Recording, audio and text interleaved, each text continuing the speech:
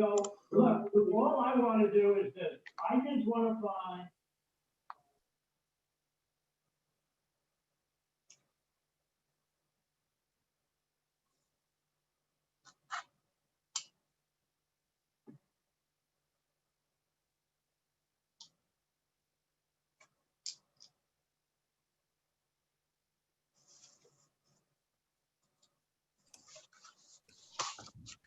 Good morning, Chair Howerton. I would like to say that it is now 9 a.m. We do have all county commissioners as well as the county attorney and county manager on the line. If you would like to start the meeting. Good morning, everyone, and thank you, Monica. Happy New Year to everyone. January 4th, 2021. Call this meeting to order. And I don't know about the rest of my board, but I'm glad to see 2020 in the rear. So, and as I say that, I know that we may have a lot of citizens that are listening and just offer condolences to people that have lost loved ones due to this virus, and just know that we're thinking of them. I will read the public charge. The Board of Commissioners asks its members and citizens to conduct themselves in a respectful, courteous manner, both with the board and fellow citizens. At any time, should any member of the board or any citizens fail to observe the public charge, the chair will ask the offending person to leave the meeting until that individual regains personal control. Should the quorum fail to be restored, the chair will recess the meeting until such time that a genuine commitment to the public charge is observed. And as a courtesy to others, please turn off cell phones. Monica, are there any public comments?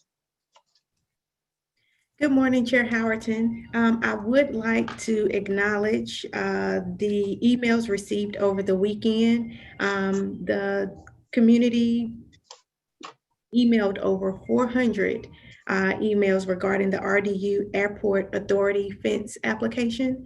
And I would like to just acknowledge the fact that they were received by the county commissioners, the manager, attorney, and senior staff. We did not receive any additional citizen comments during the time frame, which ended on Sunday at 12 p.m. Okay, thank you. Mr. Manager, if we will go excuse me, Chair Howerton, I have a question related to what Monica just shared with us. I would like to request that at one of our upcoming meetings, we are able to hear from the leadership of the airport and our representatives as a board to get a briefing on this issue. As Monica noted, we received over 400 emails about this issue. And I don't know about other board members, but I'm not really informed about the various issues that are involved with this matter. And so I would like to request that. I don't know if other board members have the same feeling about it, but I would like to request that at one of our January meetings. Commissioner Jacobs, I know that all of us are set up, and I except for maybe Commissioner Carter, that will be meeting with the RDU board with the airport later this month. So I'm sure they are going to have that discussion with us. At that point, if it warrants having a meeting as a board, then we can consider it at that time. But right now, I know that we're set up to have one-on-ones with the board, with the RDU authority. So, but I hear you. So let's have our meetings. Let's have our meetings with them, and then we'll look to see where we need to go at that point. That sounds great. The only concern I have is just to make sure that this isn't a time-sensitive issue. I don't know if this is some decision that's going to come up before our meetings that we have at the end of the month. So could you find out and you could let us know by email. I've already been in touch with the folks out there. It is not going to come up before Okay. our meeting, so it's not something that we have to address at this point. But we will we'll hear all the particulars about it when we meet with them. Okay. Madam Chair, Yes. you mentioned everyone was set up for a meeting with them except for me. Just wondering why that is. We just hadn't gotten the email to you, so that will be taken care of. So it's not okay. Thank you. Just hasn't happened yet. Thank you. I'm very interested in meeting with them. Thank you.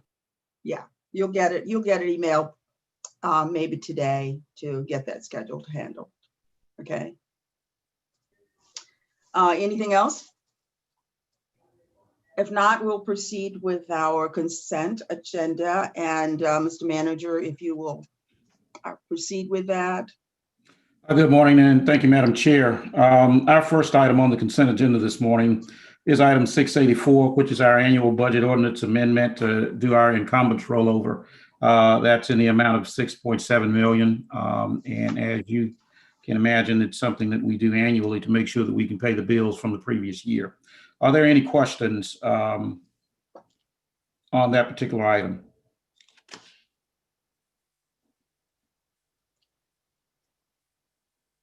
Madam Chair, you have a hand. I'm sorry. Chair, Commissioner Jacobs, I'll get it straight to minute. Commissioner Thank Jacobs. you. Thank you. My only question was just on the AF60, the second document, which is actually the ordinance. There are 3 different columns of numbers and there wasn't a label at the top. So I wasn't sure what each of those columns was representing. It was the second item in our agenda packet. Chair Jacobs. David. Hi, Chair sorry, I apologize. I'll have to get used to it. Also, Commissioner Yeah, Jacobs, Vice Chair Jacobs. we all have to get used to saying Commissioner Jacobs rather than Chair Jacobs. Okay. Thank you. Thank you for allowing that error. That is a mistake apparently on our the way we're doing those. The first column on your left is the current budget. The middle column is the addition or subtraction from the current. And the final column on the right is the revised budget. So what's happening, for example, in that first line, 124 million, you're adding with the encumbrance rollover 2,745,000 for a new total budget of 127 million. Apologize. Okay. It appears that our program is missing the headers. We'll fix Okay. that. Thank you so much. Thank you. Of course.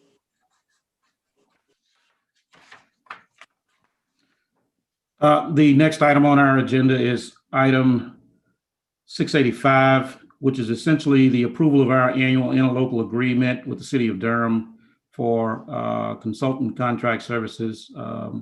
And this is for our gang reduction strategy committee. Are there any questions there? Mr. Carter.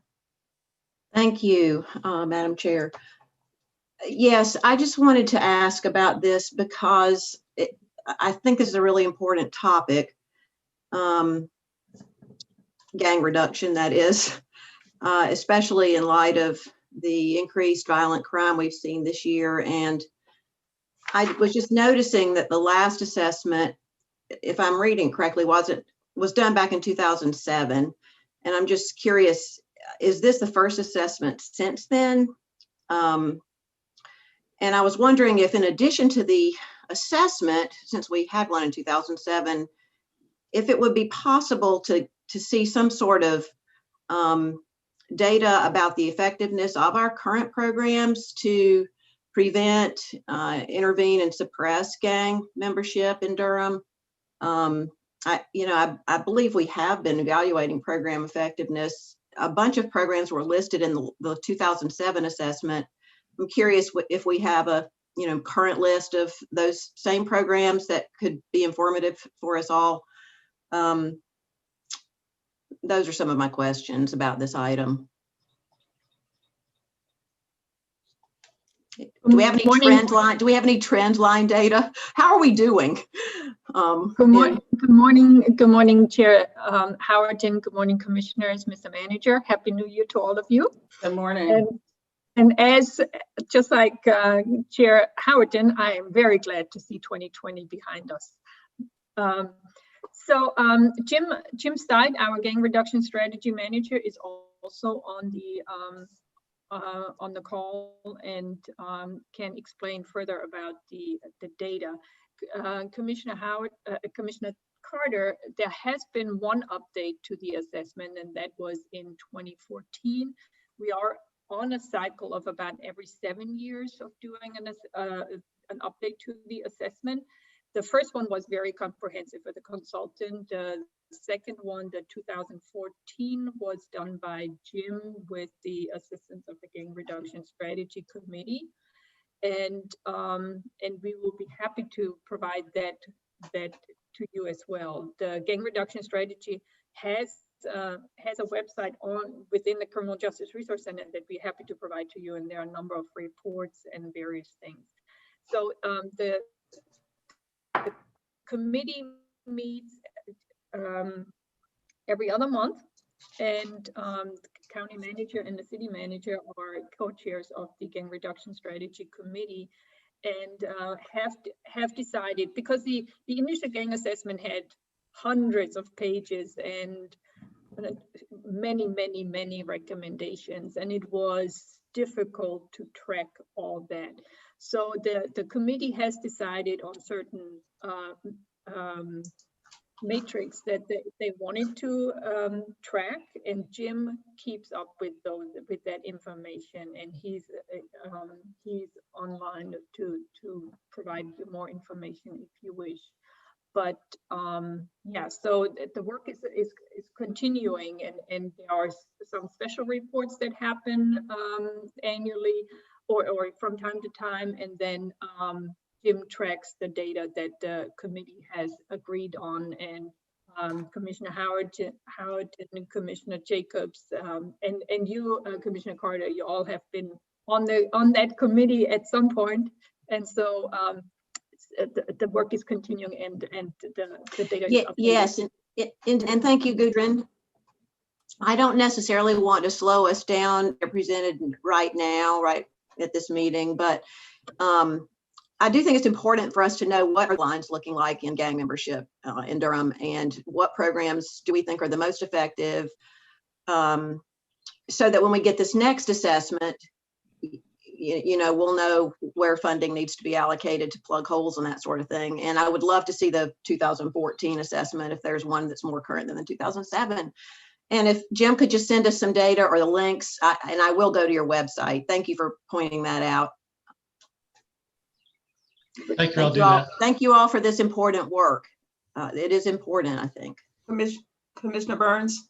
I just want to, not to belabor or to beat a dead horse, I just really want to super echo Commissioner Carter's, I'm going to say Commissioner Heidi, Commissioner Carter's request for me to see a 13-year report when you're asking for $42,000. Like that's a heavy lift for me.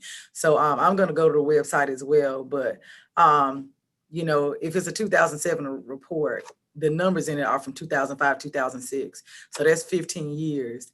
And we're in a city right now where over, 800 people have been shot, 200 people are dead. And I live in a neighborhood where once a week I have to go to sleep to gunshots. So I have a vested interest in seeing what these solutions look like. So I'm hopeful that you do get something to us, by the end of the week, so that we can really see what the issue is. I'm not seeing a lot of political officials speak about it in a way that I think makes me think that they care. And I want this body to be very different and be very intentional.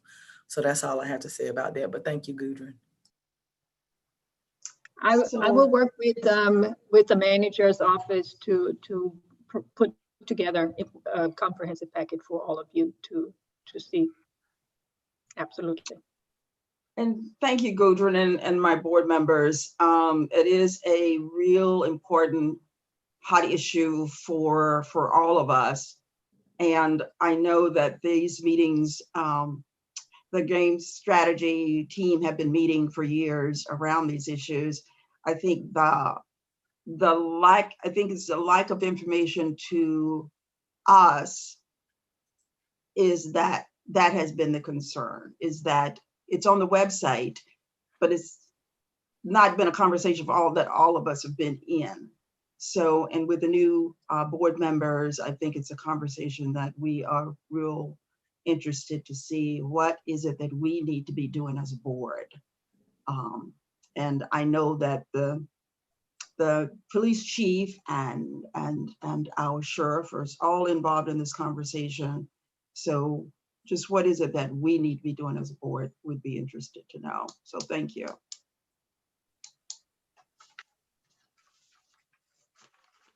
You have a hand still, Madam Chair? There's another hand. Commissioner Jacobs. Thank you, Madam Chair. And just to echo my other fellow commissioners, when I looked at the scope of work for this study, it wasn't clear to me that there was going to be that type of assessment that Commissioner Carter referred to. Looking back at also what we have done and whether those things are working or not. It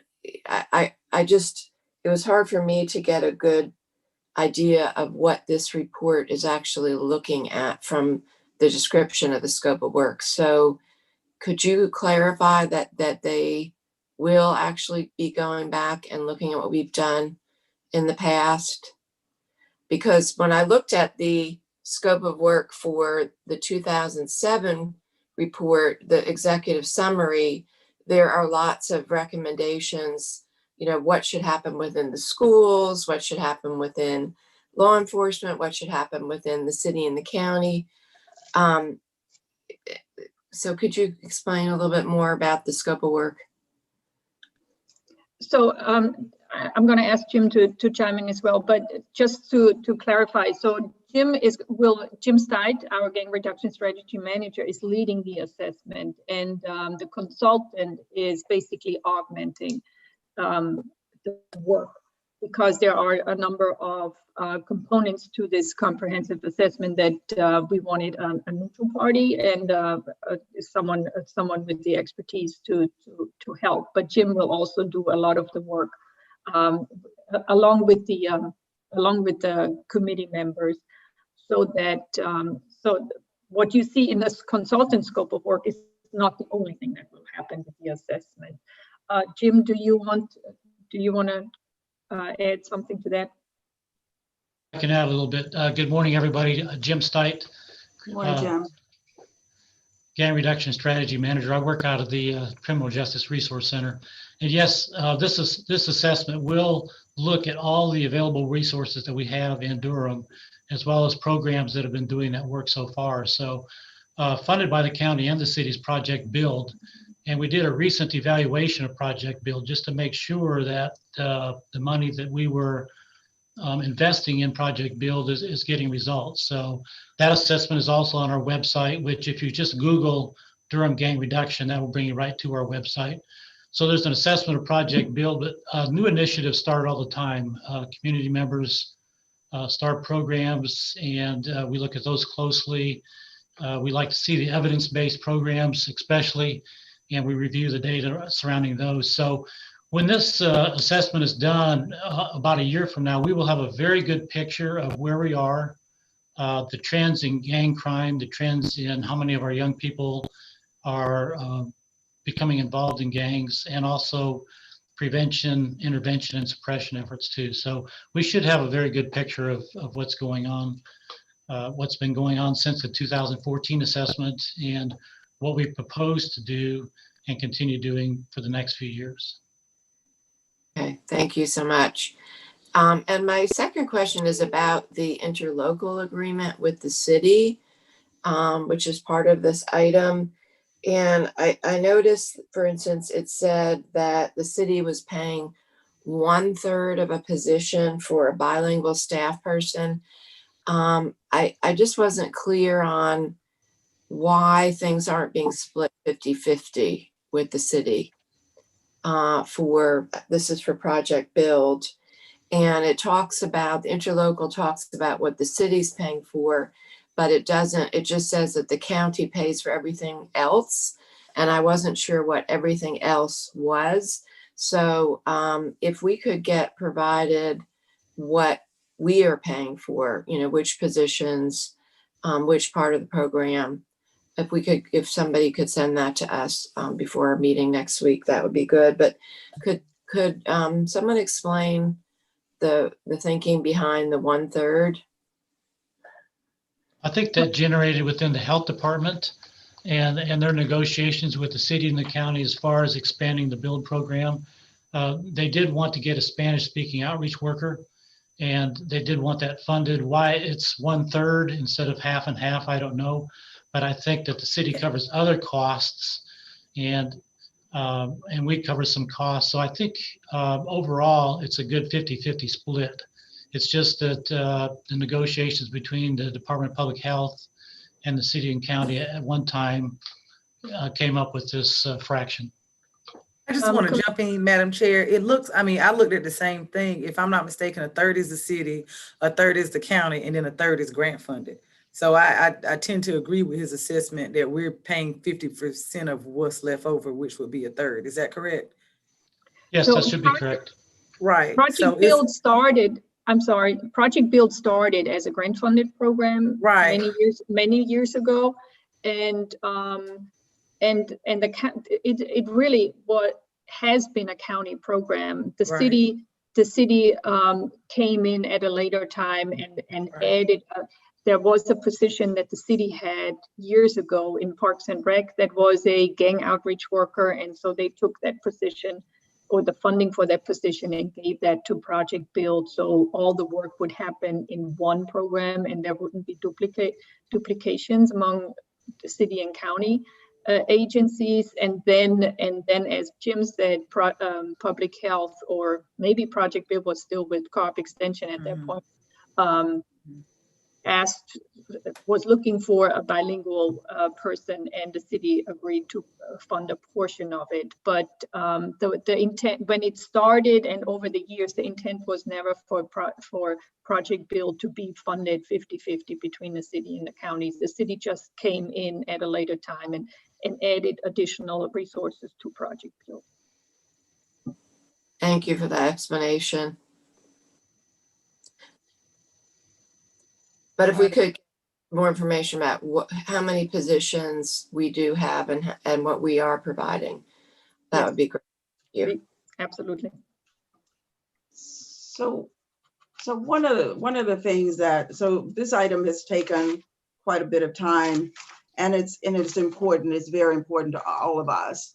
The thing that I want to just reiterate for us as a board is that some of us serve on this committee, and the information can be brought forward to the board and shared with the board. So when we serve on committees, just for the new folks, it is important that we share information with the board so that all of us know what's going on. And Jim, thank you for your information. That was for the board. Wasn't talking about the staff of that board. The ones of us that serve on certain boards need to be able to share the information with all the boards. So we just have to govern ourselves this morning about how much time we spend on each item. Otherwise, we'll be here till 4 o'clock. So I'm asking the board to be accountable for the questions. And if there are things that they don't think they're going to have time to go through this morning, please make note of those things, and we'll pass them over to staff so that they can do the research and get back to us. Thank you. Mr. Manager, would you continue? Thank you, Jim. Thank you, Madam Chairman. The next item on our agenda is 686, which is essentially a sole source exemption for some specialized equipment that we use at our wastewater treatment facility. And this will be specifically for the Stirrup Iron Creek Lift Station. It's called the Monster Muffin purchase. Are there any questions regarding that item? Hearing none, we will move on to item 003, which is essentially a contract amendment in the amount of $124,000 for the Hope Learning Centers. You had this discussion at your last regular meeting for the year, last year. So this is essentially moving forward with that amendment to that contract. Are there any questions there? Seeing and hearing none, we will go to item 006, which is our interlocal agreement for our sales tax that subsequently is just being extended out through July 21 through June of 2022. Are there any questions on that particular item? Madam Chair, you have a hand. Commissioner Jacobs? Thank you, Madam Chair. Yeah, Mr. Manager, I was just surprised. Well, I have a few questions. One was, this is for July 2021. So I'm just curious about us approving it at this point. I mean, just wondering, this is for next year. So any background on that? And then also, what is the status of, because I noticed this is the same breakdown that we had last year. And our board has been, previous board has asked for several years for the renegotiation of the splits with 911 call center and the GIS and also joint city planning, and wondering what the status is of those conversations with city staff. So we can rehash this conversation again at this point if you'd like. If you recall, quite frankly, prior to COVID hitting, one of the things that we were doing was trying to finalize all of the interlocal agreements to look at the more equitable shares. When COVID hit, obviously, our attention was diverted, as we shared with you on multiple occasions now.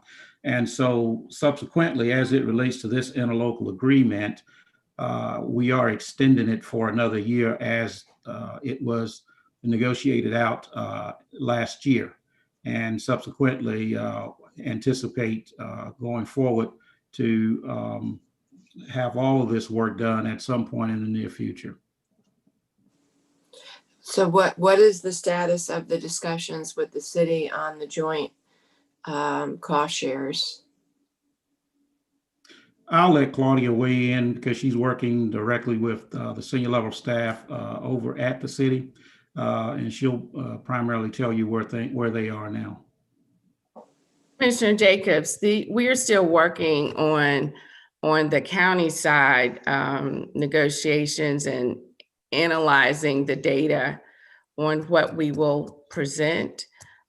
Some of those may come forth to the board this fiscal year. Some are still in process.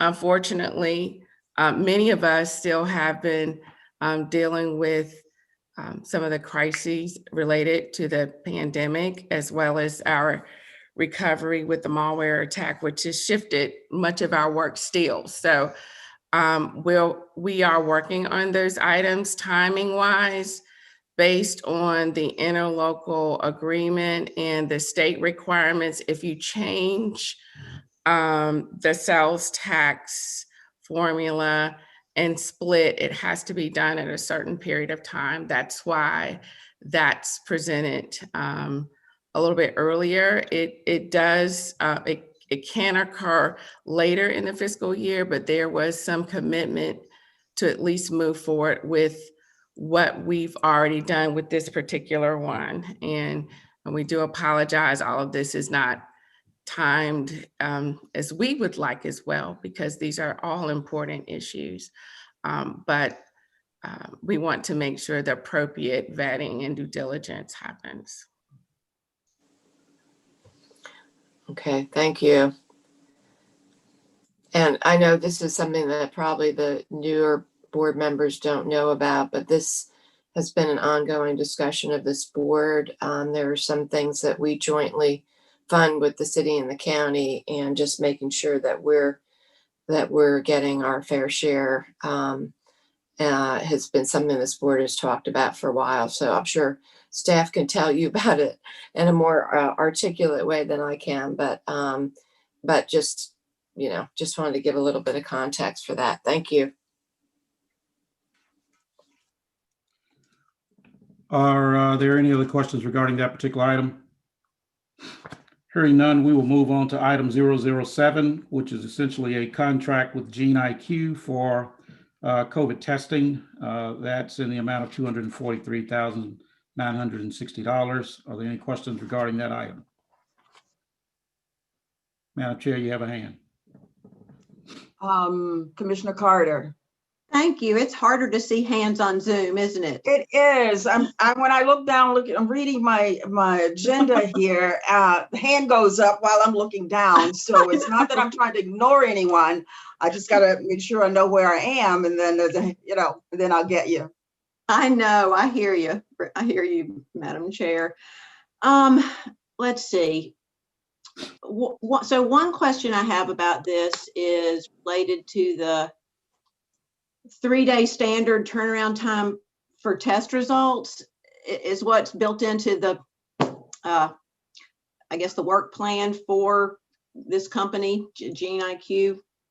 And so is that typical 3-day turnaround time now for tests? Could we not expect something quicker, I guess is what I'm wondering.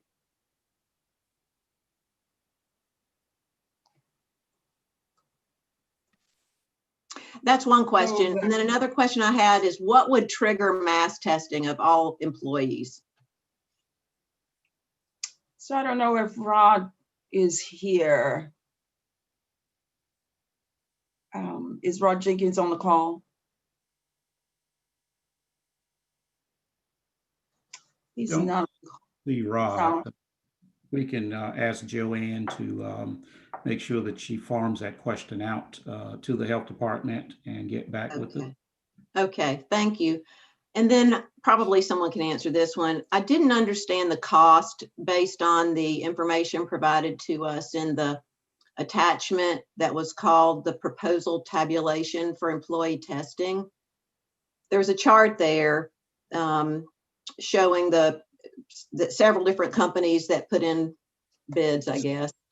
And the total cost for Gene IQ was listed as $107,000 versus the $243,960 we're being asked to approve. So I don't understand that discrepancy and was hoping that might be explained.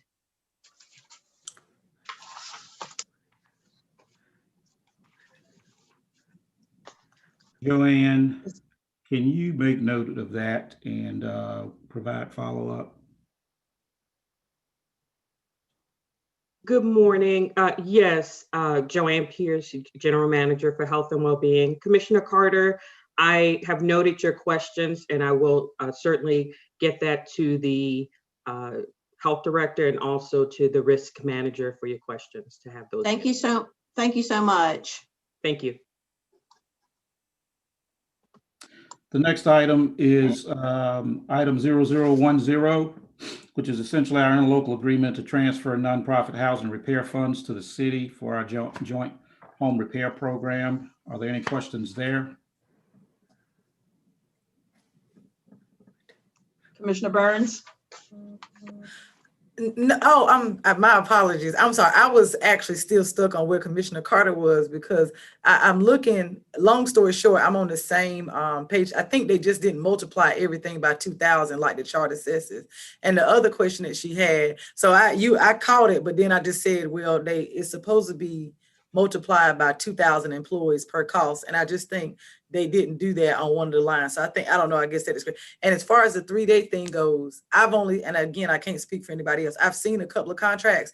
That 3-day for just for other contracts that I've looked at outside of this, that 3 days is kind of like they're giving themselves a buffer, if that makes any sense. Like usually they can turn around tests in about, 5 hours, 2 hours. I think if there's a serious outbreak, a lot of the contracts that I've seen, come across my desk or other desks, they do 72 hours just to say, listen, this is as long as it will take, as opposed to this is how long it will take. But that was just my 2 cents. But I it's more of a buffer that I think a standard that you're seeing in a lot of these contracts now, especially if there's a random outbreak at an office and you got to do 100 people. And if they told you in the contract, we're going to do 100 people in 2 hours, it's like, yeah, I can't do 100 people in 2 hours. But that might be different. But yeah, I had the same question that she had. I'm sorry that my mic was off. I was actually doing math in my head. So my apologies, Chair Howard, for that. Don't That's look at my okay. hand. We hear different time spans about how long it takes for the test. So that's why, questions like that, you let the experts answer the question. I'd rather leave it to Rod to answer those so that we get how often that test can be done and how long it's going to take. Some of them are shorter, but just like you're saying, Commissioner Burns. I think that was Commissioner Jacobs. So we're on the next item, right, Commissioner Jacobs? Yes. Okay. Yes. All right. Thank you. I just wanted to applaud our staff for working together with the city on this item, and I'm really happy to see the collaboration between the city and the county, especially when it comes to making best use of the resources that we have and where the expertise is. Just like the city's been partnering with us on the rental assistance funding and letting us, our DSS staff, distribute that. So I'm really glad to see this collaboration with the home repairs. And also just wanted to note Dwayne Brinson. I don't know if Dwayne is on here this morning, but when he brought us back proposals related to how we could assist low-income, long-term homeowners, this was one of his recommendations to this board, that we could support a housing repair program that would help take some of the tax burden off of our residents and help them preserve their wealth and invest in their homes and maintain their home ownership. And so really pleased to see this is also focused on our seniors and also disabled residents as well. So making homes handicapped accessible so that people can age in place is a big need. So just want to applaud our staff. Thank you.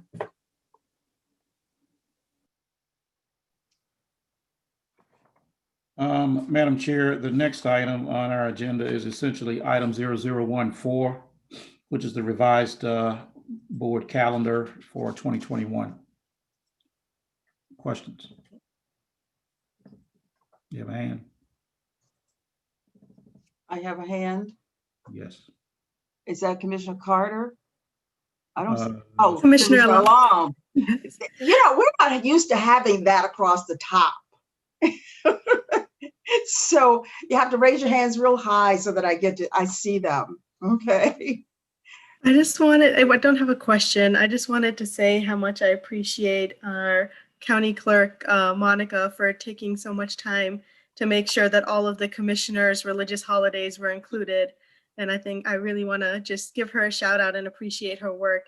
Before we were even sworn in, she was reaching out to us to make sure that we were all represented in this calendar. So thank you, Monica. You're more than welcome. Commissioner Carter, did you have a question? Oh, you were just clapping. Okay, gotcha. All right. Was there anything else on the consent agenda? Madam Chairman, that concludes our consent agenda. Okay. All right, now we'll move on to discussion items. The first one is, and thank you, Manager. The first one is 0511, and it's an update on design of the new Durham County Youth Home Project. The board is requested to receive an update on this item. And Jody Miller is the staff person on this item. Yep. So good morning, commissioners. This is Perry Manns, Deputy Director of County Engineering.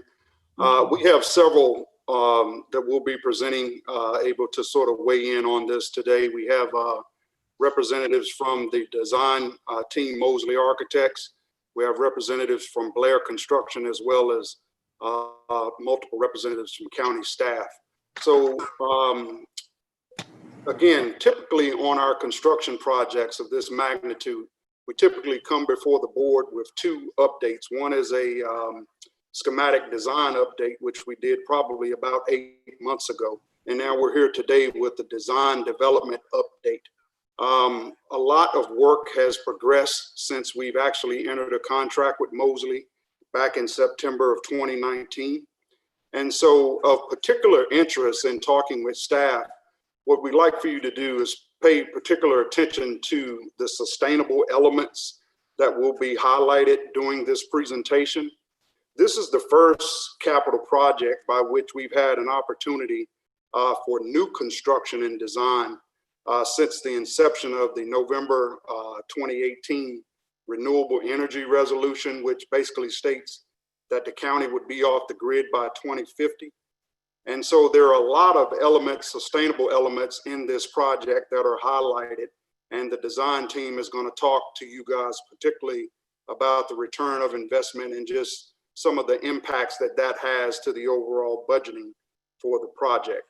So at this time, I'll turn it over to Brian Payne with Mosley Architects and others, and staff will weigh in as necessary. So thank you. Thanks, Barry. I am Brian Payne. I'm the project manager with Mosley Architects. We're the design team for the project.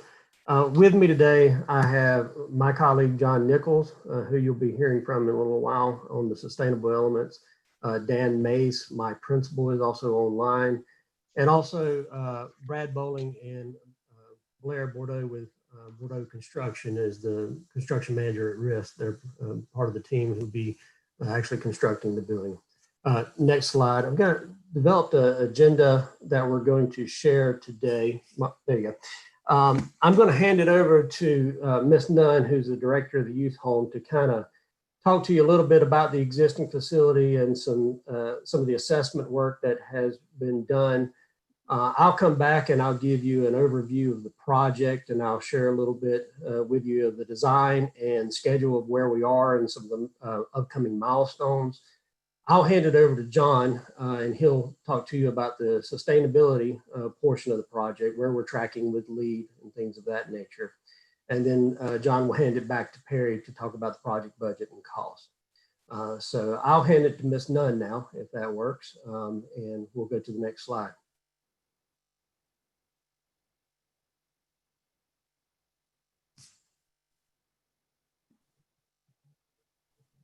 Good morning, commissioners. I'm Angela Nunn, the director of the youth home. As you see, there's a few photographs for you of the exterior view of our entrance, the interior view of our day rooms, and the current site of the facility. I'm going to share a few highlights with you. The current facility was built in 1983. It was a state residential facility for Willie M. clients. It was retrofitted in 1988 for the youth home, which at that time needed additional bed space. The space doubled the capacity of the youth home, giving us 14 beds. A few challenges with the current facility, and there are numerous challenges, but I'm just going to speak on a few of them. There's limited parking for staff and visitors who come to that area. The infrastructure is poor. There is inadequate space for mental health needs, conference rooms, medical space. The plumbing is in poor condition and does not meet code, and the site lighting is not appropriate. There are security restraints within that facility since it was retrofitted. It was not designed to do what it is doing. And there is concern when we need to separate and segregate and classify our residents based on security needs.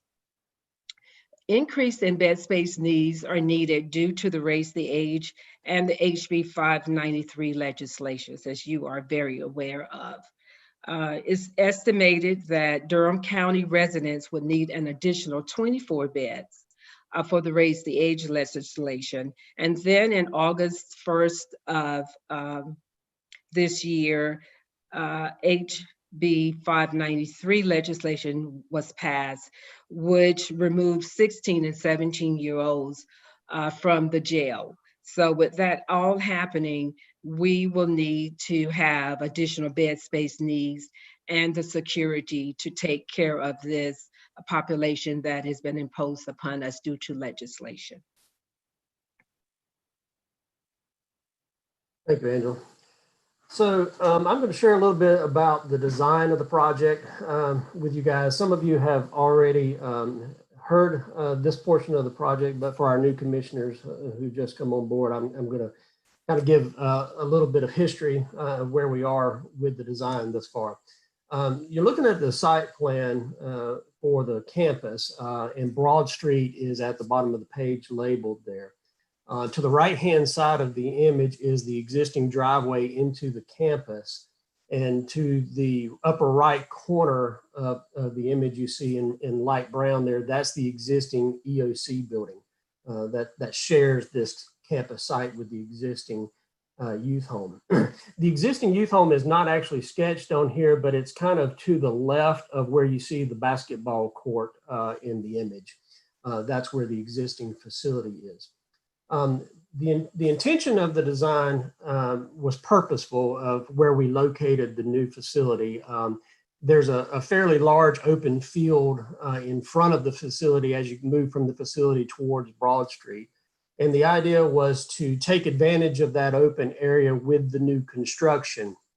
And the concept was that if we were able to build this facility on the existing site and maintain operation of the existing building and the existing EOC, then that was a shared, some savings there to the county because you didn't have to go purchase a new property elsewhere for the facility. And it works out for phasing of the new work so that the new building can be constructed while the existing building is being maintained. And then once the new building is complete, staff and the juveniles can occupy the new building while the old building is being removed and the remainder of the site work is being completed.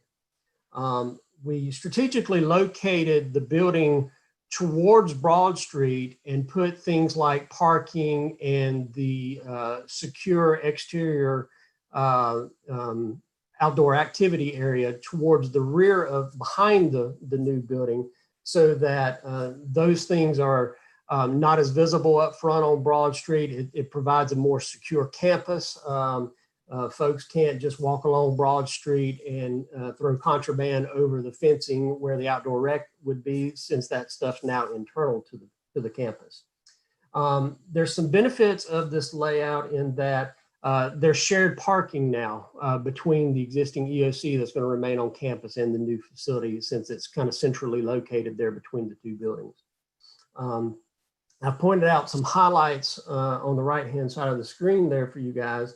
The goal of Durham when we started this project, the goal that was stated was for this project to keep Durham's troubled kids in Durham County. So the new facility is designed for 36 beds. I think Angela mentioned that the existing facility is 14 beds currently. So we are expanding the bed capacity of what you currently have. And we have planned for future expansion on this campus if that need ever arises. You'll see kind of where to the left of where the basketball court is shown, that area is kind of highlighted there for a future expansion if it's needed. The project is pursuing a LEED goal. And as part of the project, we are pursuing a geothermal HVAC system. And our understanding is this is the first for the county.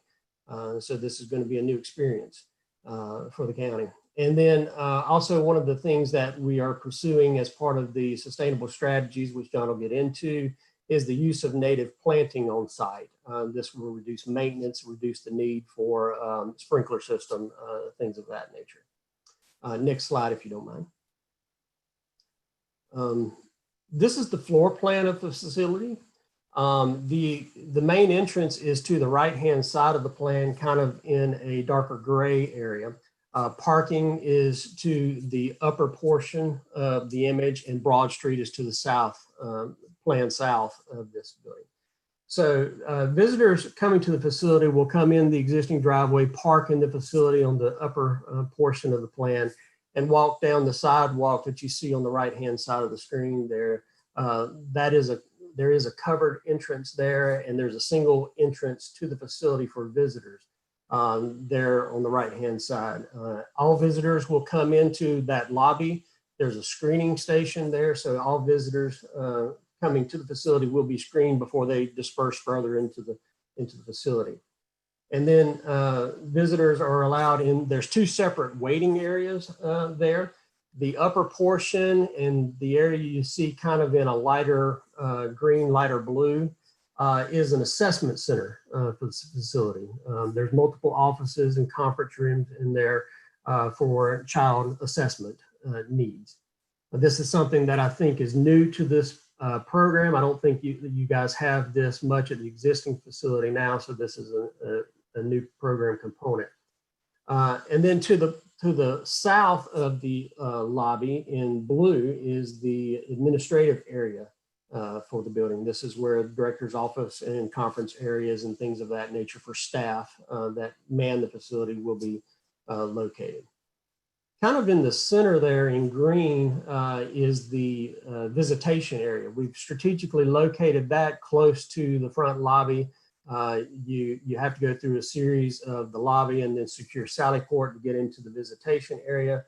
But it's strategically located there, the core of the administrative area of the building. We set up this main axis left to right, as you see on the image there, for primary access to the facility. And I'm going to describe the building as I go down that corridor from right to left, so you guys can. It would be helpful if I could point, but since I can't, I will kind of describe it. Hopefully you guys can follow me on that. But the area in yellow to plan north, that is the intake area. North of that on the outside, we have a covered fenced vehicle sally port area. So juveniles coming to the facility will come in by vehicle to the fenced area. It's an enclosed fence area, it's covered, and then they will come into that yellow portion of the building. In the yellow portion of the building, we have an office, a desk there and some holding areas, property storage area, and a dress out facility within that yellow area. As we're going plan left, you'll see in dark brown, that is the kitchen area of the building. It's strategically located on an outside wall for receiving deliveries of food and supplies. On the lower portion, opposite side of that left-right quarter in brown is the laundry area of the building. And then in lighter brown to the left of that is the medical area for the facility. We've got some exam rooms and nurses station in that zone of the building. Moving to the left, I'm going to stay on that side of the corridor. The first area in pink there is our smallest housing unit. That housing unit has 4 bedrooms. It's designed for a population of 4 juveniles in that housing unit there. The opposite side of the quarter north and in kind of a beige-ish color is an indoor rec area. And it's set up for activities, program activities for the facility. To the north of that in kind of a blue is mechanical electrical space. I'm going to come back down to the opposite side of the quarter where the housing unit of 4 was. To the left of that in beige is our classroom space of the building. We have 3 classrooms designed in the facility. The larger classroom is actually, there's a movable partition there, so that can be opened up and become a large classroom if needed. We designed this area to be very flexible for the county and for staff to grow and change as the juvenile population in the facility grew and changed. So that's the classroom area there. And then to the left of that in pink, that is the main housing units that you see. The one on the north part of the corridor is an 8-bedroom housing unit that's set up primarily for female juveniles. And the 2 on the left are identical in size. Each of those are set up as 12 bedrooms.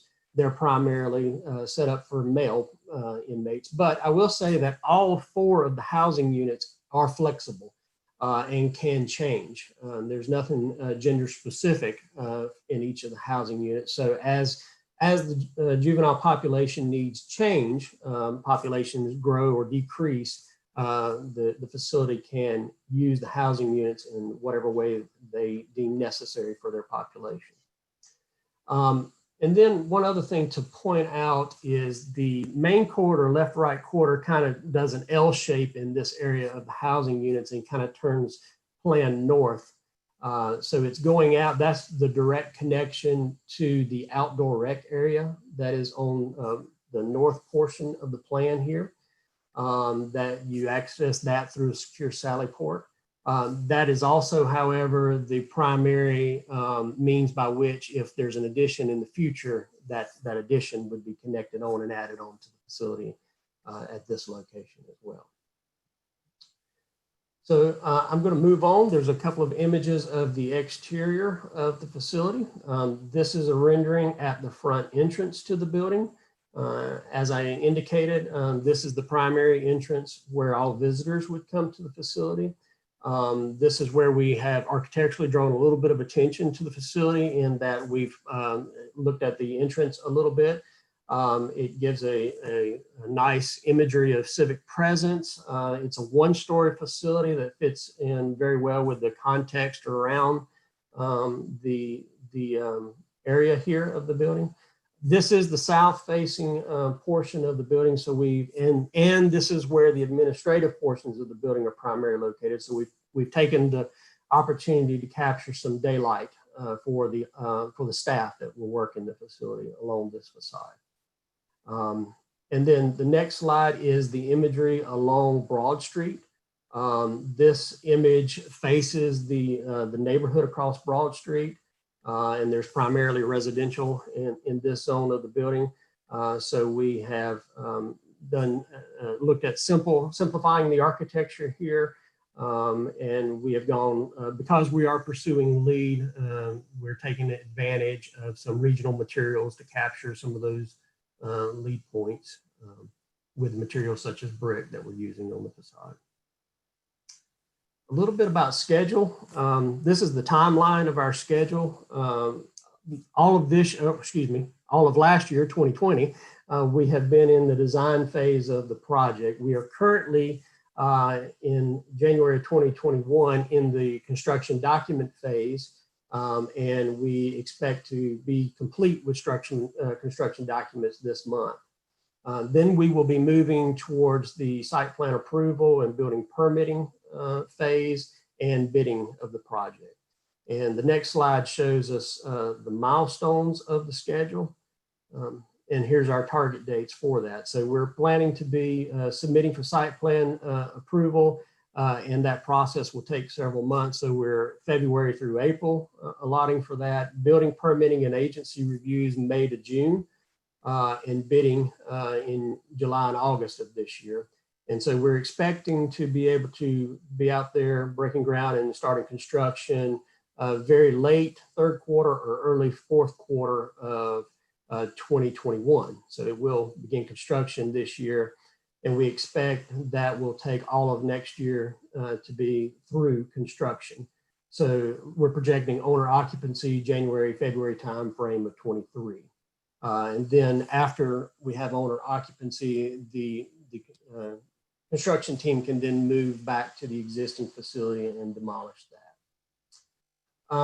I believe I'm gonna hand it over to John at this point and let him talk about our sustainable strategies that we're pursuing on the project. John, if you don't mind.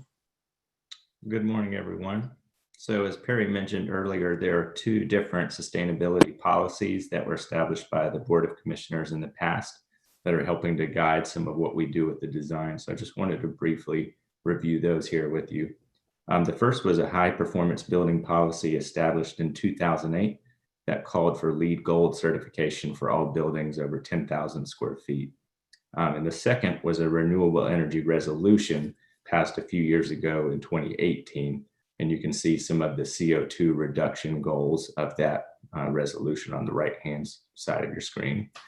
So the important part for this facility that we're designing is that we are complying with both of these policies and resolutions, and that is already incorporated into the design that we've done thus far. You can go to the next page here. So as part of the requirements, LEED Gold certification is required. LEED stands for Leadership in Energy and Environmental Design. So this is a required certification for this project. What I've done here is kind of organize the different strategies that we're pursuing into different categories in LEED. So you can see those organized from left to right.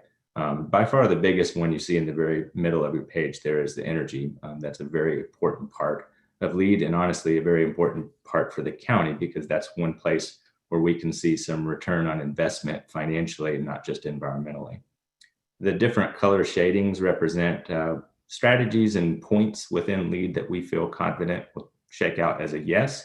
So those would be the darker colors there. Those that are a maybe or a no have a lighter shading. So the LEED scorecard is not a fixed thing. It's dynamic and constantly evolves over the project, both during design and construction. But this is a quick snapshot of where we are today. 60 points are required for LEED Gold. So right now with the 52 points that we've assigned to the yes category and the other 24 in the maybe, we feel pretty confident about being able to hit that by the end of the project. So I wanted to briefly share some highlights of those different categories. So these are the same categories we saw on the previous slide, but this is just a quick overview of some of the highlights. As Brian mentioned, we do have a high efficiency geothermal HVAC system incorporated into the design, along with quite a few other things that we're doing to maximize energy performance. We do have some low flow plumbing fixtures, water efficient kitchen equipment in the water category. And then in waste, wellness, and site, you can see some of the other things we're doing there, as Brian mentioned, trying to maximize things like recycled and regional materials. So the important part for you all is we have tried to maximize the strategies that have a really big impact for a very low upfront cost, and focus on the things that we've seen from previous projects that have a really good return on investment and have proven themselves time and time again in the field. We can go to the next page here. So I wanted to just wrap up by showing you some of the costs versus savings for some of these strategies. We won't go through every single one on the previous slide, but some of the basic water and energy efficiency strategies there in the first column, looking at those, they have an upfront cost of about $89,000, but they're eligible for a rebate from Duke Energy of about $37,000. So the net cost of those strategies is roughly about $52,000. You can see those same numbers for the solar PV array that is planned for the project, as well as the geothermal HVAC system. And you can see those second two are much larger costs, especially geothermal. That's just the nature of those systems. They have a much bigger energy saving, so they tend to be higher upfront costs than some of the other basic strategies. If we click the next button here, that's perfect. This will show you the savings that are anticipated for those different systems. So in the first column there, an annual energy savings of about $18,000 for the basic strategies. And you can see how that cascades upwards as get up to geothermal of about $42,000 a year. If you compare the cost, the net upfront cost versus the anticipated annual energy savings, you can see a payback period anticipated for some of these different strategies. And it's important to note that geothermal by far is the most expensive upfront, but it's also going to save the most energy over the long run. So if you're planning to be in this facility 50, 60, possibly even more years, a 20-year payback will still pay for itself time and time again over the long run. So we think that this is a good life cycle investment and really demonstrates both stewardship of the environment and taxpayer dollars.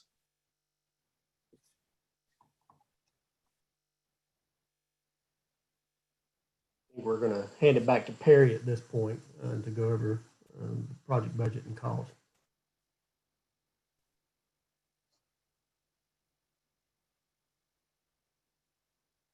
Good morning, commissioners. My name is Linda Salguero, and I'm project manager for the county for this project. Unfortunately, Perry has been kicked off the meeting and was having some technology issues, so I will speak until he's able to log back on. The project cost for this in a nutshell is shown on the slide. I would like to speak a little bit to how we arrived at this. We know that this is going to be what we essentially call a 50-year building. So we're not in and out of this quickly due to the nature of its function. It is not something that you come in every 10 or 15 years and renovate. So in order to make sure that we get the best return for the tax dollar, we have to make sure that the base building that we construct is durable, it's low maintenance, and that we're very judicious with the application of funds. So what we're doing is balancing ongoing maintenance versus upfront cost. And it makes sense for us to do it right the first time without extravagance, of course, but to employ strategies with our materials that mean that the maintenance ongoing is lessened and that the facility looks good and performs per spec for the longest amount of time. With regard to LEED specifically and the energy consumption, LEED allows all kinds of flexibility, like John mentioned, for arriving at a gold rating, but a lot of the strategies that would apply to an office building or another use type were not things that we could use here. And so we chose the geothermal because of the fact that it has such a huge impact on the energy usage and the payback. And that particular aspect of the building is going to make a tremendous difference going forward. It's also relatively low maintenance, and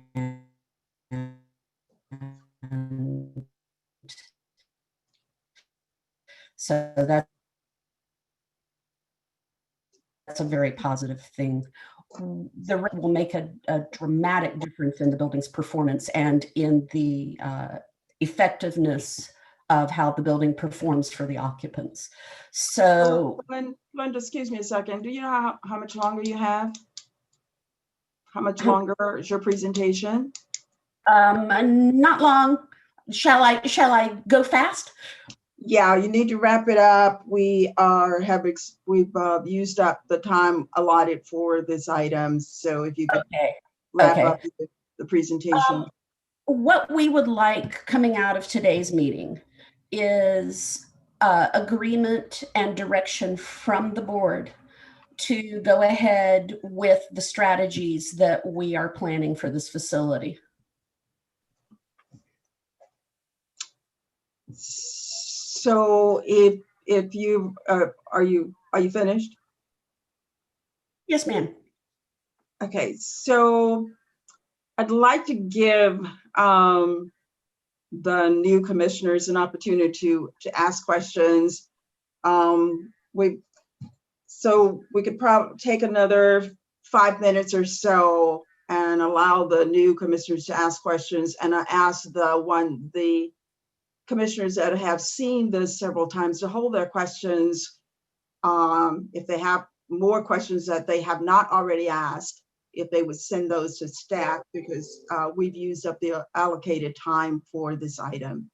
So Commissioner Burns or Commissioner Lum, if you have any questions that you could do now would be great. Hi, I have a few, but I'll just ask one in case Commissioner Burns also has some to give her time as well. I just wanted to clarify, I was looking at the master plan, and for when it comes to the heating and ventilation and air conditioning, it was mentioned that there are several issues in the current infrastructure where there's parts of the facility that aren't receiving proper heating. And so the suggested and recommended changes that would be made, I just want to make sure that those recommended changes would cover the entire facility and make sure that there's no more remaining gaps of issues of heating. Is that correct? You're I'll- talking. Go ahead. So, Commissioner, since it's a brand new facility, we will have a totally brand new heating and air system that is designed to be up to date and modern, and will address those concerns that were with the existing facility. If that answers your question. Yes. And I had another, Commissioner Burns, is it okay? Okay, perfect. It was in regards to the accessibility. So on the information, it said there's one accessible room in the facility. And I wanted to ask, so for the restrooms, then it wasn't specified how many of the restrooms were accessible. And does that accessible room have its own restroom, or do the youth residents stay in or have to use a different facility? So the new facility will be designed to meet current ADA standards. So the building will be fully accessible. All restrooms in the building will be compliant with accessibility code requirements. That answer your question? So I was just wondering, like, for that accessibility room, it has its own restroom, or is it using? So I believe you're referring to the assessment of the existing facility, if I understand. So that, those problems are in the existing facility will go away once that building is removed. Okay, thank you. Okay. Thank you, Commissioner Lum. Commissioner Burns? No, Madam Chair. It's a brand new facility. I feel confident they're gonna adhere to all ADA policies. I'm excited that it's a lead build. We're gonna be the folks who are always being environmentally friendly with this new geothermal HVAC system. So I'm just looking forward to the opportunity to have it built so that we can have our kids here, we can assess our kids here, and that's not a construction issue. So I don't have any questions at this time. Oh, thank you. I want to thank the staff and the design team for this presentation. This has been really something that's dear to my heart. And Angela has worked diligently to make this happen for years, because at one point there was a conversation to close it and send our kids out of town, and I fought, and Angela fought, that we get a new building rather than sending our kids out of Durham. And right now, we're the only facility, and maybe one other one in North Carolina, but when other counties send their kids to Durham, they pay us to house their kids. So I'm looking forward to this getting built, and thank you all for your presentation. We're all excited about what this is going to do for our children, that they have the amenities and the mental health services and the assessment centers that they need to come out being better citizens than they were when they went in. So thank you all for the work you're doing. Madam Chair, I can be very quick. Okay, quickly. I think it's important that we give staff some feedback on adherence to our sustainability resolutions. Yes, absolutely. Let's adhere. The 1.9 million will pay for itself over time, but even more so, there are intangible costs to not adhering to our policy that we're not even listing out, right? Because we don't have a way of delineating those in dollars yet. But I for one, am all, full steam ahead with all of the environmental built-ins that you all have put into this, and I really appreciate it. Thank you for it. Okay. Thank you. So, Brian, do you have what you need from us, or is it anything else you need from the board? I believe that was the ask for today, if I'm correct, Perry and Linda. So I appreciate the feedback and the kind words from you all, and we're excited about this project and looking forward to seeing it break ground in 21. So Great, thank you. thank you all. Okay. All right. So our next item is 00002, and this is a further discussion of Hope Learning Center. The board is requested to receive further information from the leadership of Hope. They're asked to, we're being asked to what? The manager recommends that the board receive further information from the leadership of the Hope Learning Center, and that they ask any questions they wish to ask.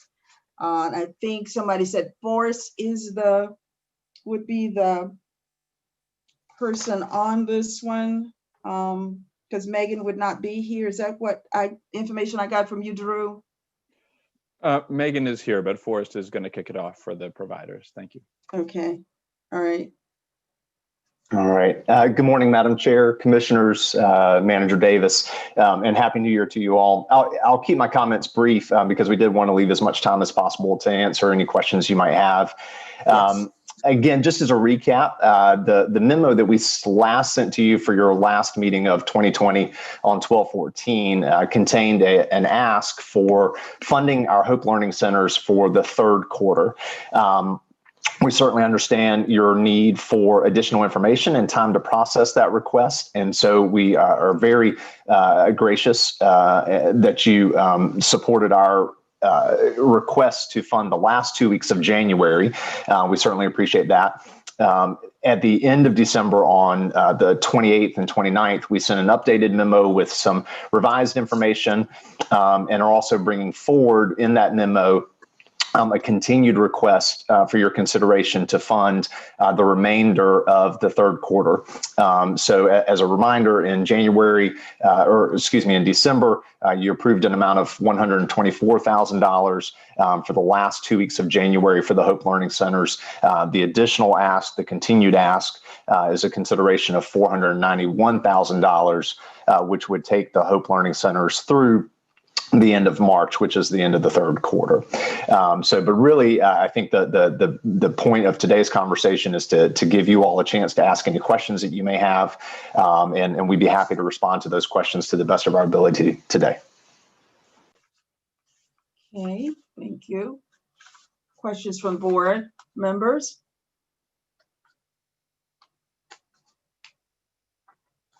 Quick question. So I had a quick question. So that's all. So the rest of the time is ours. We're not going to get anything else from you all. Okay. I'll start it off. You know, I'm not an oppositionist. I want to always make sure that children get access to what it is that they need. And I'll just be blunt. You know, you all have about 330 some students. You know, we divide that by 600,000, which is the ask between, you know, January and March. You're looking at an additional $2,000 a head, you know, the whole semester. You're looking at, what is it, $3,500 a whole year, $3,500 a student. So we're throwing a couple extra $1,000. Let me be very clear. I don't think that we should put a cost on a good education, right? But where I struggle, I'm looking from meeting to meeting. And I remember during the city county meeting, Commissioner Alam asked whether or not you all had, and not to put words in the mouth, I went back and looked at the video. She asked the question, you know, were you all serving special needs students? And we were given affirmative. And then when we asked during our county meeting whether or not you all had personnel in place to serve those students, you said no. So I'm trying to figure out how you're working with special needs students. I know that transportation was being provided when DPS had their learning centers open. That is not the case here. So, and I've looked at your brief, trying to understand, because again, one of the issues for a lot of, everybody likes to use the word disenfranchised, because I think makes people think that it gets us more engaged. But if we're really talking about disenfranchised students, they don't have access to transportation to get to some of these learning centers. And I think my third, and not to pile it on, but I'm just trying to get it all in at once. We asked how many individuals were previously at these centers before, i.e. Kate's Corner, Student U, and YMCA. And during the last meeting, the only person that was able to answer was Student U, and they said 50%. So I'm not questioning your outreach. I take the time to look and read everything. I want to make sure that this is done correctly and done right. But 60 to 70% on top of personnel. And I just have questions about the costliness of it. And I've looked at your memo, and you've said, you've done the recruitment, you've asked for additional funding. The city's not going to give you anything.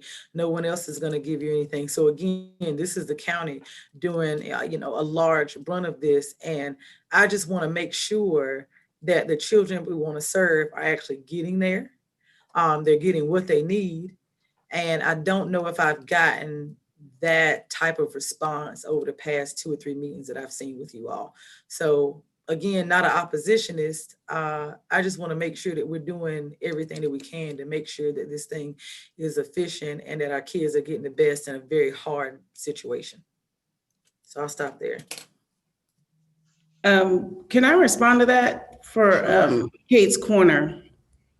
First, I want to speak to the special needs. We serve special needs children, and I will say at this point, we're serving the best way we know how, because we've made major requests of DPS to support us in that space, not just for our special needs, but our IEP students.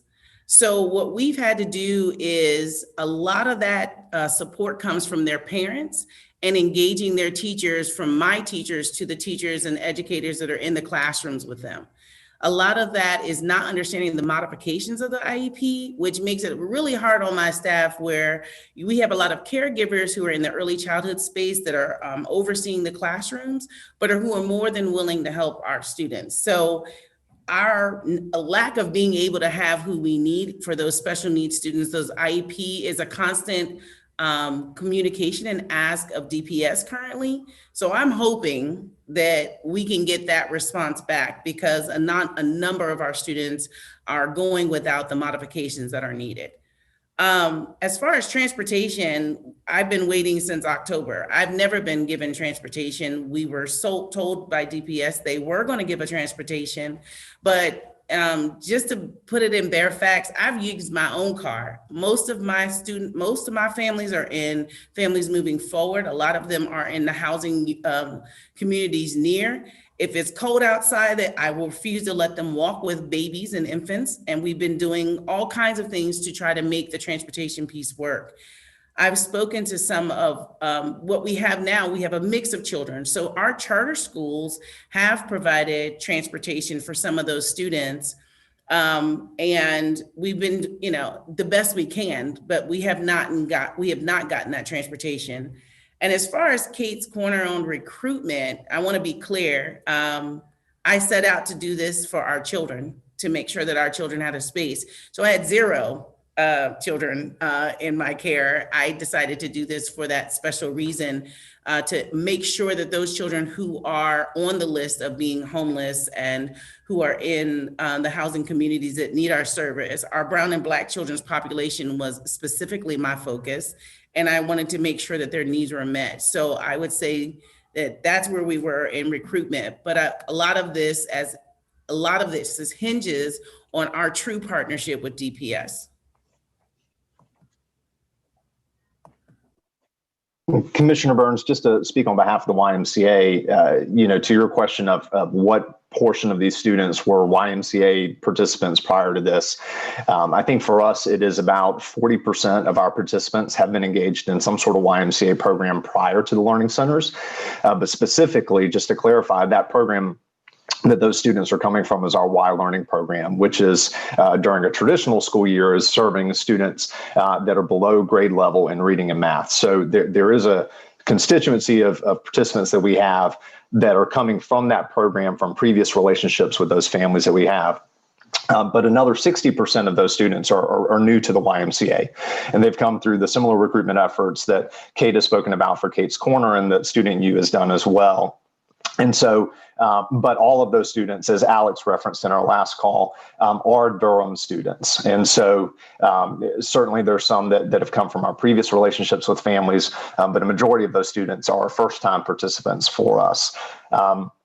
The other piece, as we talk about the support that we're able to provide for students with special accommodations or IEPs, one of the things that we set out to do in the very beginning was we certainly understood that we could not replace the classroom.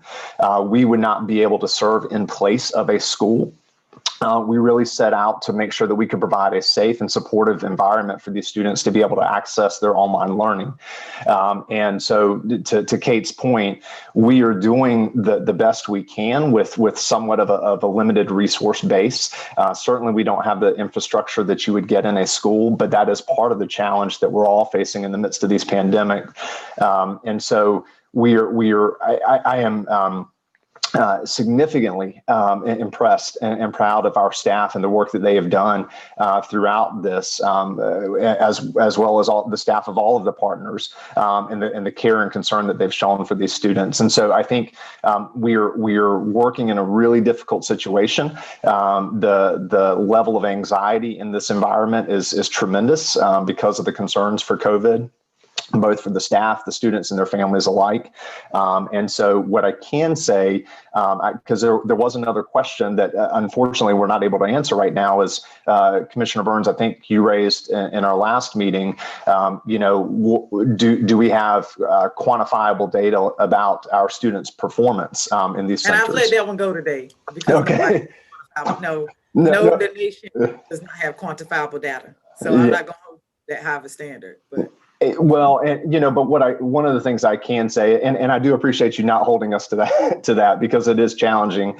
But one of the things that we can say is, and I think the other providers would say the same thing, as we have enrolled students, keeping in mind that our programs didn't start the very first week of school, it's been really disheartening to see students show up to their first day in our centers being dozens of assignments behind.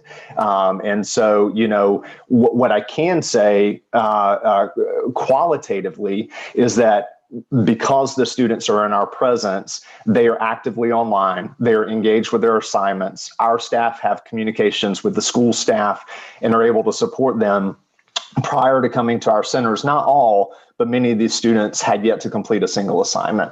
And so I can say that qualitatively that we are seeing great success there. So, but with the IEPs and the students with special accommodations, it is challenging, as Kate has said.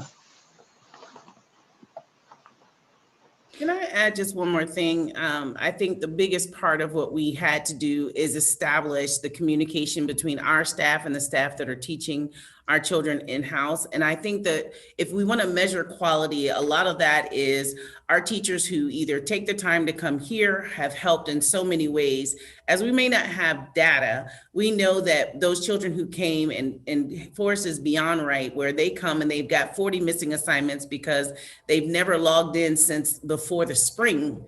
When they do come here, we work a plan to get them caught up. To measure their comprehension is we don't have, but to know that they are now re-engaged in the classroom, are there present every day and have a plan to be able to get all those missing assignments. To me, that data to me in-house is being tracked by missing assignments day 1 to the end of the semester and where each of these students are getting to at the end of the semester. So as we don't have data from DPS, I feel like we could definitely speak to the progression and the impact we're making to make sure that these students get what they need each day. And I know that Commissioner Jacobs, but so that I'll finish up my segment because I noticed that, we're not getting answers from everyone, and that's not to put DPS on the spot or to put Student U. I know I did ask last time about how much funding privately had been raised, and I know that you all have different uses for that funding, and it was pointed out that the goal was 1.5 and you all hit 1.4. I do want someone to speak to that before this concludes. But I think my other question, for me, I've looked at the locations for each one of these centers. I've actually driven to each one of them, and I've actually been inside of 2 of them. So I know where you all are located. And so one of the questions I have, especially when it comes to planning, I understand, cost effectively, you might have wanted to say, we have a YMCA facility so that we can cut down on renting costs. This is why we chose this space. But when we're really talking about some of these students that are left behind, they're multi-purpose centers at Oxford Manor, Hoover Road, on Club Boulevard for a lot of our public housing developments. And I'm just trying to understand what was the thinking behind not ever putting one in a location like that where a child could walk from their public housing development into one of these these centers. So then the transportation question was not even on the table. Now, I don't know who can answer that. That's, maybe I got to go back and forth with DPS, and I will. But just the locale of some of these, because, if we keep coming back to transportation, we can remedy that by location. So before we jump into the 1.4 million, if somebody could just talk to me about just location. Yeah, Commissioner Burns.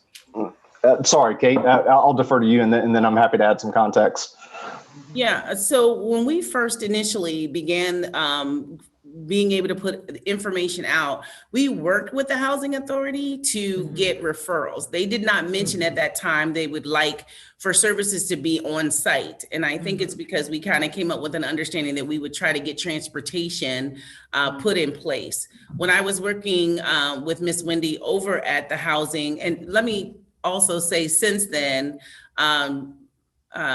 board member Giovanni Lewis has reached out to me so that Kate's Corner will go into 3 more locations on site at each of the housing communities that you mentioned. So we're in works of doing that now. But the idea is that we had transportation, but each of those sites can only take 10 children a piece. That's 30 slots, that's it. And the demand was so much greater than that, that we felt like the facility, at least the facility I can speak to that I opened, and I know that Forest was looking for facilities, that was for the expansion for the quantity of students that needed to be cared for.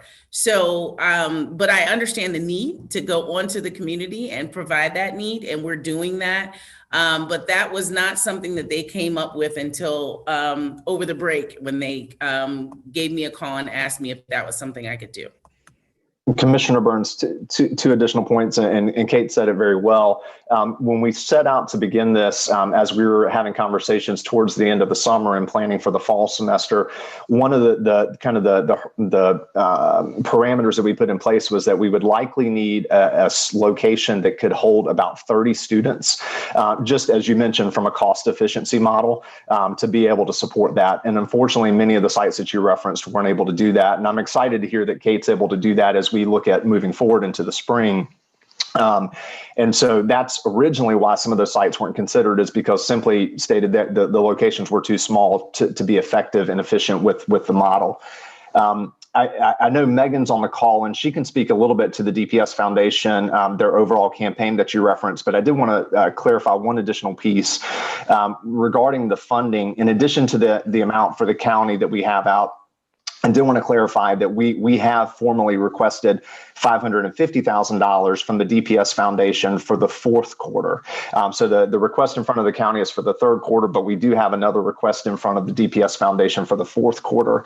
And the last point I would make on that is the funding that the partners received in the fall for Kate's Corner, for the YMCA, and for Student U, while that funding largely covered the cost of the fall semester, that did not cover the entirety of the fall semester. And so the partners have been engaged in individual fundraising efforts to help cover some of those balances. But we also kind of went into this under the hopeful, optimistic view that we would not need these learning centers in the spring But unfortunately, we do find ourselves with the likely possibility that will be needed. And, I don't want to speak for everybody else, but, the YMCA, it's been a very difficult year for us. And so we just have to be very thoughtful in how we solicit funding and how we use that funding for these types of programs. And so, I realize that the ask is significant of the county. We certainly realize that and respect the decision that you're faced with. But we did want you to know that we have independently been working on fundraising efforts as well as the other significant ask in front of the DPS Foundation. So, Megan, did you want to add anything to Commissioner Burns' question about your campaign? Yeah, I'm happy to add some more clarification and then let me know if it doesn't answer your question. So first, I want to also be really clear just for everyone that I don't speak for DPS. The DPS Foundation is an independent nonprofit that builds community support and brings resources in to support our DPS students. And so we have a major campaign this year that is being alluded to called the Accelerating Digital Equity Campaign, which had a goal to raise $1.5 million this school year to support students, especially our most vulnerable students during remote learning and through all of the challenges of this pandemic. And we have 4 priority areas for that campaign for what those funds will support. So one is learning centers. One is helping fill device and Wi-Fi gaps that students may have to ensure all students are connected and have the devices they need. One is to provide ongoing professional support for teachers to ensure that they're really well supported and well prepared for delivering online instruction, which is an ongoing need. And then finally, the 4th priority area is digital literacy and tech support for our students and families. So we're raising funds to put toward all 4 of those priority areas and different initiatives toward them. We made a $300,000 allocation toward learning centers in the fall. And as Forrest just said, the partners have sent the foundation a request for $500,000 or a little more to support the 4th quarter. And that is something that our board will take up later in January. So much. And I'm not gonna, I just want you all to realize, for me, you all don't know backstory, but this was thrown on our agenda. We didn't have a lot of context for it. We got a lot of paper. So this is our first opportunity. So if the questions seem hard, hey, you're gonna get 4 years of hard questions from me. But it's because for me, I need people to make it make sense. You've done a lion's share of that today, and I do appreciate it. And I do appreciate the work you do. Like I said, I don't know how many other people have been to the learning centers, but I've been there, I've seen the kids, but I will, throughout this duration, ask the hard questions. And I just thank you all, because I do feel better today. I know you can't tell it from my face, but I feel better now that we've talked. And I'm a hush now, so. Thank you, Commissioner Burns. I'd love for you to come visit our center. Okay, thank you. Other questions, commissioners? So and thank you, Commissioner Burns. Jacobs, Commissioner Jacobs got a hand up. I don't see Commissioner Jacobs. Where is waving? We need to get those. You're not on. Okay, you're not on this. You're not on my screen. Make it bigger. Wow. You are now, but you were not on my screen, so I can't see if you're not on the screen. Okay. Well, I don't have control over that. Sorry. Yeah. Well, I'm just telling you that's what was happening. You weren't on the screen. Okay. Well, thank you. I know we are time limited, so I'm just going to jump right into some direct. Yeah, you've got about 5 more minutes. Okay. So I know what's really being brought before us today is consideration of the requests that we got at our meeting in December, which is for the county to fund the remainder of the 3rd quarter for the learning centers. And I will just be very clear that I strongly support this request. It is my understanding that Durham Public Schools is going to have a meeting on January 10th to decide about Plan B, but it looks like with the trends that we have with COVID, that probably we're looking at continued virtual learning for at least the remainder of the 3rd quarter because of the criteria that they have related to less than 4% positive case rates. And I just feel that what you all are providing and also the DPS, my understanding from the chair of the school board is that DPS will continue the funding of their learning centers. And I would just say that I am concerned to hear some of the struggles that you all have had as providers, getting some of the information that you need for your students, and also the remaining issue about transportation. I'll just ask in a minute, Megan, if you could let us know if there's any progress on the transportation. Jacobs, do you have, Commissioner Jacobs, excuse me. Yes. Excuse me, Commissioner Jacobs, do you have a question? Yes, so my question is related to the funding, and I guess, Keith, could you please confirm the amount that we have left in our COVID fund, and then also related to fund balance? When I looked over the materials that we have, that we've spent $200,000 for COVID expenses so far from our fund balance in this fiscal year. So could you please confirm how much we have available of unrestricted fund balance, and also in the COVID funding that we have that could be used to fund this $491,000? So just a second, Keith. Yes, So what's on the agenda is for us to have the discussion and then push it back to staff for them to come back with a recommendation. Commissioner Jacobs, I understand what you're saying. And what we discussed during the agenda prep, and you were in that, is that we have this discussion and then have the staff come back to us with the proposal. That was my understanding.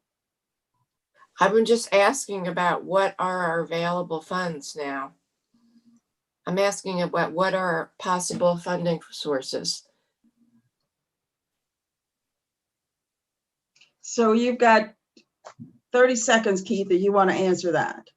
Oh, wow. Okay. We have a little over $400,000 left in our COVID-related budget of the $4.5 million that we started with at the beginning of the year. David can verify that it's approximately $400,000.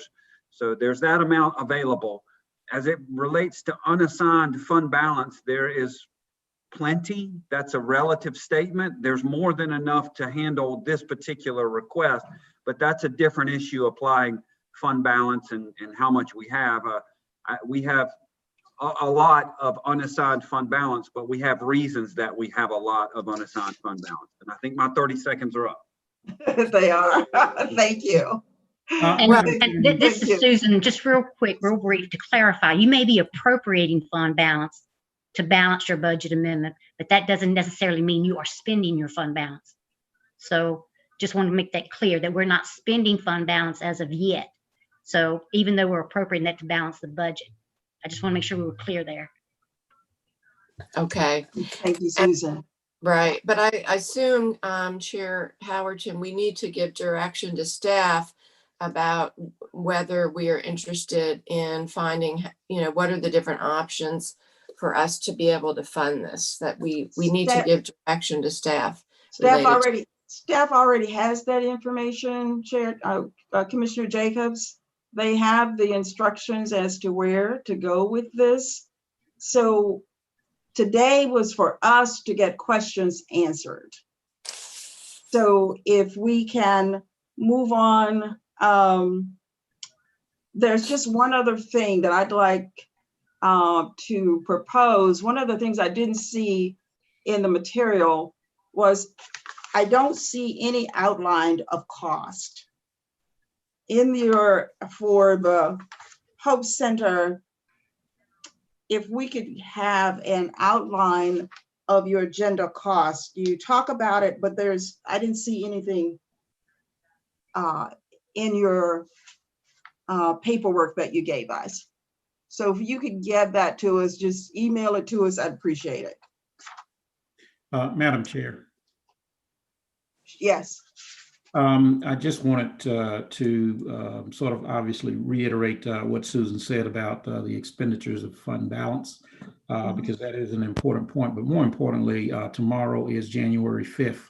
And that obviously is a big tickler date for us because it gives us the opportunity to know where we are in respect to property tax collections. And tomorrow is the last day prior to penalties being imposed. And so by tomorrow and hopefully the end of the week, we'll have a good insight in respect to how things are coming in. We talked to you about the fund balance growth that we perhaps were anticipating or thought that we saw. But by the same token, there's another large part of the revenue that supports this budget. And being cautious, we just want to make certain that we are in fact where we need to be on those collections. And so I just wanted to put that out there for the entire board's understanding. Thank you. Madam Chair. Thank you. Thank you, Mr. Manager. Yes. I just think it's important that staff knows our position on this as they go back to make recommendations to us. I think it's important they know our values here. And if it's not already obvious based on previous comments, I continue to be firmly supportive of funding this. It's about education. It's also about emergency childcare, frankly, for some of our hardest working residents. And I just want our staff to hear that from me. Thank you. Thank you, Commissioner. I believe that our board and our community understands that we are all in support of taking care of our children and doing what we need to do. And as I said, the staff will come back to us with, once they do their due diligence, and they'll come back with us with a proposal. So we've used up the time for this. If we could move on. If you have other questions, please email them to staff so that you get all of those answered. Can we get clarification? Because I know this is time sensitive. This funding we have now only goes through the end of this month. And I'm assuming if we hear from the providers that we need to make a decision. So is this going to come back at our next meeting? It'll come back on the 11th. Okay. Great. Okay. If we can, the next item is, let's see, where are we? I lost my spot here. So we're moving on to 0664.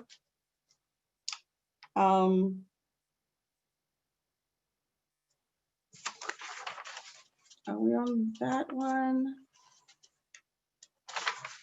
I've got 0664. Is that the next item on there? Yes, Madam Chair. Okay. I don't want to lose the spot. This is a youth initiative, the approval of amendment to City County Youth Initiatives Manager and Local Agreement and updates on the City of Durham Office of Youth. This is a 30-minute item, and the board is requested to receive updates on this item. And I don't believe there's any action to take, it's an update. And our youth director is the person on this item.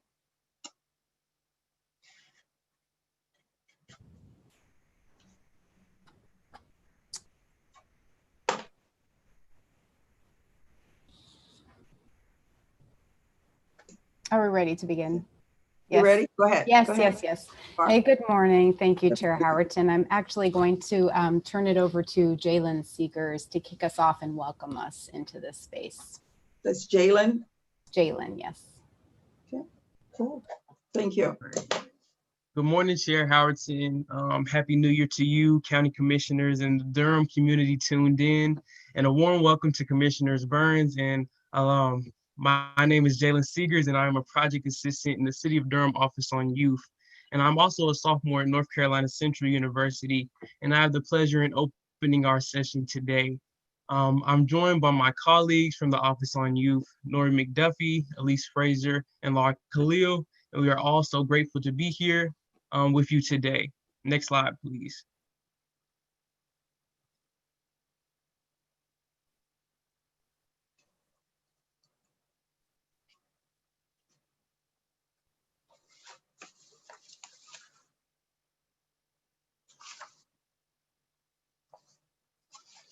Thank you.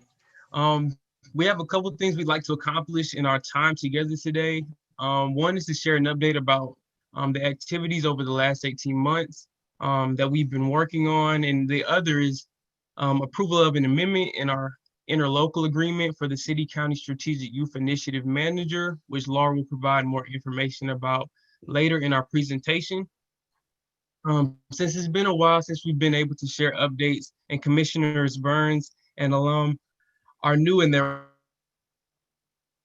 roles. A brief background about the City County Strategic Youth Initiative and how it relates to the work of the Office on Youth.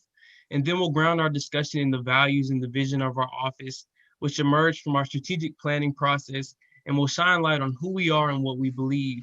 And then we'll share the work that we've been doing and the work ahead. So now I'll turn it over to Laura to talk about the Strategic Youth Initiative. Next slide, please.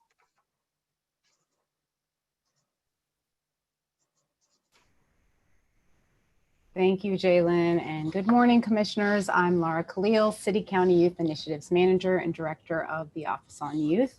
It's great to see you. I'm delighted you get to meet the whole office team today. For those who haven't had the chance, you'll see they're incredible. So some City County Strategic Youth Initiative origins. As some of you know, the initiative follows in a legacy of efforts in Durham to reduce barriers to youth success. So in 2017, the city and county made a commitment to build on those efforts and entered into an interlocal agreement, which established a city-county position that would lead the new initiative. And I've had the great honor of serving in that position for 3 years as of a couple of weeks ago. The position was housed in the Office on Youth, which is in the city manager's office, and direction and oversight from the county is provided by General Manager Ms. Deborah Craig-Ray. And the Office on Youth offered much needed infrastructure to do this work, and the programming already in the office fit in well with the goals of the initiative. So there's a big list of responsibilities that came with the position, a broad scope. We're focused on city and county youth services for all children and youth ages 5 to 24. And you can see the full list of responsibilities in the interlocal agreement in the agenda attachments. Over time and after talking with hundreds of stakeholders and following a lengthy strategic planning process, the goals of the initiative were clarified and became the goals of the Office on Youth. Next slide, please.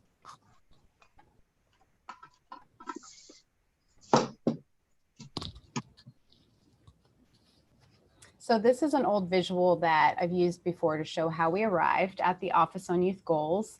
Some of you have seen this before. On the left, you'll see the challenges identified as part of past city-county supported youth initiatives and the challenges that still persist today. In the middle, there's a sampling of some of the responsibilities in the interlocal agreement, and you can see the color coding to show how they map to the challenges. And then finally, you can see how the challenges and the manager responsibilities translate to the overall goals of the office, which are to increase opportunities for equitable youth engagement. And when we say engagement, we mean that young people are full participants, decision makers, leaders, and sharing power with adults. We also want to strengthen the impact of city and county supported youth services so that they're effective and relevant and meeting the needs of young people in Durham. And finally, we want to continue strengthening our own infrastructure to do this work. We're a small but mighty shop. We have the equivalent of a little under 3 FTEs in our office. And now I'll hand it over to Nori, who's going to share our office values. Next slide, please. Hello, everyone. My name is Nora McDuffie, and before we share about the work we've been doing, I want to ground us in our values. As a part of our strategic planning process, we all got together and developed a shared vision and our values for the office.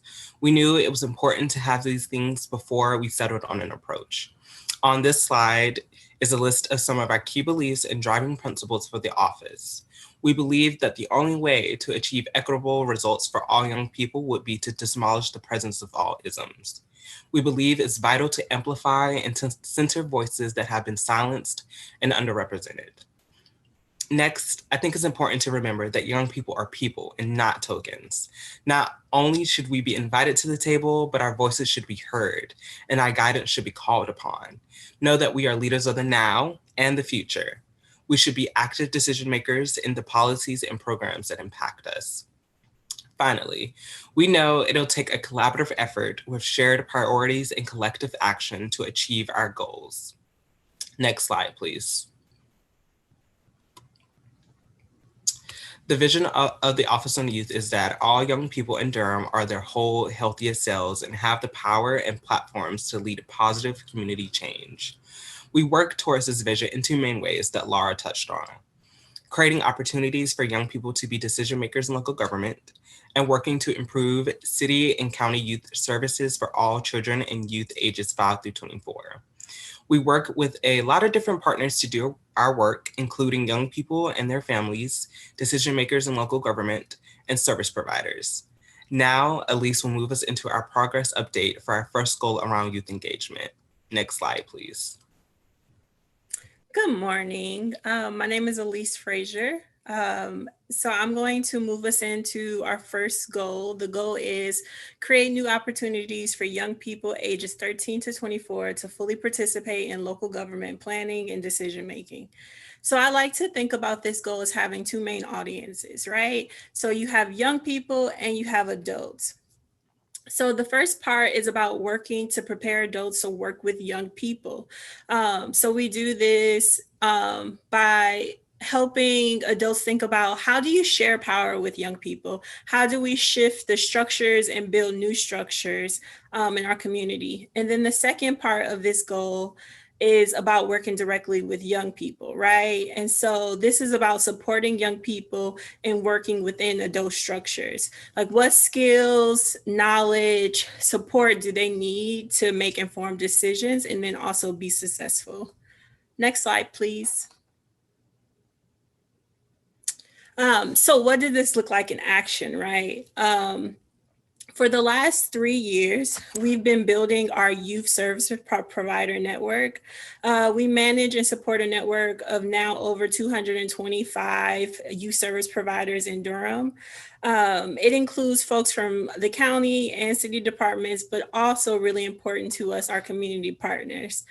During this time of physical distancing, this has mostly been done via our Yo Durham listserv, where providers share opportunities and resources for young people with each other. This listserv has been especially important resource during the pandemic as a way for us to stay connected. We also hosted a number of in-person gatherings prior to COVID and a few virtual ones in the last 10 months. These have included a youth engagement training, networking events, and general connecting about the current needs of young people in our communities. So much of our work is guided by what service providers told us they wanted and needed from each other to build more youth leadership within their organizations. So moving forward, you'll hear a lot about our youth listening project, and we hope to convene a space with providers around the listening project priorities that people can be really excited about. We've already started some of this work in December. We hosted a sneak peek of findings for some of our partners. Next slide, please. So we've also worked to support a number of county and city departments in creating new decision-making positions for young people. We've advised departments on the best way to recruit and select young people and on how to create youth welcoming spaces.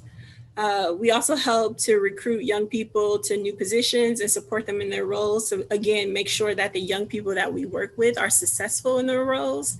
And we've been able to connect and support about 20 young people in these positions. Almost all of them have been youth of color. So moving forward, based off of what we've heard and seen as needs, our consultant role for other departments will expand over the next year. And the results of the Youth Listening Project will help us figure out which areas to prioritize moving forward. Next slide, please. And finally, within our youth engagement goal, the Office on Youth hosts the Durham Youth Commission.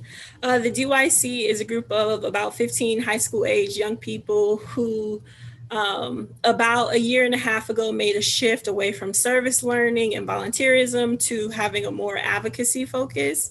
Before COVID, the DYC got to connect with city and county elected officials a couple of times to discuss the vision for youth engagement in local government. This last convening, as you see pictured here, is an escape room that some of you all took a part in. They had started planning an advocacy project for the year, but because of COVID, they weren't able to complete it. But since we've moved forward to like a more supportive role for our members to make sure that they have the assistance that they need during COVID, moving forward, the results of our listening project has caused us to really assess the DYC and to see the best way that an organized youth group can fit in our office. Next, I'm going to transition to Jalen. Next slide, please. Thank you, Elise. So the next set of updates connects to our second goal in the office, which is about strengthening the impact of city and county youth services. So much of the work up to date for this goal has been in the listening and discovery phase versus implementing solutions, although we've also done some of that as well. We recognize that there was a lot of work to be done, first to understand youth and their families and their needs, and understand the current landscape of offerings before creating any solutions or strategies. Next slide, please.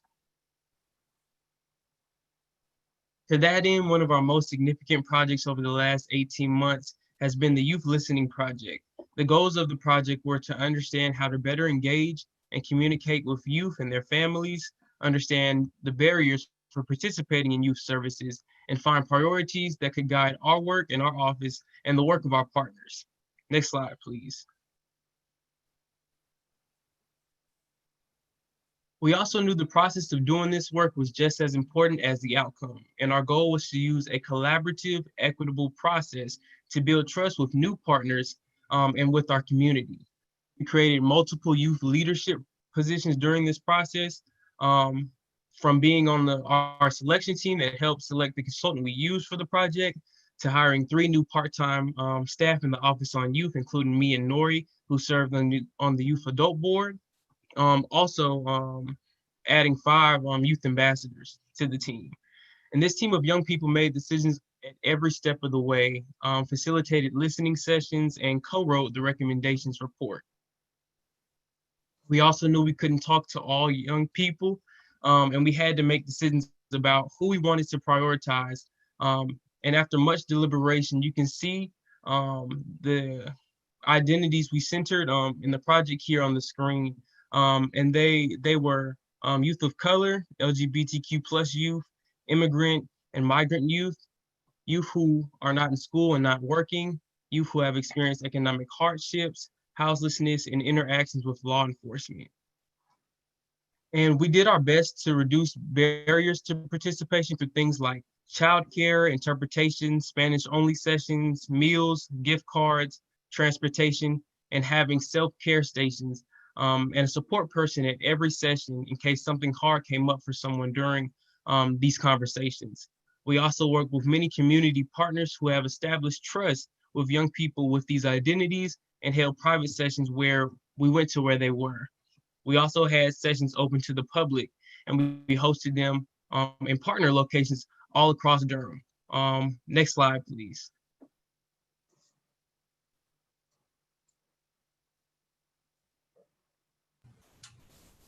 So where are we now with the project? We kicked off in late summer 2019 by hiring a consultant rooted in Durham and willing to challenge us to radically change how we do engagement, strategies for freedom.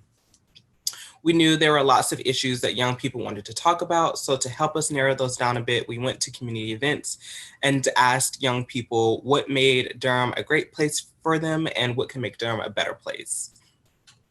Those responses helped us find our focus areas for the project. You can see those listed areas here. As a testament to our amazing team, we hosted 13 listening sessions in about 7 weeks, and unfortunately, 6 other sessions were canceled because of COVID. We decided it was important to move forward with what we had gathered thus far, and we moved into our data analysis phase, or sense-making phase. From there, we wrote a report with 30 draft recommendations. We then held 3 virtual sessions where we asked youth and caregivers for their feedback on the recommendations to make sure we got them right. Then we revised the report based on what we heard. The final 20-page report plus some short summaries are being finalized and translated, and we're expected to release later this month.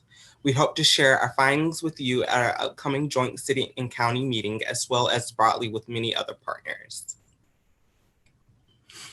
So in terms of next steps, we don't want this to be a report that collects dust on a shelf. Within our office, we've already begun a series of retreats to scope out our new priorities. We've also done consulting and advising to the comprehensive and transit plans that are being updated. We know that the next few months will involve lots of presenting while we're on our road tour. Within our office, we've already begun a series of retreats to scope out new priorities. We've also, oh my goodness, sorry. We know that the next few months will involve lots of presenting while we're on our road tour, sharing the findings broadly with our many different stakeholders and partners, including those in our youth engagement network. We plan to support convenings and advocacy work around recommendations that emerge as collective priorities among these partners. And finally, we've been able to identify some funds for Durham County's nonprofit funding program that will allow us to launch our own grant program next year to help advance the listening project priorities. And I will pass to Laura. Next slide, please. Thanks, Nori. So we're really excited about this concrete way to move forward the listening project recommendations in partnership with community organizations and groups. A little bit about how this came to be. As you know, one of the funding areas of the county's nonprofit program is child, youth, and families. And you'll hear, of course, about that program later in the day. During the county's RFP planning process this year, the planning team recognized that the extensive community engagement of the listening project added value, and that we could identify funding priorities that were rooted in community needs and perspectives. So the planning team decided to subgrant 1/3 of the amount designated for the children and youth area to the Office on Youth to manage a separate grant funding program. And much of the specific scope and the size of the awards and other parameters like that will be shaped by a youth adult board that will be formed in the next month, who will guide this process. And that approach worked really well for our youth listening project. So we're excited to be doing that again. We'll also look to the guiding principles and target audiences of both the listening project and the county's nonprofit program as we develop our RFP. And so to make this happen, it was decided that the most efficient way to transfer funds from the county to the city was through amending the existing interlocal agreement to include the additional $88,000, which will be used entirely for the grant awards. And that's what we're asking for approval on today. And so I can anticipate a possible question about reporting. And to address that right now, we do plan to check in with grantees for updates quarterly, and we'll share updates with the county as part of other nonprofit award program updates. And we can take any questions on this in a few moments after we finish the update. Next slide, please. So back to our progress report on goal 2. Jalen mentioned a discovery phase that we've been in. Part of it also involved learning about the expansive youth services landscape at the county and the city. So we set out to develop an inventory of all the services in these 2 agencies, and we wanted it to be more than just a list of programs. We wanted a way to see how all the programs were working together. Who are they serving? Where are the gaps, et cetera. So the plan was to use a survey and create program profiles and then input that data into a free visualization tool called Kumu. And we launched the survey in January 2020. And then both the city and the county had their malware attacks. And then COVID came to Durham. And so the priorities have shifted a lot for all of us, including youth service providers in the last year. And as higher priorities continue to persist, it's a lot it became a lot to keep asking program contacts to engage in this work.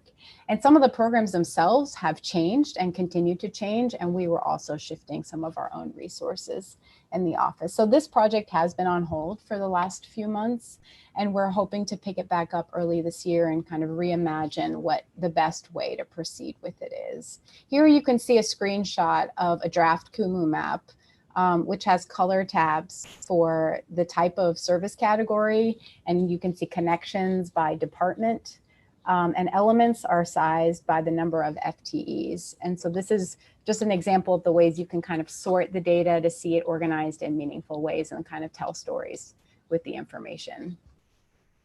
One of the county's priorities for the Strategic Youth Initiative has been to have an online inventory of youth resources.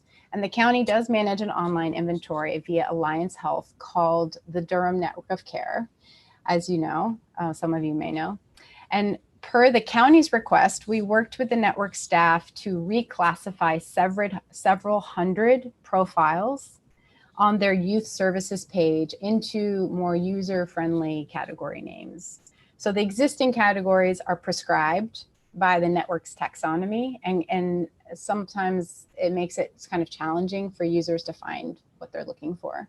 So we created a splash page with the new categories, and the beta page is live now. We've still got some profiles to reclassify, but we do hope this will be complete early this year. And once it is, we'll promote it widely. And here's a screenshot of the beta page of the new page.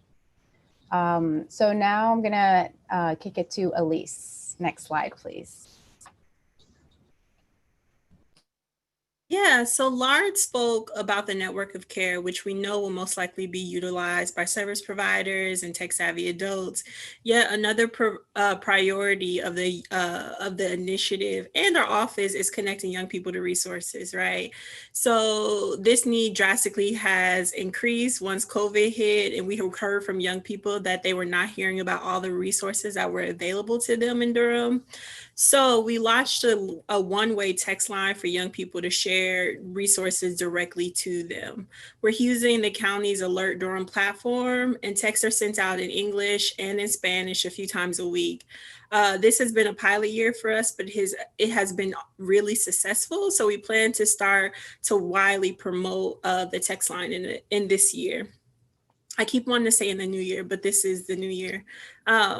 We also started a new Instagram platform that we use to boost resources to young people. And we have a really fast growing following here. And we're really proud of our success. And finally, we have been serving on the DPS Community Schools Institutional Support Team since 2018.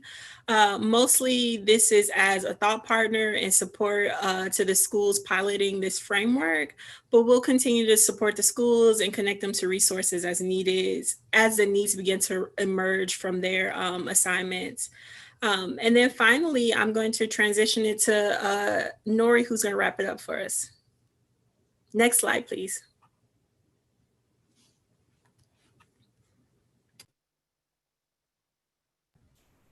And finally, work under this goal has also looked like amplifying the needs and experiences of young people.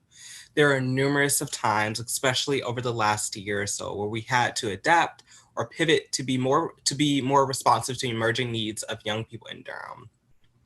Some of these examples include supporting youth organizers in hosting a summit for school safety, supporting the launch of a new zine to uplift young people who want to speak truth to power through their art, launching an anonymous voice message line for youth to share their virtual learning experiences with Durham Public Schools, and launching the Scene in Quarantine Challenge that asks young people how they wanted to connect with other young people in this time of COVID. Next, we'll continue to stay connected to the needs of young people in Durham and support the spaces where those needs can be uplifted to decision makers and others in the community. Next slide, please.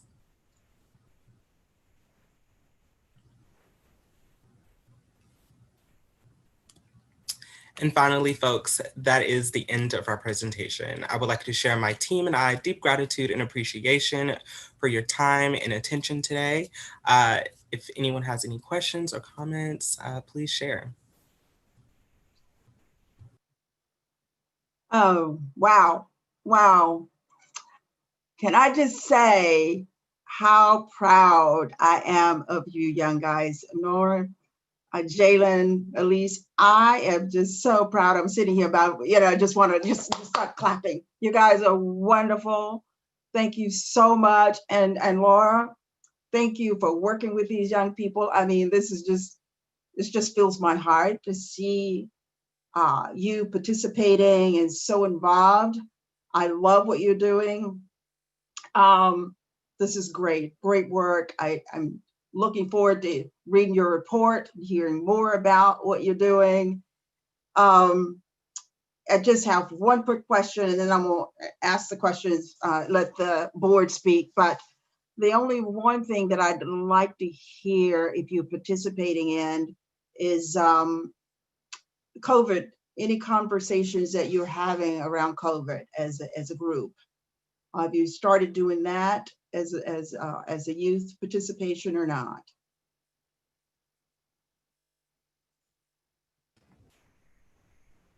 Elise, do you want to take that? Yeah, does that? Yeah, I can kick us off and then anybody from the team could follow up.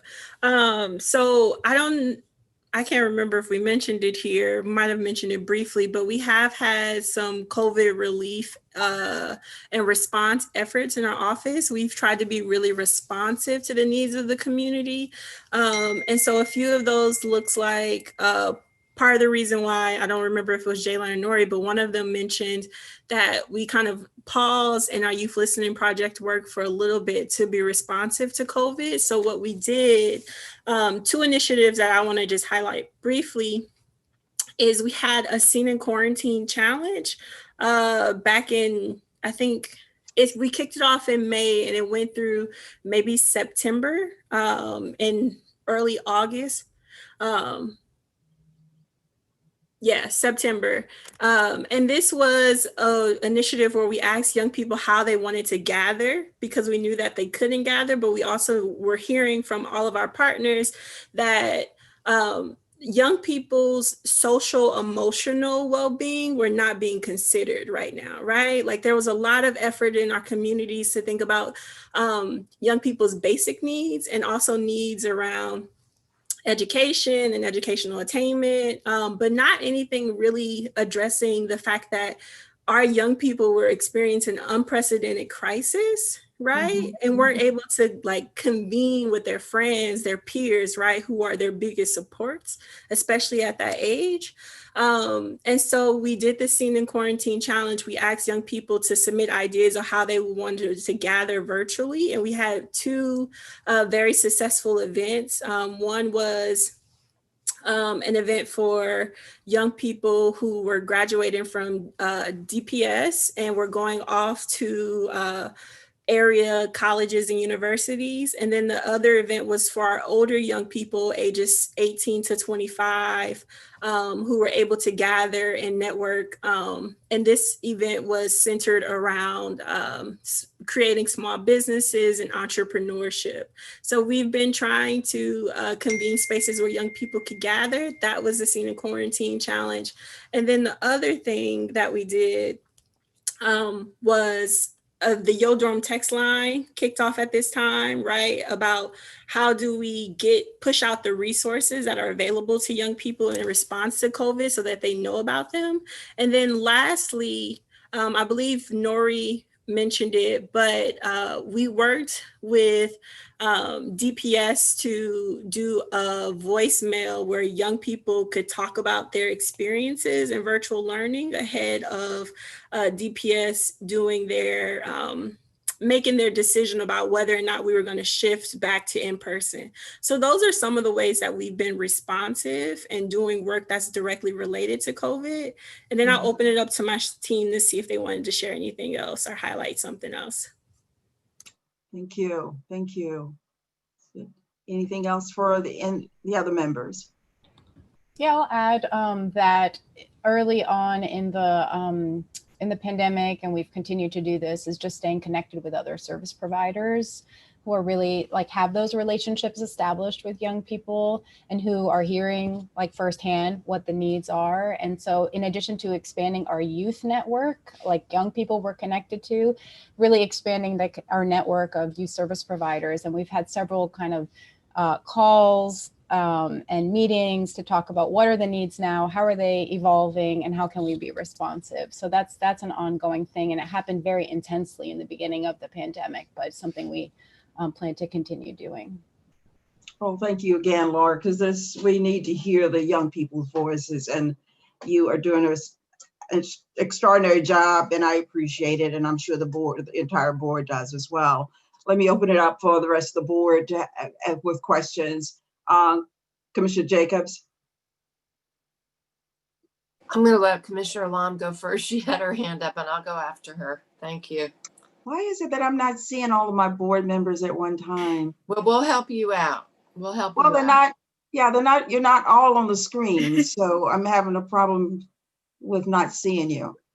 Go ahead. Thank you. Commissioner Lam. Thank you, Chairwoman Howerton and Commissioner Jacobs.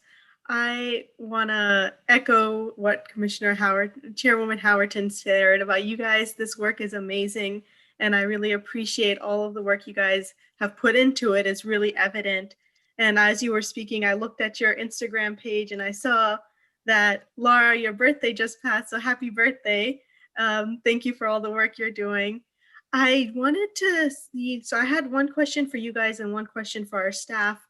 For your team, do you guys have any partnership or work that you're doing with Engage Durham to try to get more youth applying to the Engage Durham ambassador positions? Yeah, I could take that one. Yes, the answer is yes. We have a small kind of engagement cohort within the city, and I guess city county, because the planning department is also city county, that we meet on a regular basis, and we're always talking about how we can have more young people in those positions. We had success with the first round of engagement. We had a lot of young people help fill the gaps where there were in their initial engagement, where they didn't have a lot of young voices, and then they hired the youth ambassadors and who held sessions with other young people and got those young people's voices. So we've definitely, in terms of positions and in terms of their design, we're definitely providing advice and consultation to that. And we're also sharing notes. So they've done some engagement, we've done engagement, we have our listening project findings. We want to make sure that anything that applies to the transit plan and comprehensive plan and any of the other engagement efforts is considering all of the great work that we already did with young people and incorporating those youth perspectives wherever they haven't already been incorporated. Thank you. And then I have a question. It's for our staff, and you may not have it readily available, so if you can just share it with us via email or our next meeting. One of the ways I first started getting involved in Durham local government was back in 2017. I started serving on the Durham Mayor's Council for Women when I barely made it in your definition of youth when I was 24. And I wanted to ask for our commissions, is it known how many of our boards and commissions in their membership bylaws is there recommendations or requirements for youth representatives? So if our staff can provide that information to us, again, not today, whenever it's available to share with us, that would be great to know. Great question. That's what I'll say. Great question. Other questions from board, Commissioner Jacobs? Yes, and I'll just say that's a great suggestion, Commissioner Alam, that we really look at our age requirements, or at least how we can encourage more youth to get even on our regular boards and commissions. So great point. And I just want to add my kudos to you, to Jalen, Nori, Elise, and Laura, and everybody for the thoughtfulness, the process of the work that you've been doing. And so, Laura, one of my questions is related to the original scope of work with the county, was also that you would be working with our MBK program and also Made in Durham.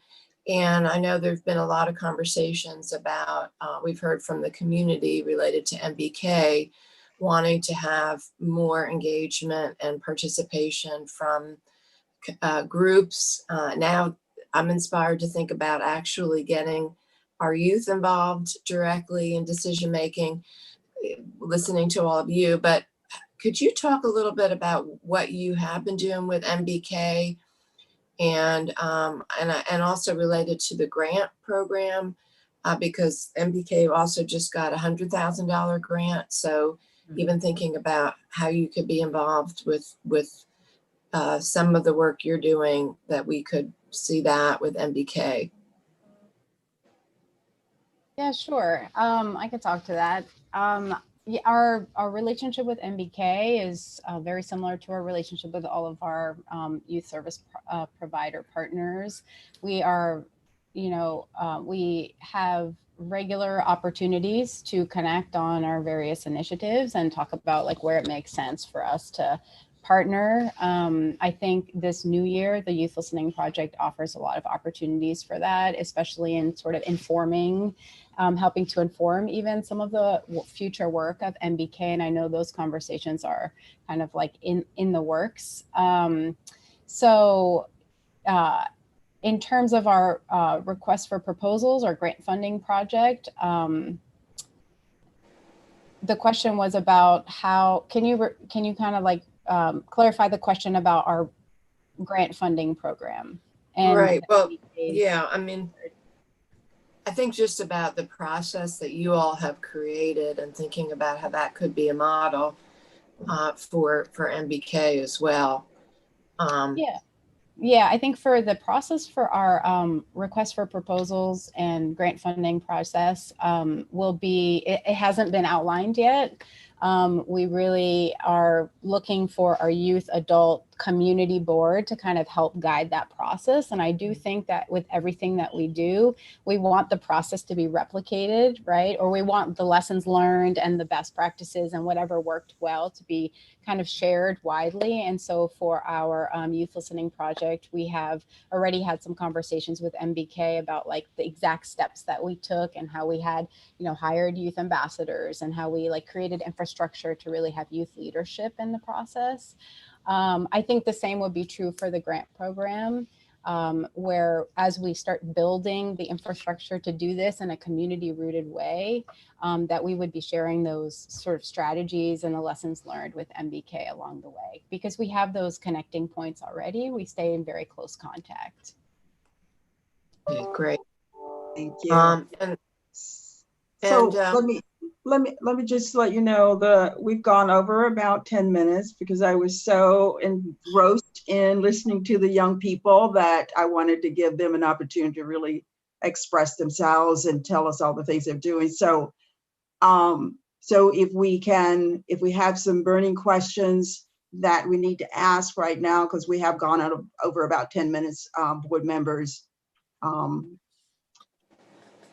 I'll just ask one more question, which is related to the role that you're going to play with the nonprofit funding. And just to clarify, so for fiscal year 2021, the $29,301, that how is that money going to be used? Because it sounds like that will not go actually towards the grants themselves.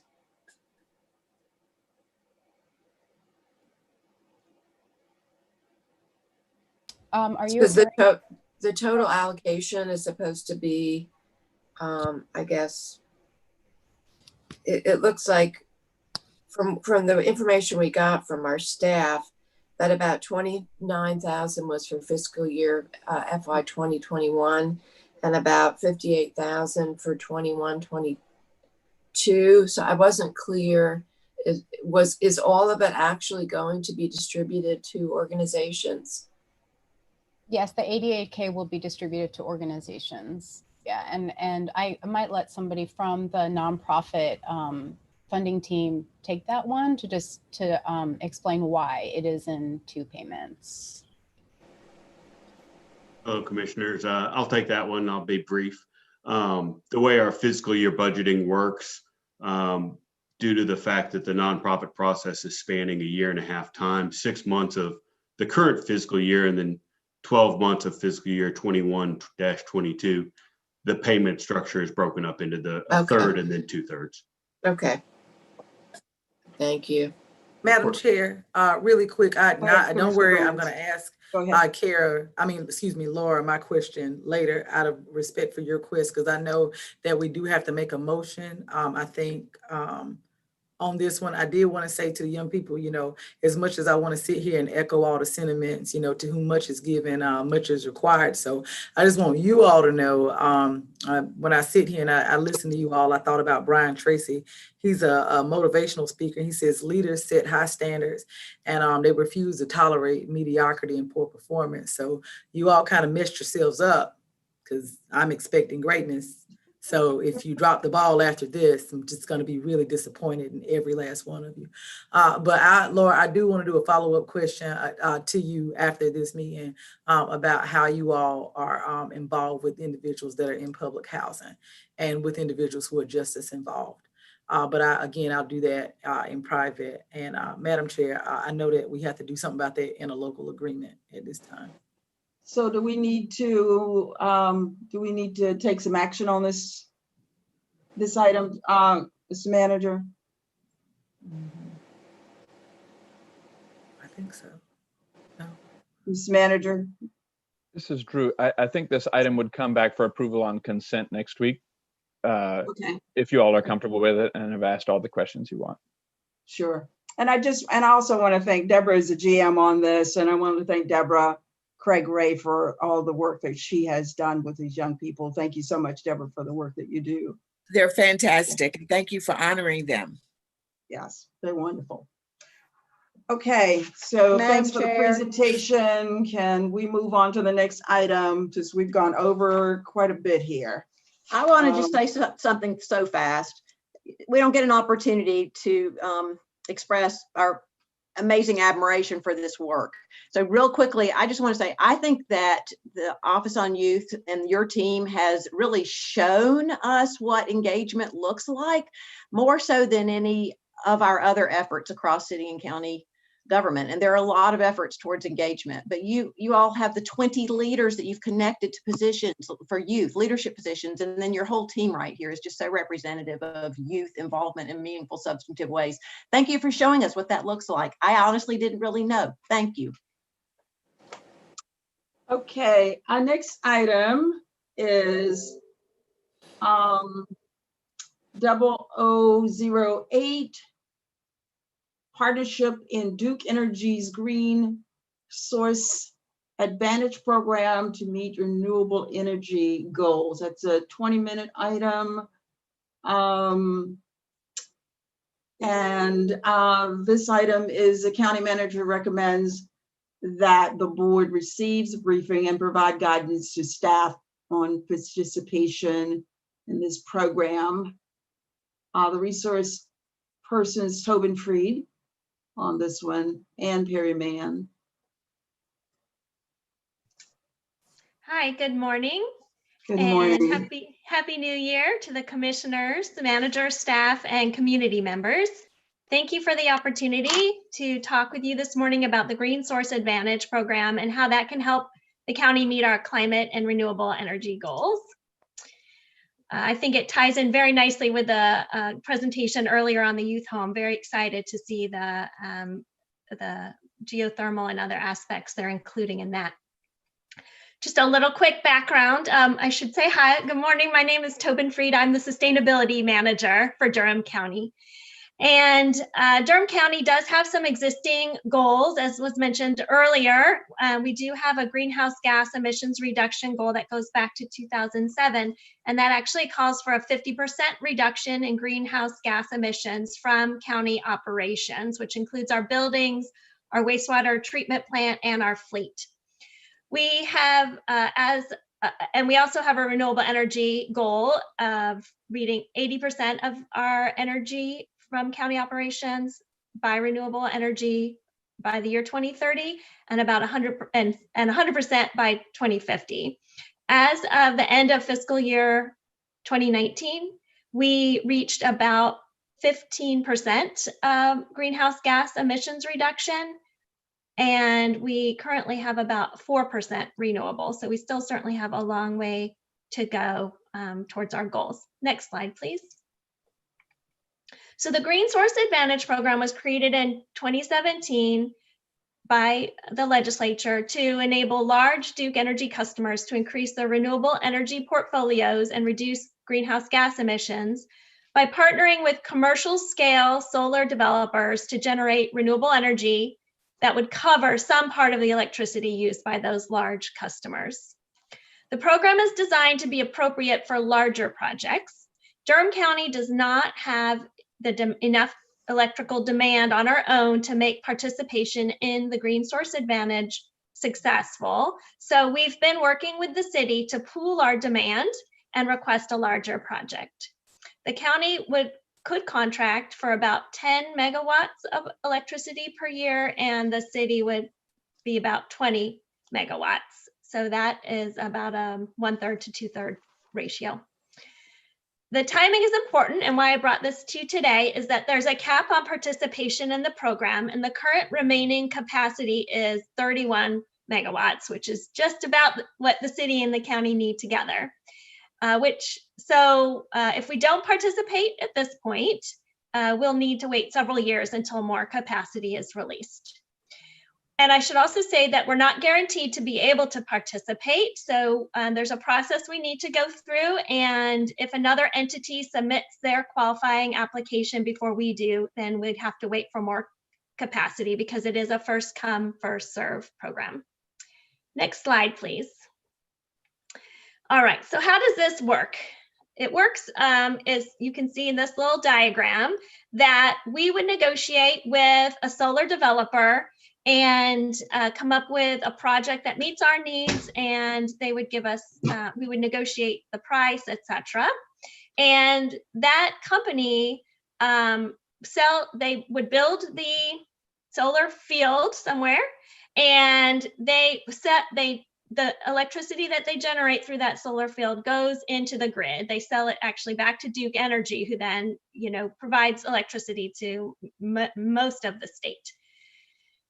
And the county then receives the benefits of that renewable energy, the credits associated with that, and we get to claim that renewable energy to cover our goals. And then through our regular Duke Energy bills, we pay our bills like we normally do, and we either then pay a premium per kilowatt for that renewable energy, or we get a credit. The cost versus the credit is dependent on Duke Energy's avoided costs, what they would have had to pay to produce that same electricity in a different way. And this avoided cost changes over time. If the negotiated price from the developer that we negotiate with the developer is more than Duke's avoided cost, then we have to pay that difference. That's a premium per kilowatt hour for what we use. If the negotiated price is less than the avoided cost, we get a credit. So I know that sounds complicated. The point of this is we would, if we participate in this, very likely be paying a premium per kilowatt, at least for probably the first half of the 20-year term. And then it's possible we could get a credit further on, but it would depend a lot on what the price of energy is in the future. So the near-term premium estimated could be about $550,000 a year. That depends a lot on how much we use. You only pay for what you use. You don't pay a set fee to participate in the program. It's just what you use. And that is about a 17% increase over the current total utility costs for the county, which is electricity, natural gas, and water bills. But I should also say, if we're successful in creating a GSA project at this time, it's not projected that we would start paying anything for that renewable energy until 2023 fiscal year, because it takes that long for them to build the plant. Next slide, please. So what are the benefits? Why would we participate in this green source advantage? One benefit is that it is off-site, so we're not necessarily taking up space on our own roof or ground. Now, this doesn't cover all of our electricity, and we still likely would put solar panels on some of our buildings, but honestly, we don't have enough space on all of our buildings and parking decks, et cetera, to build enough solar panels to cover our electricity to meet our goals. There's a very low upfront cost. There's a very small fee to enroll in the program. It's like $2,000, I think. And then you just pay as you use. So if we're using less electricity as we're getting more efficient, for example, then we pay less. We only pay for what we use. It's flexible in selecting the project. So we do put out an RFP. It's competitive, and we get to negotiate with that developer for the price that would work for us.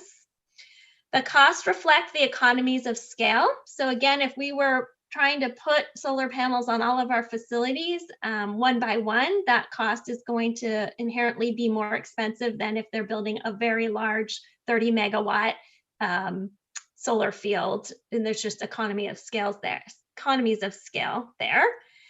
For example, it's estimated that the cost per kilowatt for this solar would be, additional cost would be about 4 cents per kilowatt hour. And if we're building it on our own, it would be close to 10 cents. So that's quite a different cost difference for the economies of scale. The additionality claim, this is a little bit of a wonky term, but basically it means that this solar field would not be built if we didn't contract with them to build it. So it is additional, and we can therefore really claim that this is new renewable electricity, not something that we're just buying that was already there. And that is important for the validity of counting it towards our greenhouse gas emissions reductions. And that's the same with the next bullet of retention of renewable energy certificates. That's a legal document showing that we own that renewable energy. And the term can be up to 20 years, which is about what we would expect to use.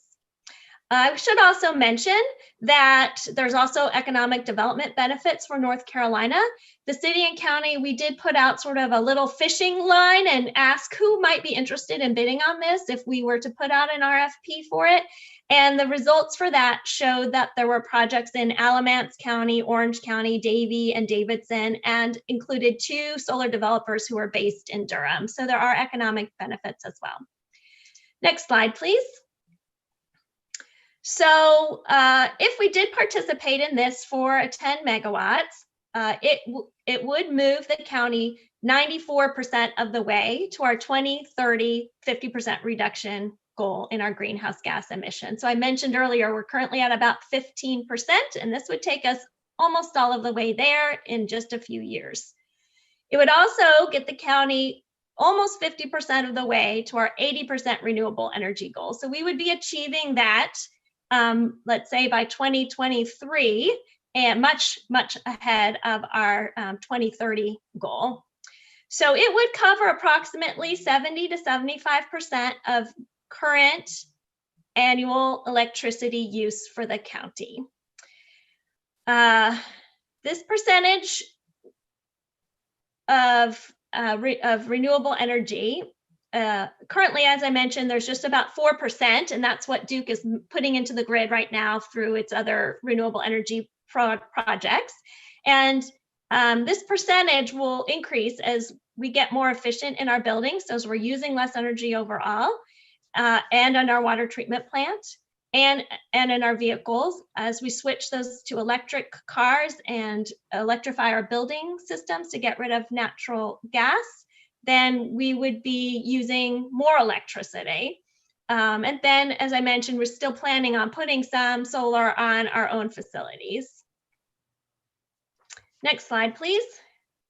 So this amount equates to reducing greenhouse gas emissions for about 824 homes. Oh, next slide, please. Oh, was that up when I was talking about the percentage? Next, there we go, thank you. Reduce greenhouse gas emissions equivalent to 824 homes per year, or the amount of greenhouse gas emissions carbon that is absorbed in 118,000 tree seedlings grown for 10 years. And if you could just click, please, not change the slide, but just click.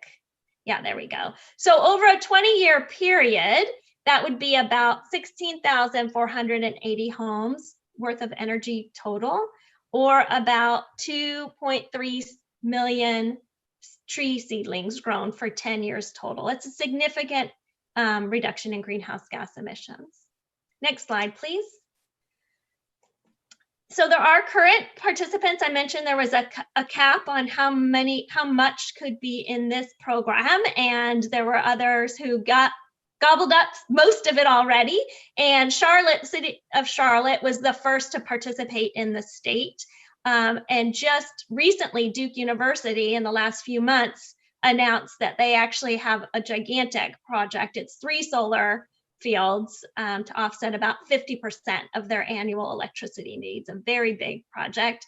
And Bank of America is also in this program as well, covering 45% of their electric load in the state of North Carolina. Next slide, please. So this slide just sort of shows you a little bit about what that process looks like. First, we would be finding the project. So we put out that RFP in partnership with the city of Durham and get responses back and decide which project, if any, suit our needs, negotiate with the developer, and then apply for that project. As I mentioned, there's a $2,000 application fee. And there's some negotiation that happens, contracts that get signed, and then they start to build the project. And once it's finished and is putting solar energy, electricity into the grid, that's when we start getting billed for it. So as we use electricity, for every kilowatt we use, we would get then either pay that premium or get that credit back. But initially, we would definitely be paying that premium. And then we get to collect these recs. As I mentioned, those are legal documents that certify that we have the benefits of this renewable energy. Next slide, please. I think that's the last one. So now I'm happy to take any questions. Thank you, Tobin. Questions from board members?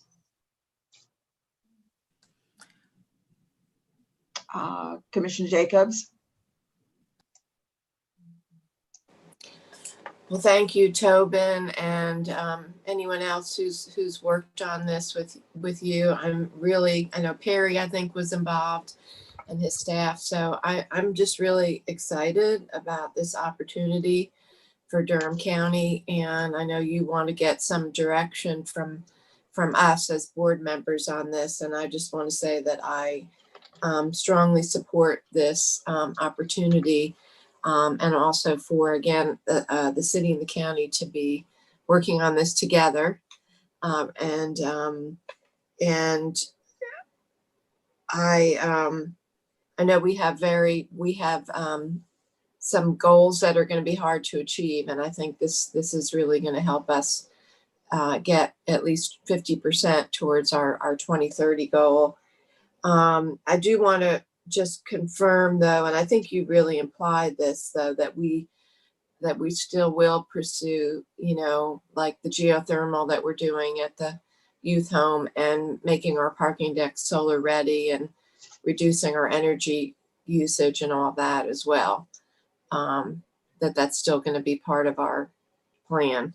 Absolutely. And we need to do all of those things aggressively because we definitely have room for improvement in all those areas and will not reach all of our goal without doing those things. Absolutely. Great. Thank you so much. And thank you. I'm really applaud you and the staff. Thank you. Other questions? It was just very informative, and I'm very thankful that about this presentation, because for me, I like numbers. You know, if we can reduce it by, you know, carbon emissions by 16,480 homes, like that's what makes sense to me. So thank you for making it plain for somebody like me. This is not necessarily my issue area, but I want to be supportive, and anything that helps us get to a goal quicker, efficiently, and of course, without breaking the law, I'm all for it. So thank you for that. I look forward to it. Thank you. Okay. Any other questions? I just had one for clarification. You said 17% increase. Could you clarify that a little bit for me, please?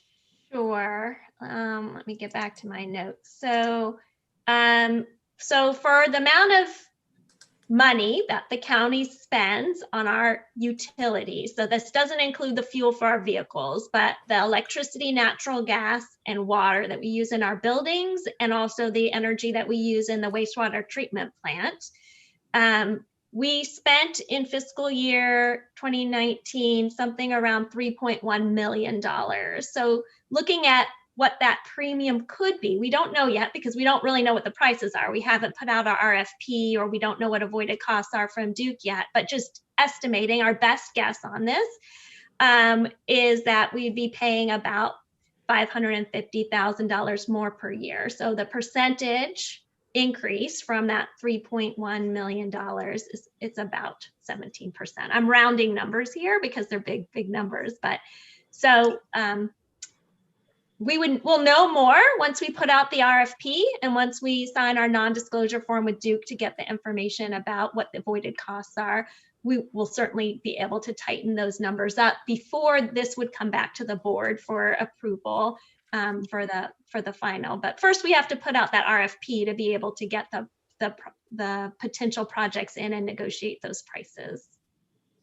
Okay, so what you need from us today is just that we agree to go ahead with the RFP. Correct. And we don't have a vote on that, do we? We just. No, I think it's just direction to me to go ahead. I don't think there's need for a formal vote on that. I think it's consensus on the board that you go ahead with that. Thank you. Okay, thank you. All right.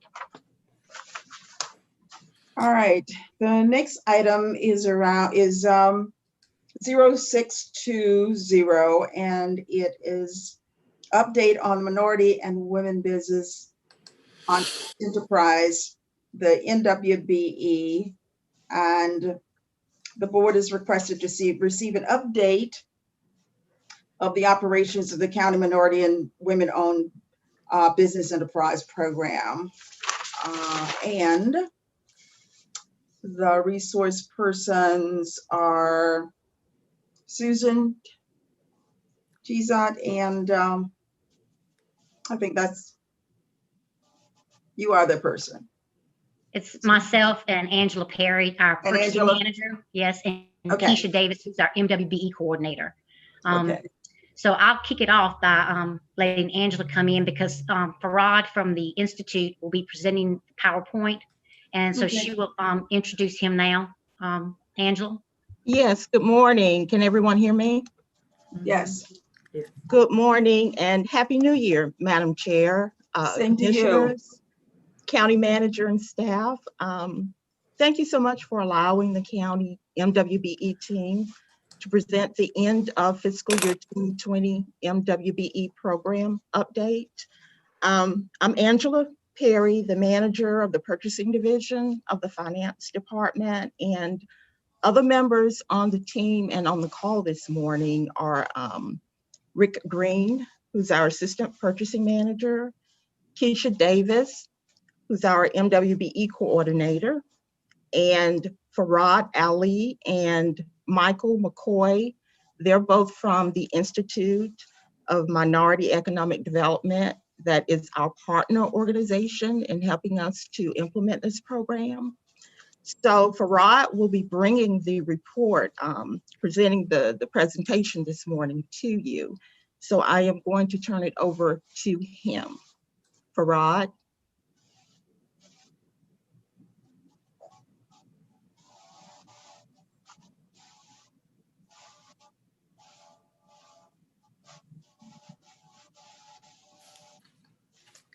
Can't hear you. Yeah, Hey, good morning, everyone. Thank you all for having us. Thank you, Susan and Angela, for letting us work with you. Thank you, County Commissioners, for allowing us to participate and support this work.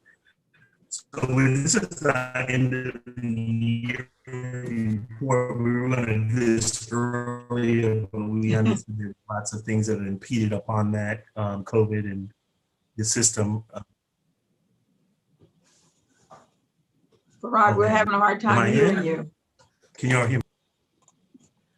Barely. Okay, Yeah, let me you're try fading something in and else. out. Can you can hear me now? Yes. We can hear you now. Okay, well, I don't want to do this.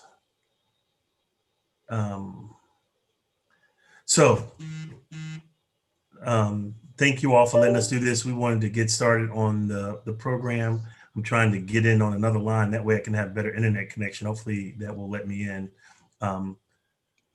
But the next slide, please.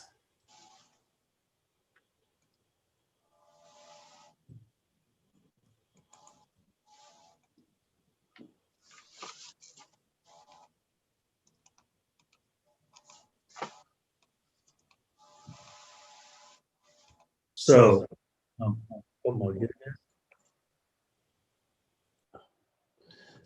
can see that our partnership with the county I'll just make sure everything good. The partnership with the county has been great over the past 4 years. We've been able to look at focused on the historically interlized businesses and doing outreach and inclusion and utilization.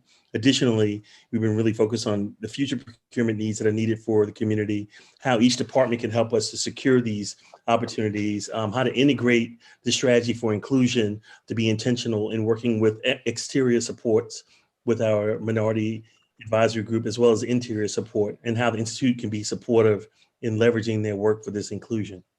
Next slide, please.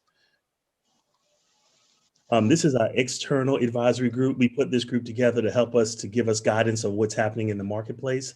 This has been very important for us. We tried to make sure we covered all the diversity in our space, as well as to make sure that everyone understood the importance of the business and inclusion. As you can see, they're all Durham based and have focus.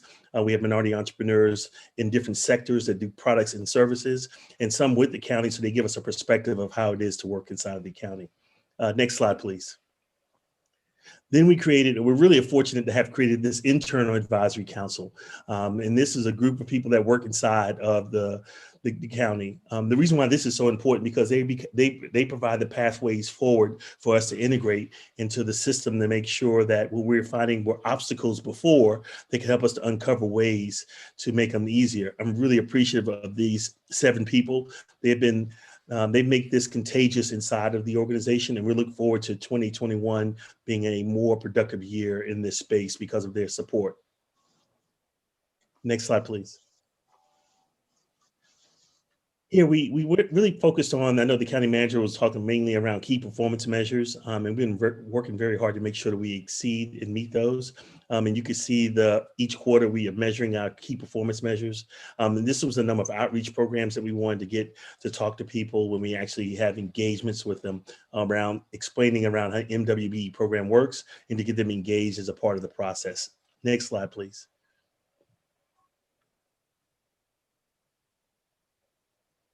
Here, this is the number of participants that attended the sessions. You can see we had some goals. We exceeded our goals aggressively because people were really excited about how to learn more around how to do business with the county. We also partnered a lot with the city. This was a measure that you asked us in, I think, year 2, is how do we can find more integration in working with the city as well as the county. So we started partnering on some of these projects. And as a result, our numbers of people we've touched or participants have gone up. Next slide, please.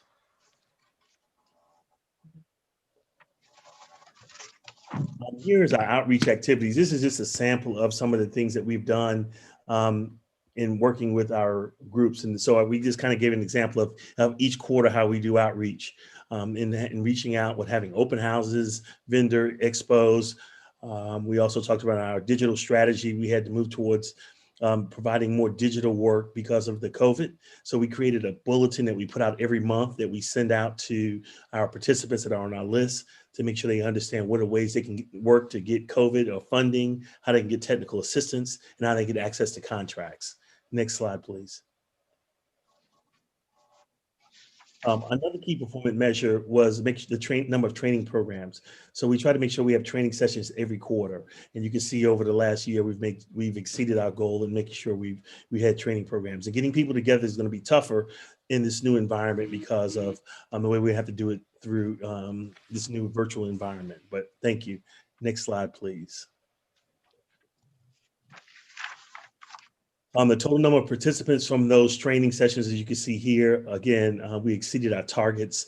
We were able to get a lot of people who are very interested. We also had great guest speakers. We made sure our content was relevant and meaningful, and it was intentionally inclusive to make sure more people can get inside of the Durham County system to learn how to do business, as well as to train them how to get Hub certified. Next slide, please. And here's some of the training activities that we did. We helped people get Hub certified. We partnered with the North Carolina Minority Business Enterprise Coordinators Network in doing trainings. We did information sessions on how to grow your business. And also we were able to secure trainings from Knowledge City, a learning solution that provides virtual training. When we went to the COVID, we knew that was a time for us to pivot. And so as a result of pivoting, we were able to secure a relationship with a major corporation that provided us with Knowledge City learning solutions. And we provide those for free for all the Durham County participants that worked with us in our training program. Next slide, please.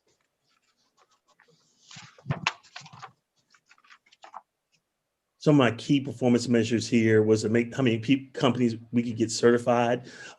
There are some companies that are MBE, they are MWBEs. That means they're Minority Women Business Enterprises, but they're not certified by the North Carolina Department of Administration's Historically Underutilized Business Office. We realized that was an obstacle. So what we decided to do as a part of our key performance measures is to start working with those businesses, taking them through the processes and training so they can also be certified and be counted as a certified diverse business for the numbers.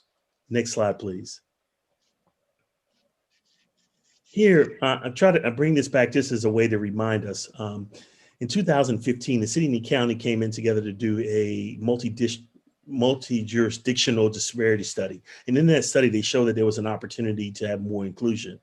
We were fortunate in our first year with members of the board that are on here now, and welcome to the new ones as well. We were able to find ways to articulate a way we can get more MWBEs engaged, and came up with this overall participation goal of 25%. And so we just want to remind us in constructions, architects, engineering, services, and goods, and here are the different categories. So we wanted to make sure that we worked hard to connect with each one of these categories to ensure that we were able to reach this aspirational goal of 25%. Next slide, please.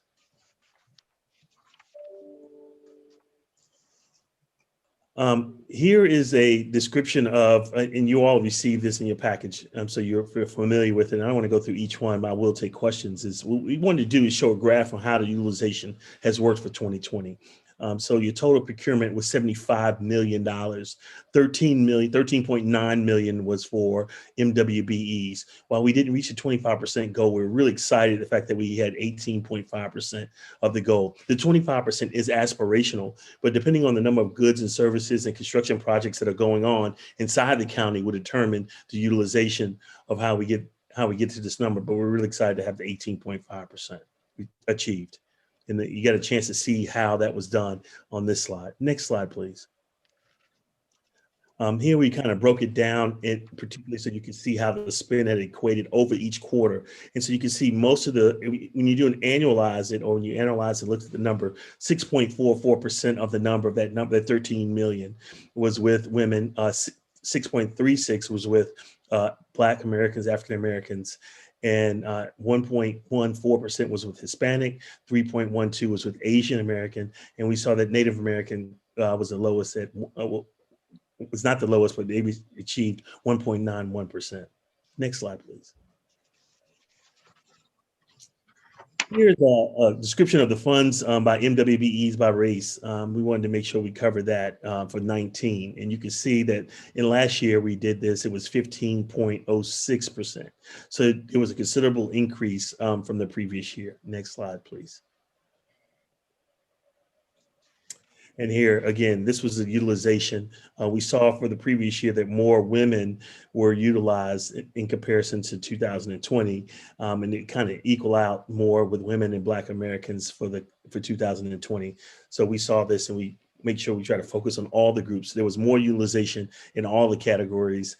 We took some from the women's category, but more utilization in other categories to make sure there was some more equal disparity in that. Next slide, please.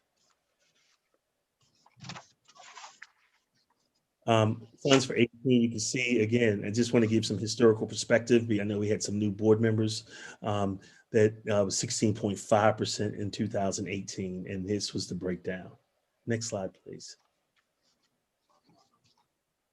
Clarity of the numbers, you could see, again, in 2018, the numbers were very high for women, lower for the African American, the Hispanic, Asian, and Native Americans for 18. But if you go back and do a chart, you can see 18, 19, and 20.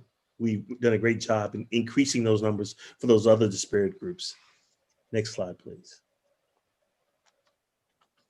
And for 17, we were fortunate enough in our first year of doing this work, we achieved the 25% goal, recognizing there were lots of construction projects going on. And that was mainly how that occurred. And as you can see here, the total procurement numbers of dollars spent was 81 million. So there was more opportunity there for utilization of women and minority-owned firms. Next slide, please. And this was the breakdown. As you can see, there was lots of utilization for women and African-American businesses. And that was mainly because of the projects that were going on at the time. You had the library, you had the administration building, and a lot of other projects were going on in school. So thank you. Next slide, please. So it's always, we were asked to make sure that we show comparative numbers. We thought it was important that we do this. So you can see that the comparative numbers for the first, second, third, and fourth quarter, that each year, each quarter, we worked hard to kind of increase utilization. It was up 46% from the previous year, the previous quarter. Next slide, please. The total minority women business enterprise prime contractors. These are the contractors that got the contract. They were directly engaged with the county. That means their billings went directly to them. We saw a decrease in this. We'll show the next slide, but we did show a decrease in this from prime contractors, people who are in direct contract arrangements with the county, go down 6%. Next slide, please, from the previous year. But then we saw, which was exciting for 2020, while the prime contractors went down 6%, there was an increase in subcontractors. So we were able to raise the awareness of prime contractors that were not diverse about why it was important to utilize diverse businesses, and they engaged in the process, and we found that this was the results from that work. Next slide, please.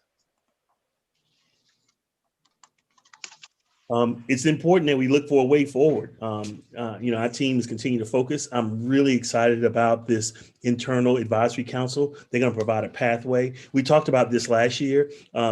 The reason why we were finding there was some traction, not as much traction as we needed to, is because we didn't have any diversity champions, as many as we needed internally. So by now having these internal advisory council members, which I really do consider themselves diversity champions, they were appointed by the county manager and approved, and they all elected and selected to be a part of this process, engaged. We went through a training session with them, and I'm really excited about how that's going to come out.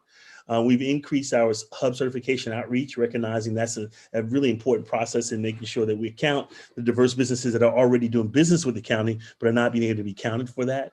We want to continue to catalyze our relationship with the city and the county. There's ways that we continue to work together. There's times when we can split apart, but we also want to make sure diverse businesses recognize how to do business with both jurisdictions, but recognize that we do work together and provide resources and recommendations to go forward.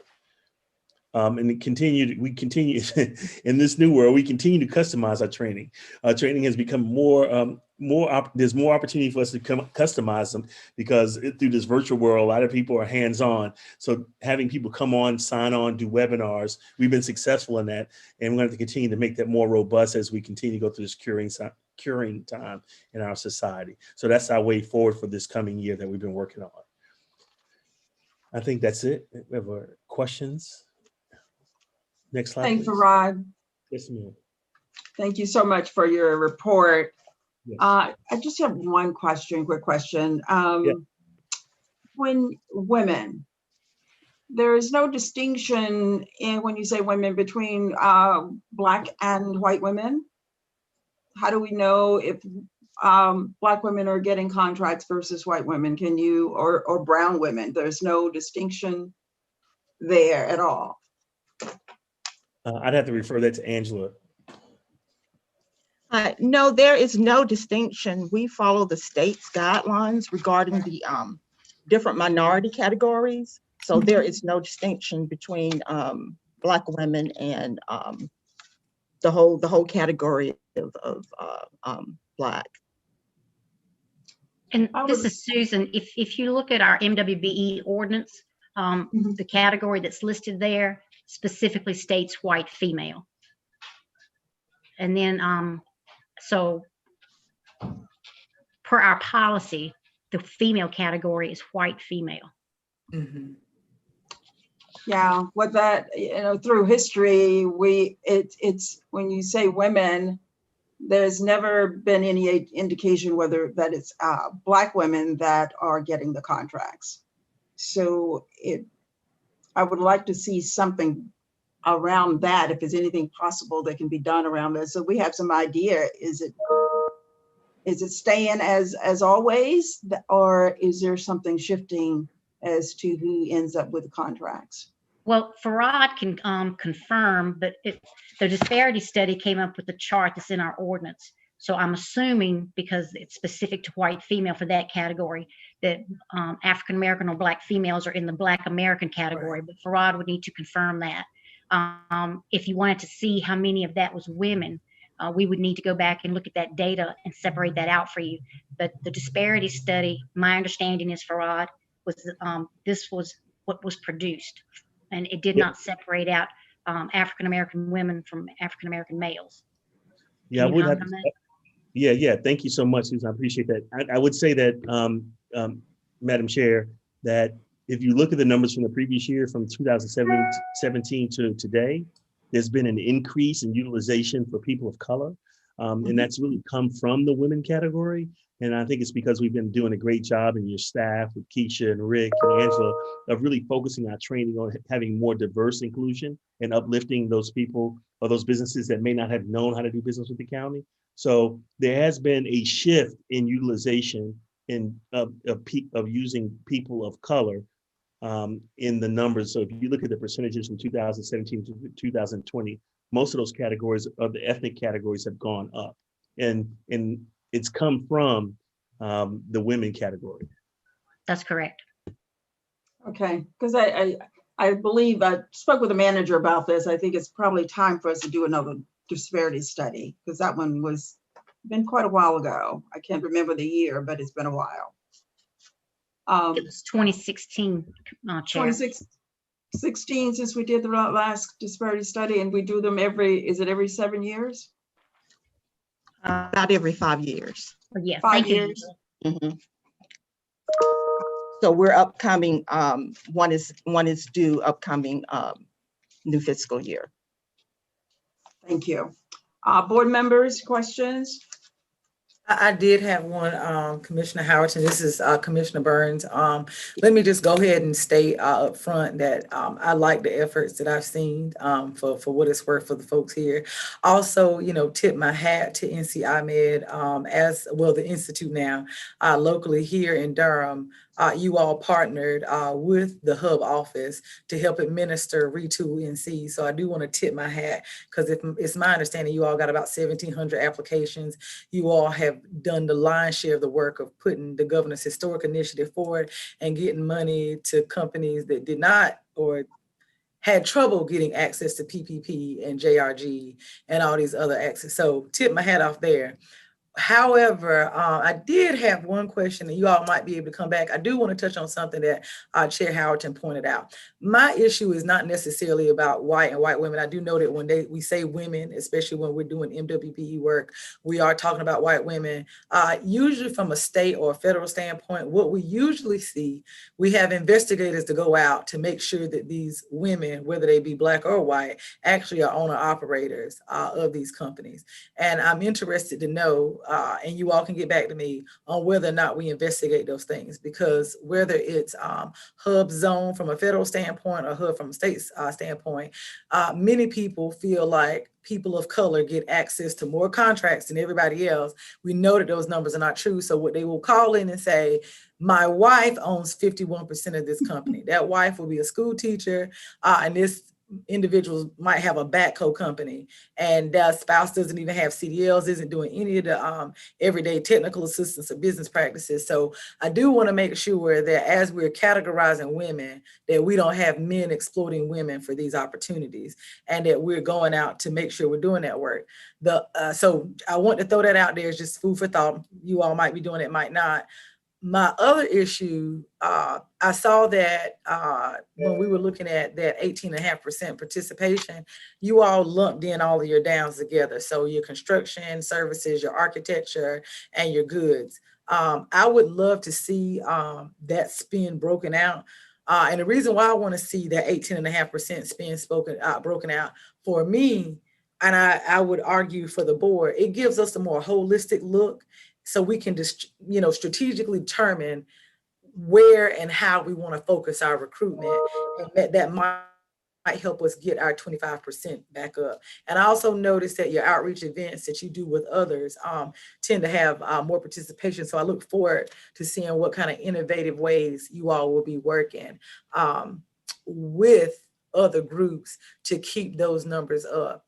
And just if I don't know who I would ask, but can somebody actually get me the spend for that 18.5% participation? I know we have the racial gender breakdown in a big number, but I'd like to see that. Rod, I thought that was the next slide, that the percentage breakouts that was on the following slide from the 75 million. Wasn't that the breakout by category? That's percentage of participation. Actually, I guess what I'm saying, and you all can correct me if I'm wrong, because I'm looking at the PowerPoint on that 18.5 for 2025, I would like to know how much spend was spent on construction, how much was spent on services, how much was spent on goods, and how much was spent on architecture for the 18.5. And I don't see that. We can get that for you. Yeah, I think that's just a matter of taking the percentages and converting the percentage charts to dollars. Hopefully I'll do the math before we get done, and let's see if other commissioners have questions. Yeah. I do want to, if y'all don't mind, I'd like to answer Commissioner Burns' first question to make sure that we protect the integrity of your comment. I do believe that you're right on recognizing the loopholes in how businesses sometimes operate to try to not have real inclusion. Because we're working through the hub office on certification, the enforcement would not be necessarily inside of the Durham County purview. It would be the purview of the hub office. I will tell you that the county office leaders, Keisha, Rick, and Angela, have been conscious that if we see something, we'll say something. Mm-hmm. but we tell the state to enforce it and to do it. So I just want to make sure that that's clear there. And as for goods and services, we can be able to provide some of that to you on that. But thank you for your review of the document. Commissioner Burns, if I could just follow up for a minute on the 25% aspirational goal too. I want to say, so that I'm very clear, during large construction times and big construction projects, it's very easy for us to reach that aspirational goal. And in past years where we've had those large scale projects, we've done so. One of the things that we did put in place over the last couple of years, which was on the earlier slide, was that internal team that Farad talked about.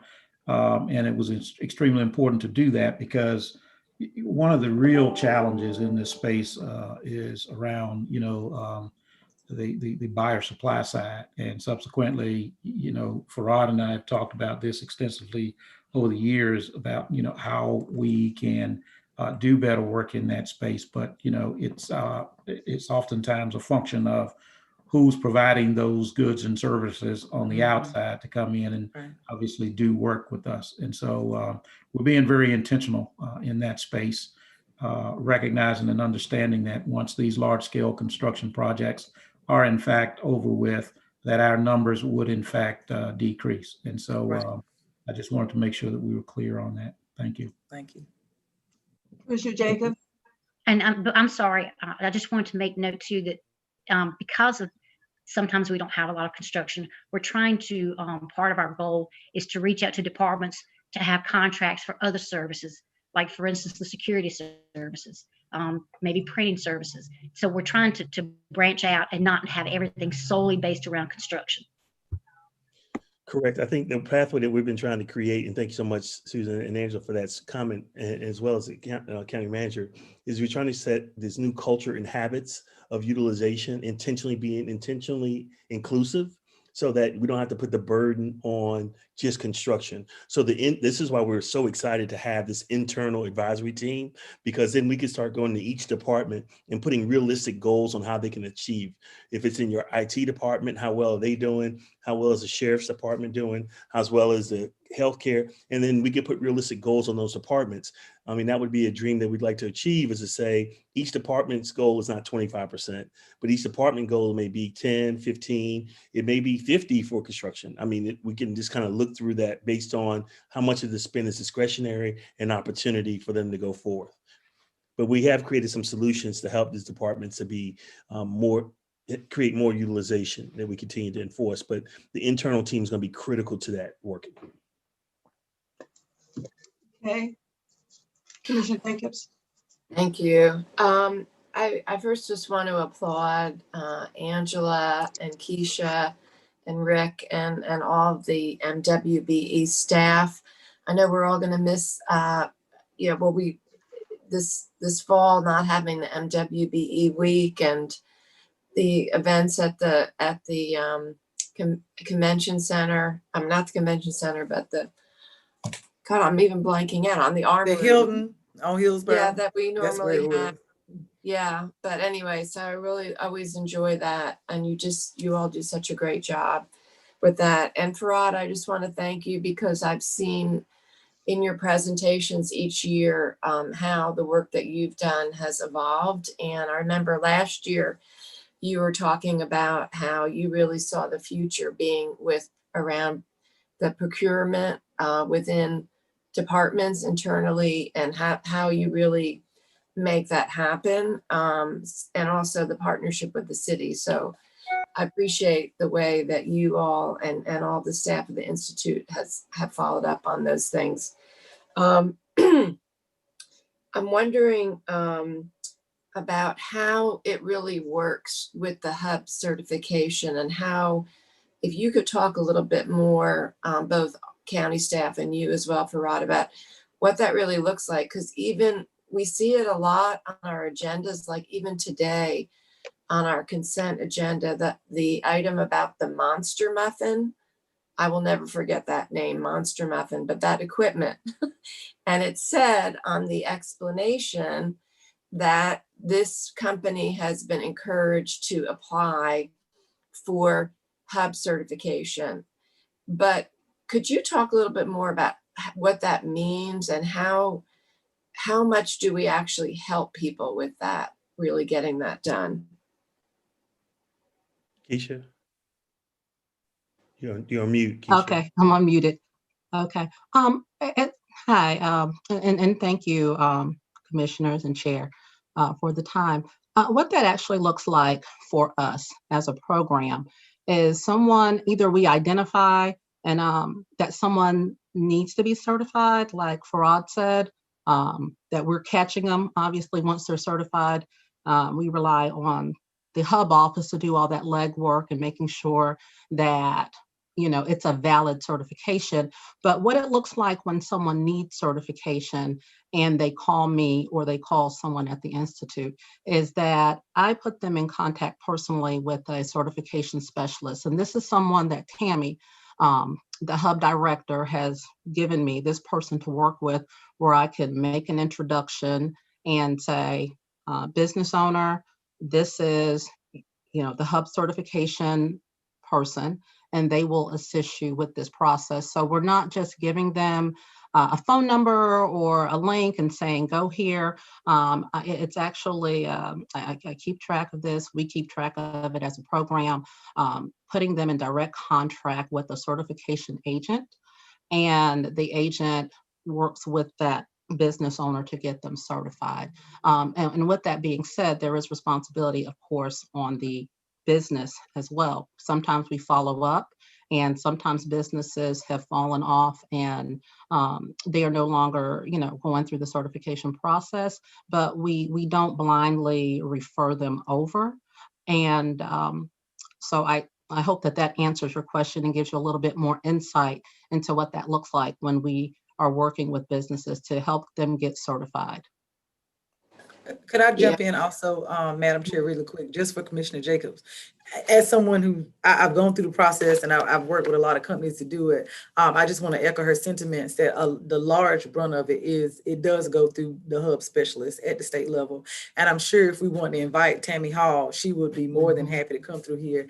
She has a great team. And I would also, again, kudos to NCI, to the Institute. I'm still saying Ahmed, to the Institute, as they work to get Retool NC funding out. One of the things that they had to do, I think they did an expedited hub certification process. So when we look between Raleigh and Durham, we have about 4,600 companies, but that doesn't encompass all the ones we need. But the paperwork from saying, this is my business, this is how I set it up, while it might seem cumbersome for some, they work very hard to make sure that the person who has $1 million to the person who just has a lawn care company cutting grass can get herb certified, get access to contracts, both within the state and with local government. So I would love, because you're right, we do see MWB on just about everything that we got today.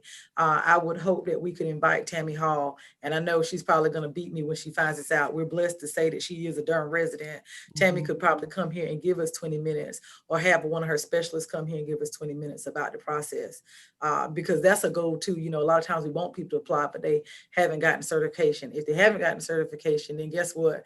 If the sheriff's office or somebody works with them, we don't get to, get that spin. So just to throw in, I would love to see that as well.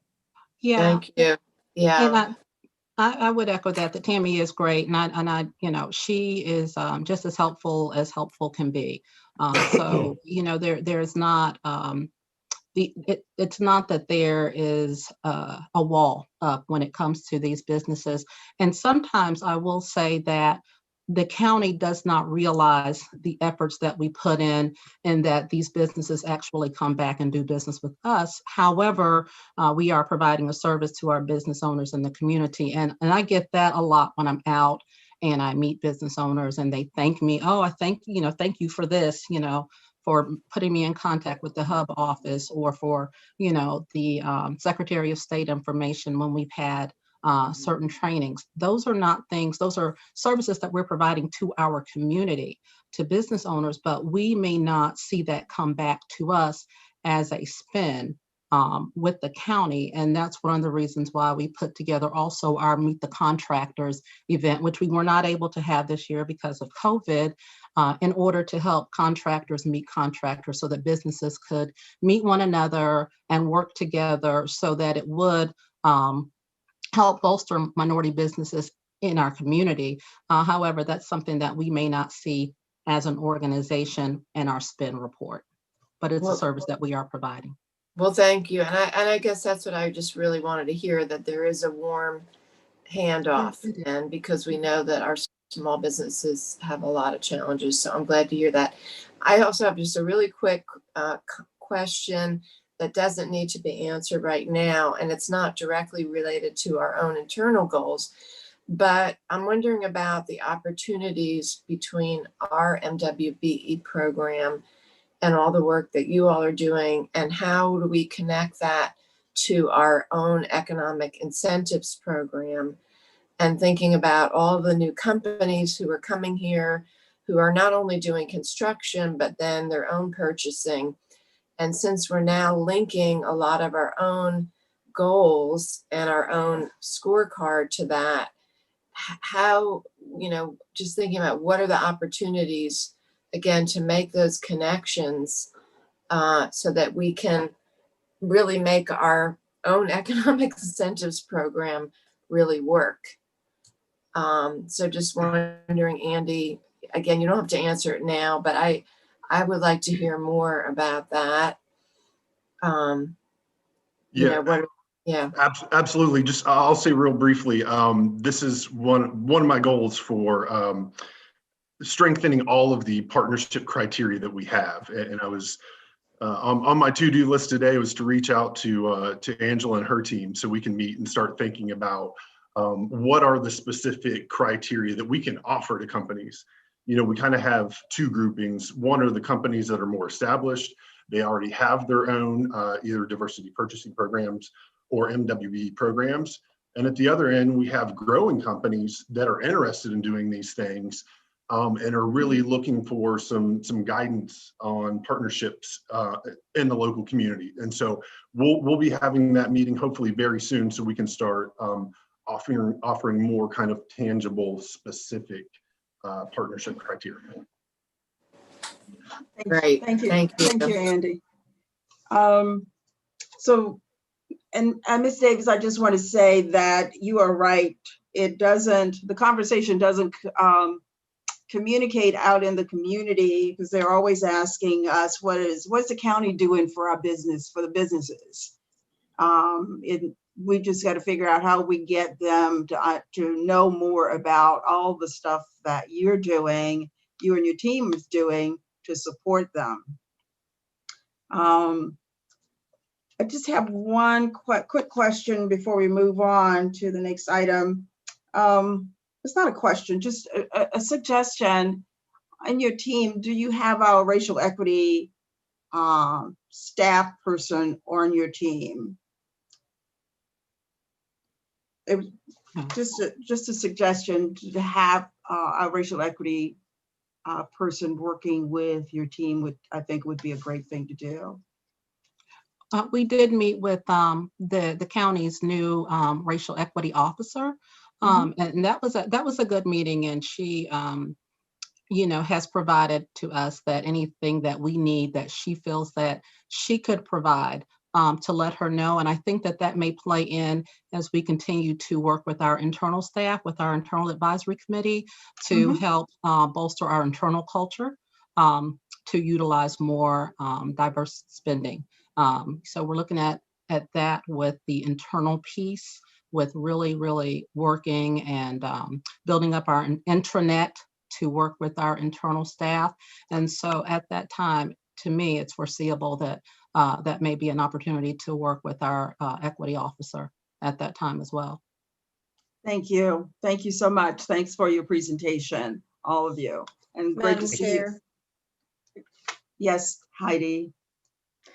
May I ask a question? Quickly. Thank you. Okay, thank you. Well, when you go last, then you have to rush. So maybe I'll try to jump in first next time. Yeah, try to jump in ahead so you can get your questions answered real quickly. Okay.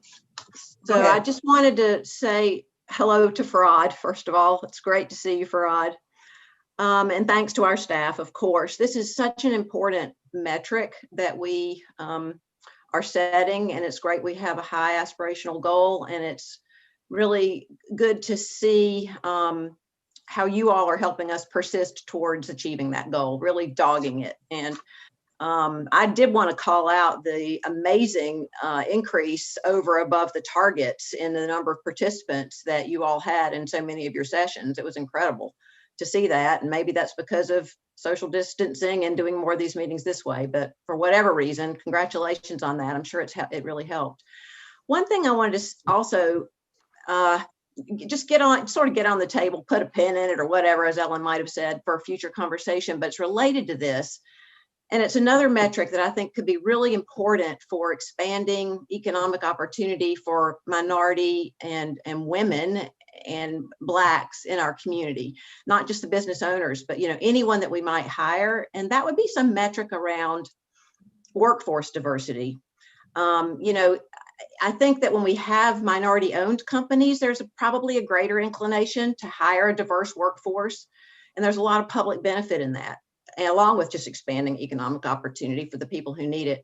So I would just try to, I just want to sort of throw that out there. You know, I'd like to see our organization do everything it can to inquire about workforce diversity. You know, are there strategies that we can take around? Could that be another tool? In addition to MWBE participation considerations, could workforce diversity be another tool that we use to expand economic opportunity for those who need it the most? Just put a pin in that, but I hope we can. I'd love to hear from Farad about that offline, maybe. I know we don't have time now, but. No, thank you. I won't be long. It's real short for me. You got to talk to this guy. 30 seconds. Lowell Seiler.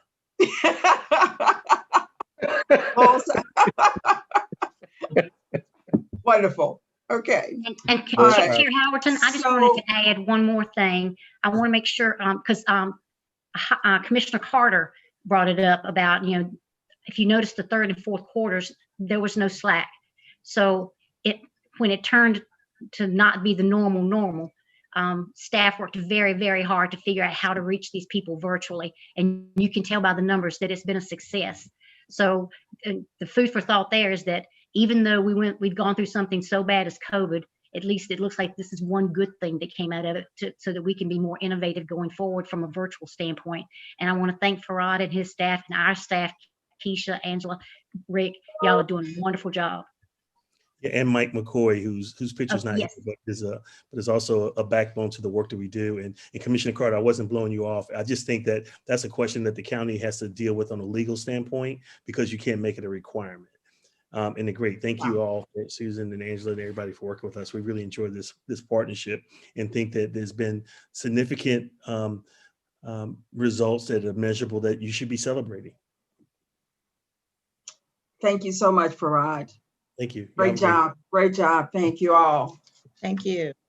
Chairman Howerton, let me just put one issue before you, and that is, at some point you all have been asked to actually vote on the agreement for the testing. So I just wanted to make sure that was a part of the agenda action form, that you all actually vote on that today. So you'll have to, if you decide to do that, you're going to have to go through the necessary steps, right? Okay, we'll go back to that before we end the meeting today, since we're at this point. So our next item is 0004, update and approval of nonprofit requests for proposals, process, and final selections and budget amendment. Allocating related funding, I didn't read all the numbers, to funding for $284,665 to appropriate to appropriate departments. This is the manager says board to hear an update on and approve the FY 2021 nonprofit agenda, funding process, and final selections. So this item is for a 30-minute discussion. This is a meaty item, board members. So govern yourself accordingly if you want to get through this in 30 minutes. I don't know how you're going to do that, but that's what has been allocated for the item. And it is 12:37. So the resource persons are Keith Lane, Claudia Hager on this item, and Drew Commons. Chair Howerton, this is Keith Lane. Thank you very much for the opportunity. Claudia, feel free to step in if you want. If not, since Chair Howerton runs such a tight ship time-wise, I'm going to get started and try to get through this relatively quickly. This presentation is going to cover 3 areas: a very quick review of the nonprofit process revisions that have been made. Those revisions are explained in more detail in an executive summary document that's an attachment to this item. Second thing that this presentation is going to go over are the key principles for the nonprofit selections that have been made as part of this revised process. And that information, the RFP process, can be better explained and is in more detail in another attached document named RFP Outline Narrative Process. And then finally, we're going to go over the selected nonprofits by the 4 target areas. And the detail on those selected nonprofits can be seen also in an attached document named Selected Nonprofit Detail.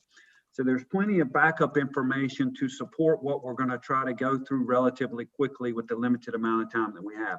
The key thing to note is that this nonprofit process extends for 1.5 years.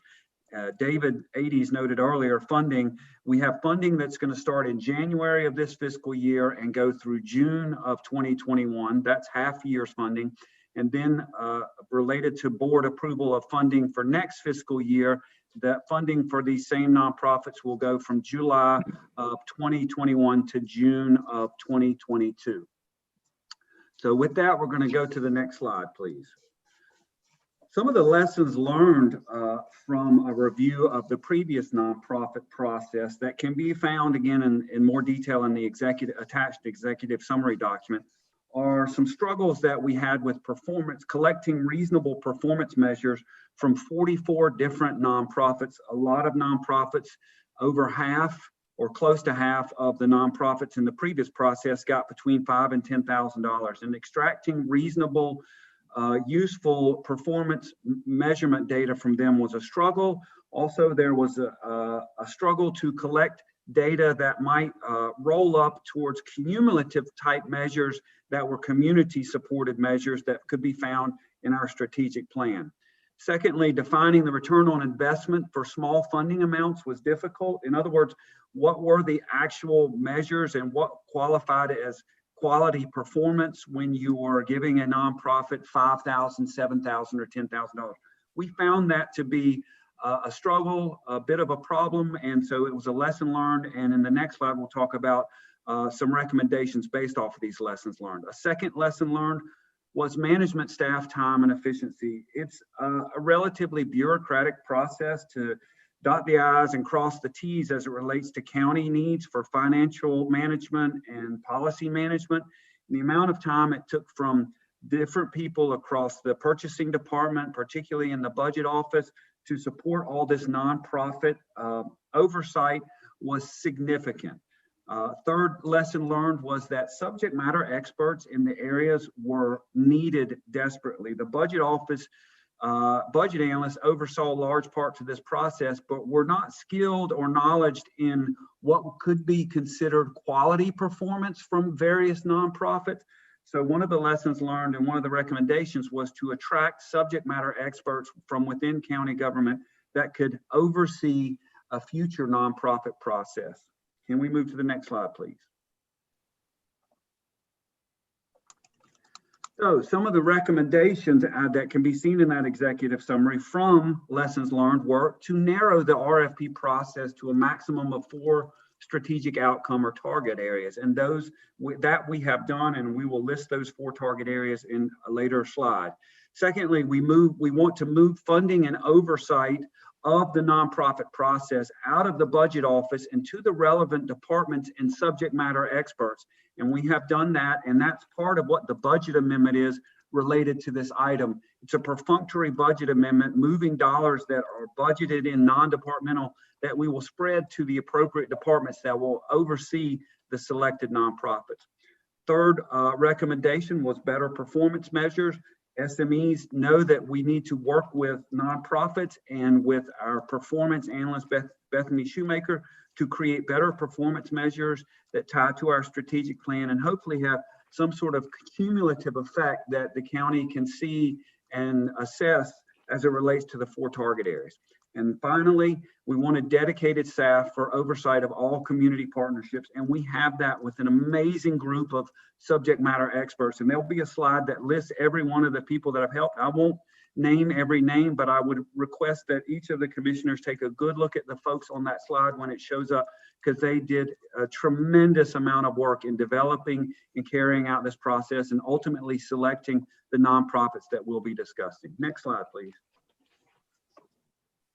So the timeline of the next steps, the key thing that the commissioners need to focus on now is December 2020, the nonprofit selection was finalized by the subject matter experts, and those recommendations are what's coming to the board right now in January. The hope is that the board will receive this information today and then vote on agreement of these selections and the budget amendment at the next regular session, so we can start just distributing funds to the selected nonprofits. But this is a process overall that's been developing since September of 2020, but the revision of the nonprofit process started way back in 2019. Next slide, please.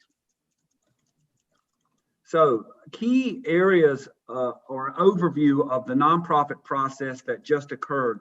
One of the key concepts of the request for proposals that were sent out was that we were requesting that all nonprofits, regardless of the 4 target areas, focus on direct COVID-19 pandemic relief.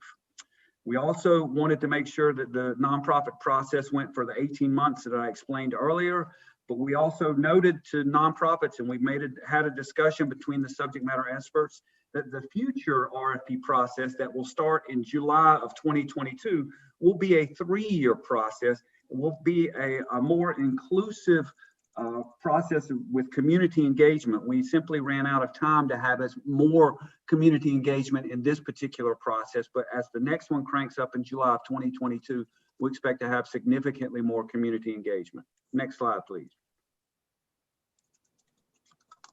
So with the COVID-19 impact as the #1 priority, there were some guiding principles in the RFP that each nonprofit was supposed to try to support. And I'm trying to get to a slide where I have the definitions of equity, systems thinking, capacity building, community engagement, and collaboration. But for some reason, I can't get to my definitions of those words, but they are in the RFP narrative. So you feel free to look in that document to get a better definition of that. Equity was the main principle, and that's talking about dealing with populations that normally haven't been supported in past processes in a number of ways. Systems thinking in general was about how could this nonprofit improve the overall larger systems that create the problem and also create the solutions.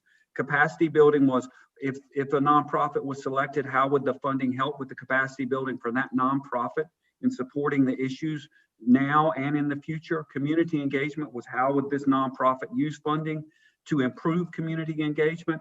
And there was also a request to see how, if a nonprofit was funding, they would collaborate with other actors in this area to support the issues.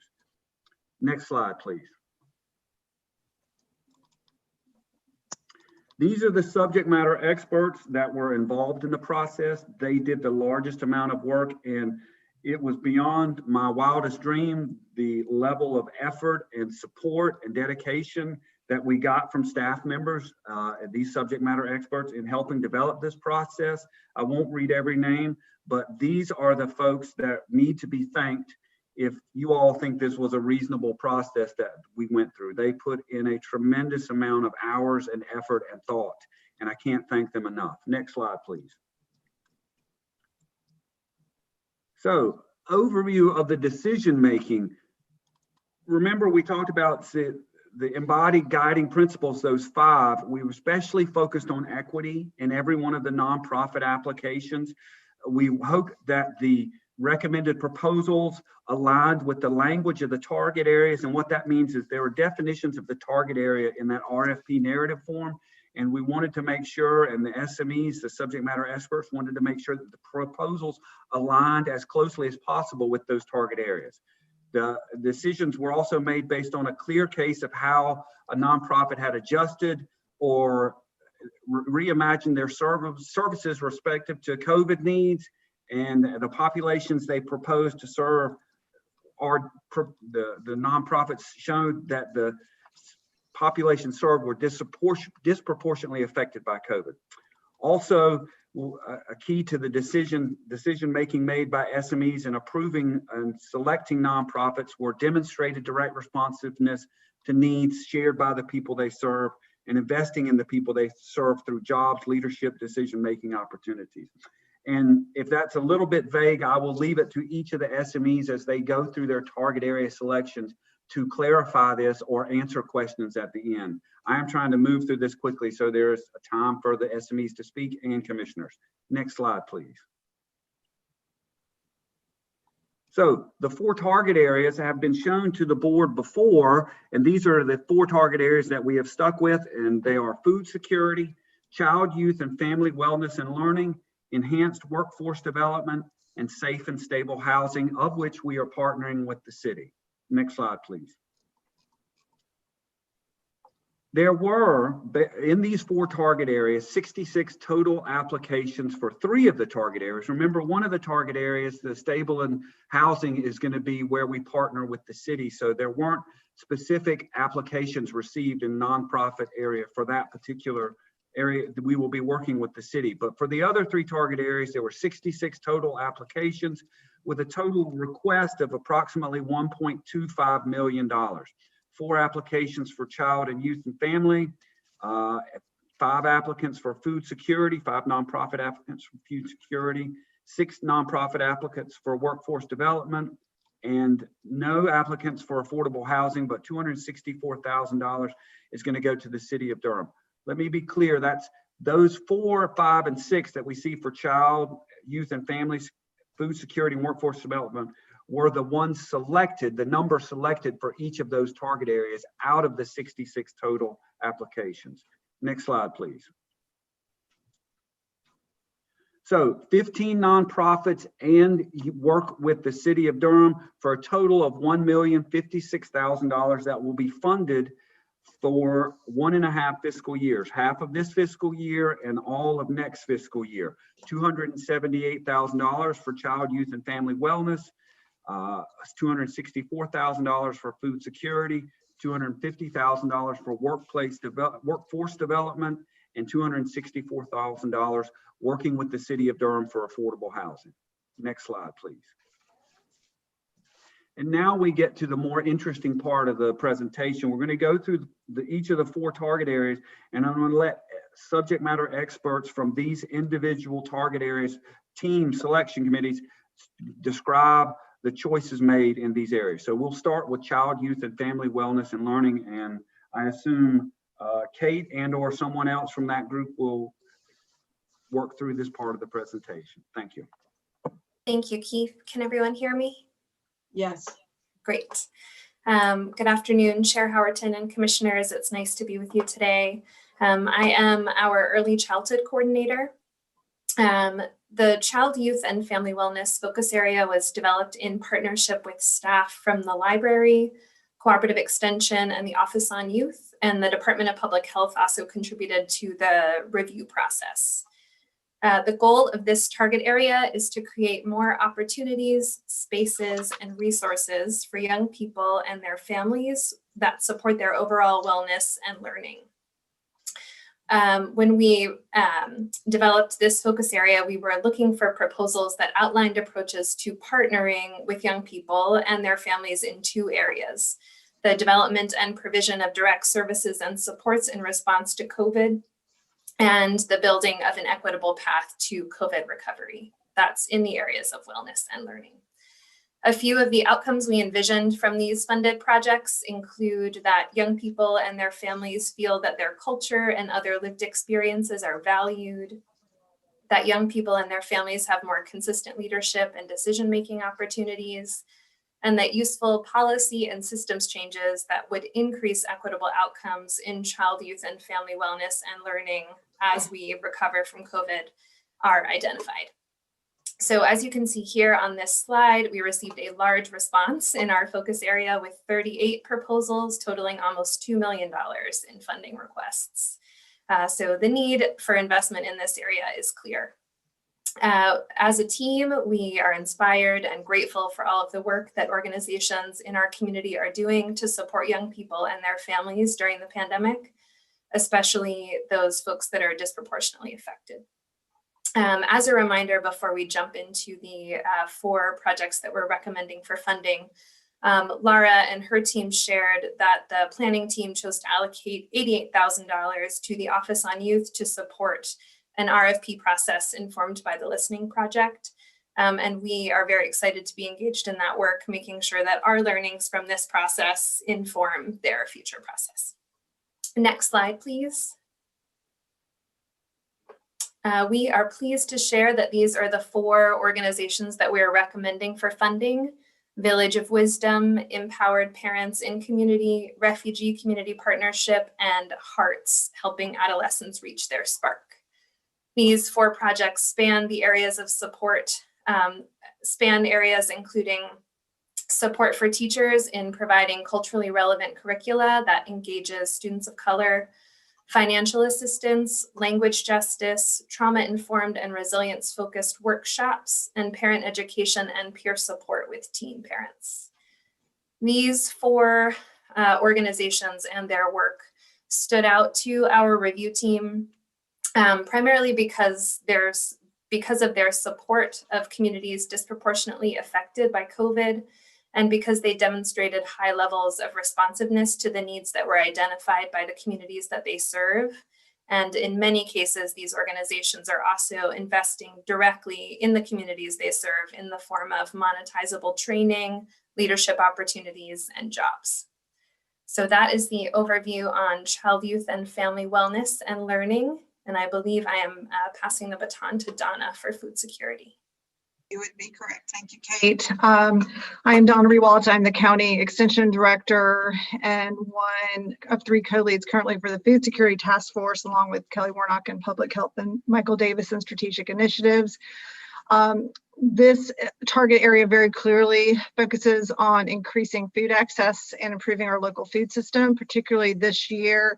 The nonprofits who applied very much embraced COVID related initiatives, but also did address the issues of equity that we were asking them to address.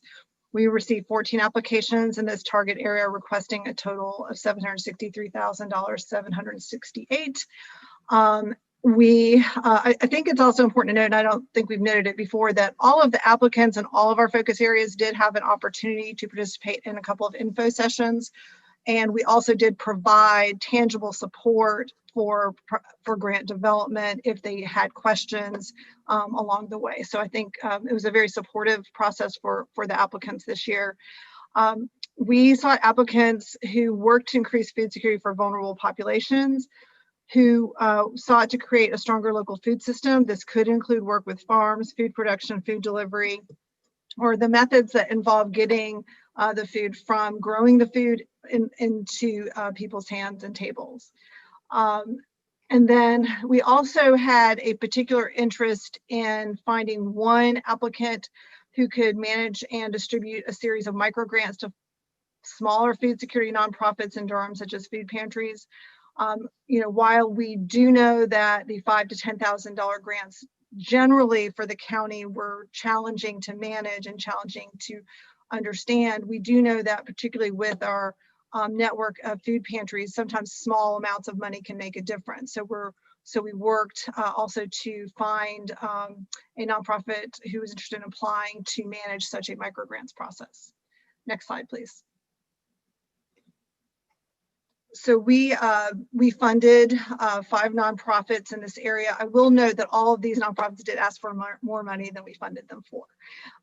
These include organizations in a variety of geographic locations that are providing direct feeding support, as well as one that is providing micro grants. So I won't go through all of the details for all of them. So Believers United for Progress, working largely in the Hayti area, communities in partnership, working with Black and Brown people in Old East Durham, and that project in particular focuses on some of our issues surrounding systems change and equity. Durham Congregations in Action was our selected recipient to administer a microgrants program to our Durham food pantries and other nonprofit applicants that will be rolling out this spring.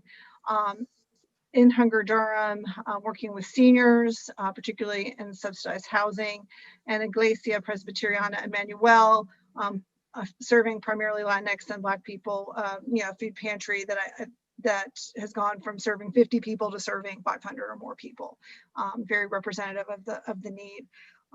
So we have found that the need with COVID has continued, and we are very excited to work with these nonprofits and developing measures as well over time that also represent movement on some of the core issues and not just in providing food.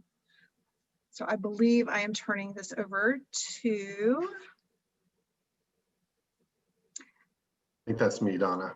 There you go. All right, thank you, Donna. Andy Miracle, Durham County Economic Development Officer. So just to very quickly give you the highlights of the Workforce Development RFP. The opportunity that we're looking at is, while many industries within Durham have been impacted by COVID, we have a number that are thriving and growing. So how do we take advantage of this opportunity and connecting citizens in low wage, low growth industries to thriving industries where they can really establish a career? So after conferring with a number of internal and external workforce development stakeholders and partners to craft the RFP and articulating our desired outcomes, this is what we came up with.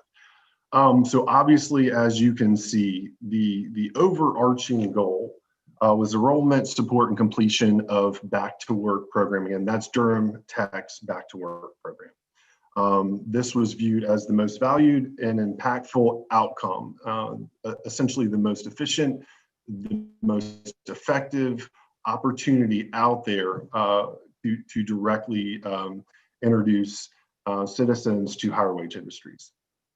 And if anyone is not familiar, back to work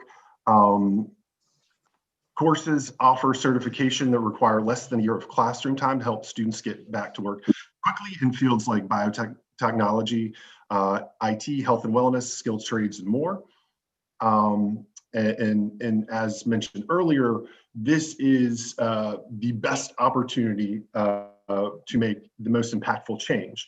But at the same time, we recognize that there may be broader services and supports needed in addition to simply enrolling and supporting people in back to work. And so, for example, when we look at possible outcomes, we value the attainment of high school equivalency, which is a requirement for enrollment into back to work. As well as work-based learning opportunities such as on-the-job training, apprenticeship, and internship placement. While they have been impacted during the COVID period, these are very valuable experiences and ones that we expect to improve over the course of 18 months that this funding is running. Enrollment and completion, and not only Durham Tech's back to work, but also NC Works recognized programming. There are some certifications that exist outside of what Durham Tech offers that are of high value as well. And lastly, provision of support services for program participants. So this is a number of potential supports from employment coaching to actual supports, some of which are addressed within some of the funded nonprofits. So if we can go to the next slide. So as you can see there, all of these organizations represent some continuum of the desired goals that we were looking to achieve. Just to quickly define our target audience, because this is also important in how the funding decisions were made. We're looking for those whose employment has been impacted by COVID, those looking to transition into a better paying wage, a new career, those seeking assistance in overcoming barriers to career entry and progression, such as attaining high school equivalency or industry recognized credentials, and as well as residents who are justice involved and facing additional employment barriers.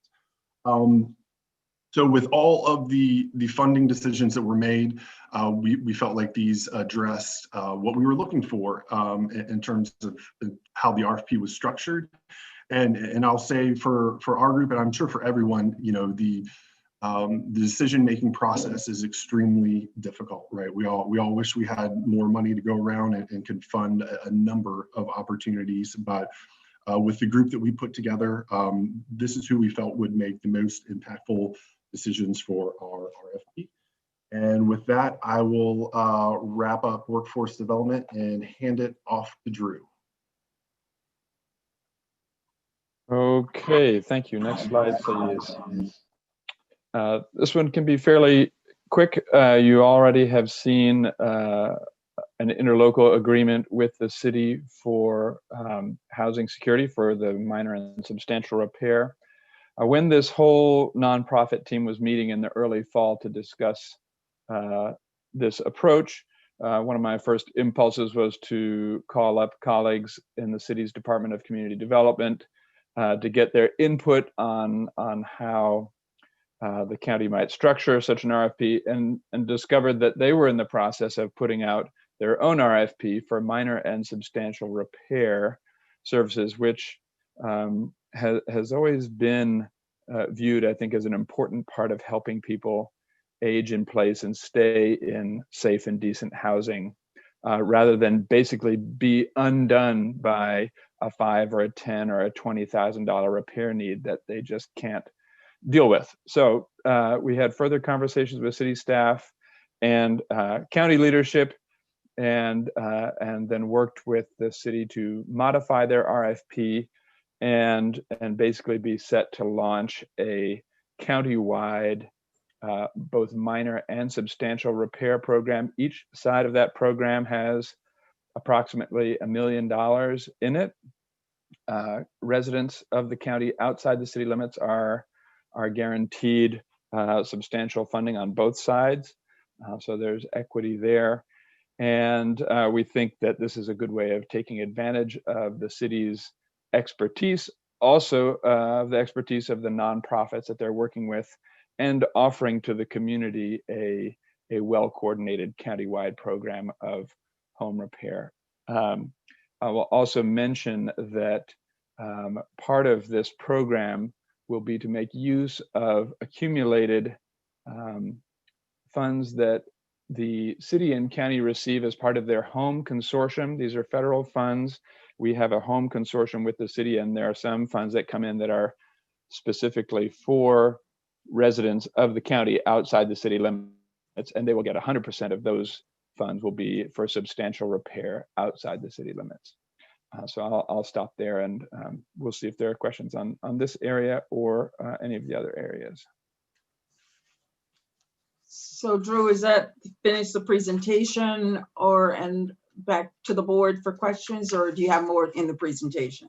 We have one more slide, Chair Howerton. It's the next steps, just to give you a quick overview of the next few steps. So can we get to the next slide, please? Thank you very much. Next steps, on the 11th, we will return to the board for basically approval of what you're hearing today of the selected nonprofits, contracts, and the budget amendment, moving the dollars accordingly.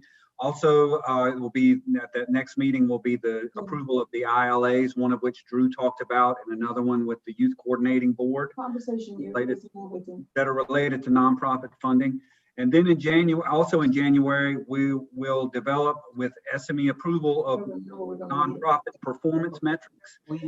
In June of 2021, the board will then potentially approve nonprofit funding of around $704,000, $705,000, or more or less, depending on board choices, for fiscal year 21-22.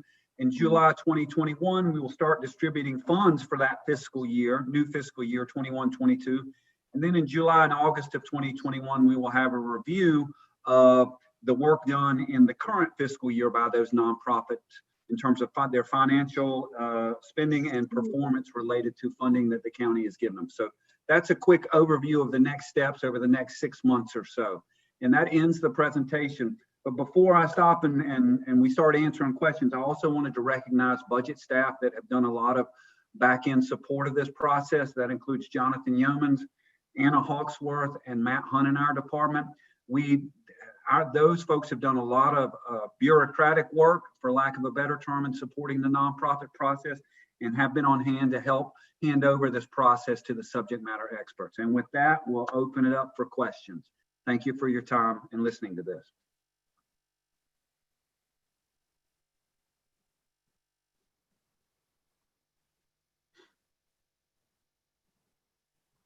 All right, thank you, Keith. I was muted, didn't know it. So thank you. This is some incredible work that you and the staff members have done. I mean, reading through all these documents, it took me a couple of hours to get through all of this. And then I had a lot of conversation with the county manager around it, just to understand all of the dynamics here. So it is a lot of information. So we will start with questions. Already we have passed, so we're gonna have to do something about time allotted for each item, because we are not getting through the items in the 20 minutes or so that's being allocated. So we'll have to look at that at our next agenda prep as to how much time we're giving the items. So, so board members, why don't we take another 10 minutes and for you to ask your questions. So if who wants to start? Commissioner Howerton, well, Chair Howerton, I mean, I can't speak for Commissioner Alon, but I do want to thank Keith as well as Dave and Drew. They did an awesome job of briefing us before this one. So I really don't have any questions because they allowed us to ask them on last week. I think because they knew that this was not something that could be done in brevity. So Claudia as well was on that call, and I've kicked and screamed, I think, for 2 years about making sure that this process had more measurable deliverables. And while I recognize it was not purposeful, I just hate that I didn't get to be in on the process. And I hate I got to be a year and a half into my term to change some of the target areas. So the other thing I will say, I will be watching closely, you know, since everybody else always wants to say what they support, I will be closely watching the funding that we have given to the city of Durham. As one of the only people on this call who has lived in public housing in Durham, I'm not confident in some of the things that have been done. So I want to make sure that our $264,000 is being used correctly. Offense might be taken, but you ain't laid in McDougal Terrace or Liberty like I have. And I just said what I said. So I look forward to seeing these nonprofits work, and I just thank you all for that work, because this is what I would want to see as opposed to 5,000 and 2,000. I will also point out, Donna brought it up. It was said on here that you all did do listening sessions and training. One of the big pushbacks that people often say about going through the grant process with the city or with the county is that it's cumbersome. As somebody who's written a lot of grants, both federally and from a federal level and a state level, I have to check my privilege at times, because when I see it, it to me does not look cumbersome. So what I want to do is make sure that we're all, you know, opening up our ears and that we're sitting down with folks so that when we do this next evolution, we have really sat down with them, gone over with them what it takes and how we can prepare them. And I don't want that preparation to start in 2022. I want to start getting people ready in 2021. So that's all I have. So Commissioner Burns, so I also come from public housing. I knew you were gonna say that. I said in Durham.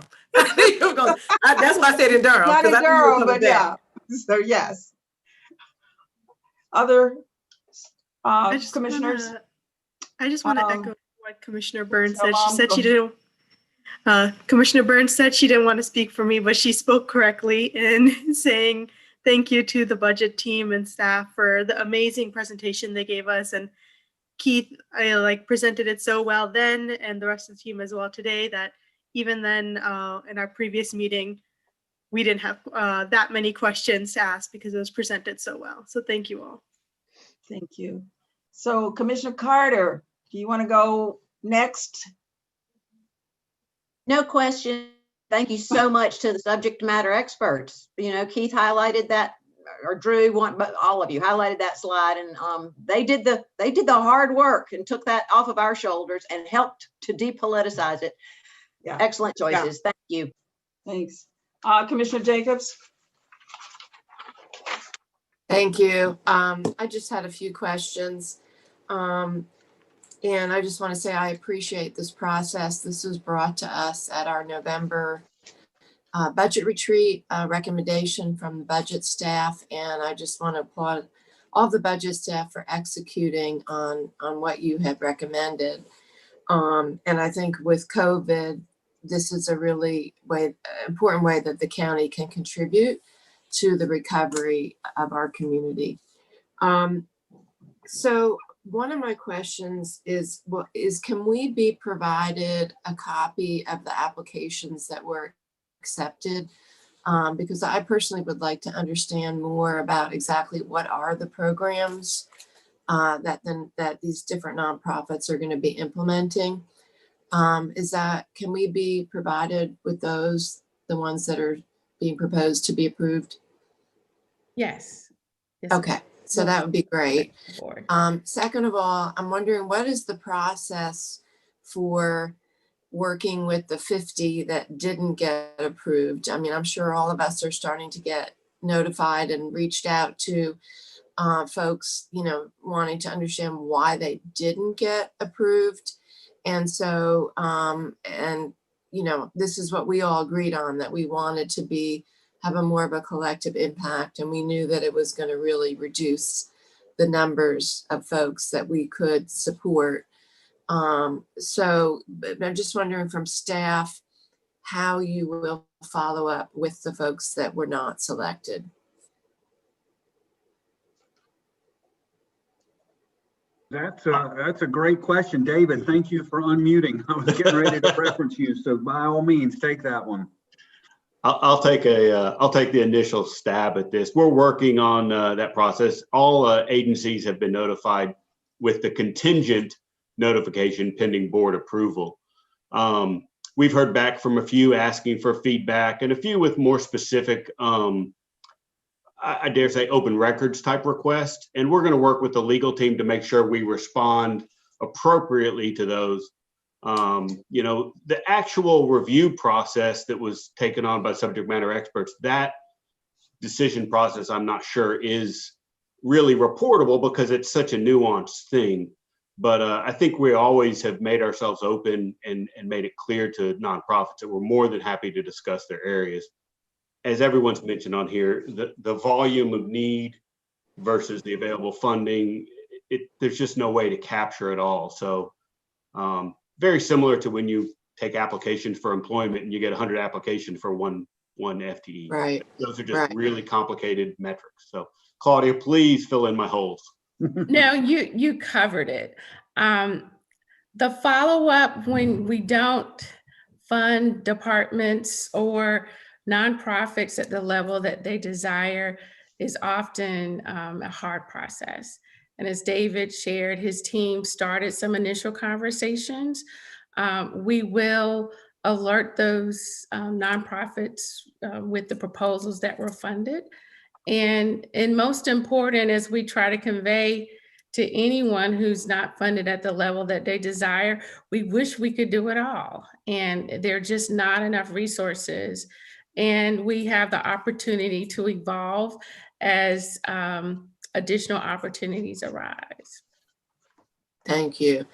And I just want to say, I think that I want to applaud all of you on the application itself, because I think the application had so much information in it about the process. And just to even highlight, Andy, I assume you had a hand in that, but the workforce development application portion was amazing because it's almost like a resource of what is available. It was a NC Works and Next Gen, and I mean the back to work, and it was just like it was really amazing. So, and I'm especially appreciative of the focus of us honing in on the Back to Work initiative. So anyway, thank you. And I look forward to reading the applications of the ones that were approved. Thank you. Commissioner Jacobs, thank you for Thank you. noting that. Oh, Yeah, thanks again to all your team and all the subject matter experts. Great job. And we'll stay tuned. All right. All right, we have another item, Commissioners. 0016, the Board County Commissioners update on the $15 per hour increase for DPS classified employees and budget amendment ordinance number 21BC 000064, appropriating $950,000 general fund balance supporting January 1, 2021 through June 30th, 21 implementation.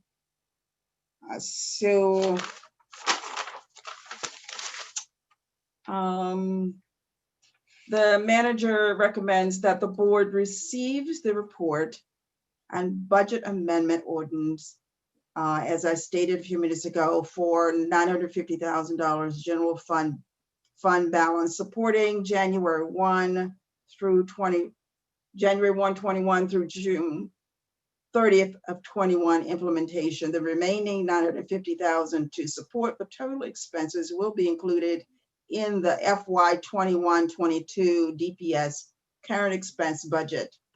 Based on the timing of the action, the adjustment will be included in the February payroll cycle for Durham Public Schools classified employees. And the staff person on this is Claudia. Yes. Here, and Keith Lang, several. Yes. Thank you. Good evening, good afternoon, Commissioners. I have real life going on behind in the background with school break. So if you hear some extra noise, my apologies. During the November 24th, 2020 board meeting, the board voted to support additional funding to increase the DPS classified workers' pay to $15 per hour. Staff was then charged to develop a financial strategy to make that directive come to fruition. There are several colleagues that will be resources on this item. We promise to go really fast. I'll give the overview, and then if you have questions, in addition to myself, Keith Lane, Susan Teasai, and Paula Shore is also on the call as well from DPS. As a reminder, the board included in your 2021 base budget funds to bring the average pay for classified workers up to $14 per hour. And part of the directive and the manager's recommendation at that time was to take a look at our ability to fund it further, as well as other budget issues in the fiscal year as we move forward. The board's November directive asked staff to evaluate the ability to fund it, looking at our CAFR for the county as well as Durham Public Schools, and then major expenses related to COVID, because there is some recognition that we're still having some fiscal responsibilities this current fiscal year. Based on those discussions, we're recommending that the board moves forward with funding the $15 an hour beginning January 1st through the 30th. And the remaining amount would be funded in next fiscal year's budget process. During the board's upcoming 24th board meeting, we would also come back to talk to the board about the overall fiscal outlook for the current fiscal year. The CAFR is not totally finalized, but we feel comfortable moving forward with this recommendation. By that date, though, on the 24th, We should have forwarded our CAFR to the LGC for their review. And at that time, we can also bring the board up to speed on suggested recommendations on how we handle some critical COVID-19 expenditures that have continued in the current fiscal year. And so those are my quick updates. We, again, didn't allow a lot of time, but can entertain questions at this time. Thank you, Claudia. So questions from commissioners. Commissioner Carter. Thank you, Madam Chair, and thanks so much to staff for getting this critically important issue back to us in January. Really appreciate that. And I appreciate your proposal. However, I really would like for us to consider funding this retroactively back to the beginning of the year. So I assume that would mean instead of following the recommendation to take $950,000 from fund balance, it would be a $1.9 million from fund balance, and go ahead and make these 1,200, close to 1,200, people who are working with our children as bus drivers, cafeteria workers, and instructional assistants, and more, to make them whole this year. Now, no more waiting. I mean, that would be my proposal, honestly, is that we, as a board, just grapple with doing that. If this were a regular meeting, I'd make a motion, but I just can't understand why we wouldn't do it all now. I can't think of a valid reason for us not to go ahead and pay these people what they deserve. I mean, if nothing else, this could almost be considered a local COVID relief emergency effort, on our part. And we can be a leader too in the state by showing that these employees deserve to be paid $15 an hour. They deserve more than that. That's our baseline now for minimum subsistence. And around the state, we'll be pushing, on other counties to fund this until the state actually steps up and takes its responsibility and funds this, which hopefully will happen sooner than later. But in the meantime, I feel like this is the most fundamental way we can attack economic inequity, is, putting money in people's pockets by paying a fair wage. And I want us to do it for the whole year.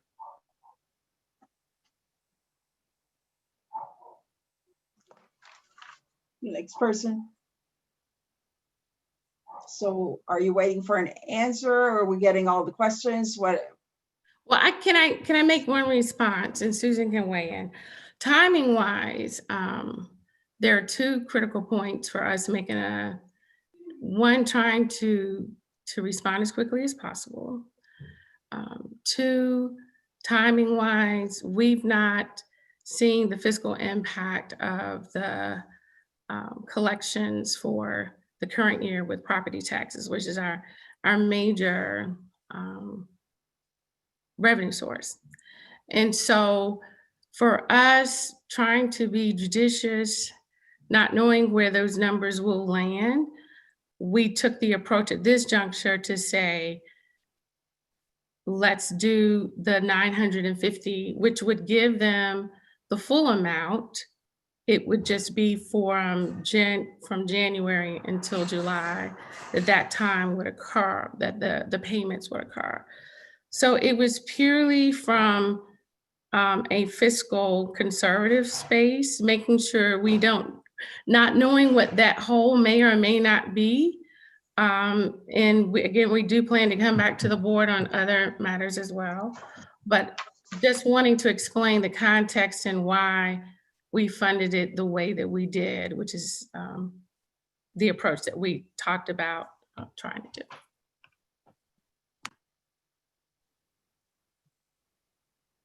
I just believe that we have, capacity within our fund balance to take on what to me is an emergency. If public employees aren't making the bare minimum it takes to survive in Durham, it's an emergency, and we can address it now. We're going to have to address it in 6 months anyway. This is a recurring cost, and I think we can go ahead and do it now. I want us to do it now. I understand, and but I have to concede that I agree with Claudia. And in November 24th, we really weren't sure where we were going to be now. So the consensus of the board and the direction we received at that time was to look at retro to January 1, if it was doable for the next 6 months. And then naturally it will be a funding source for every fiscal year going forward. So from that standpoint, you know, I recommend that we follow the plan, but that's just my recommendation.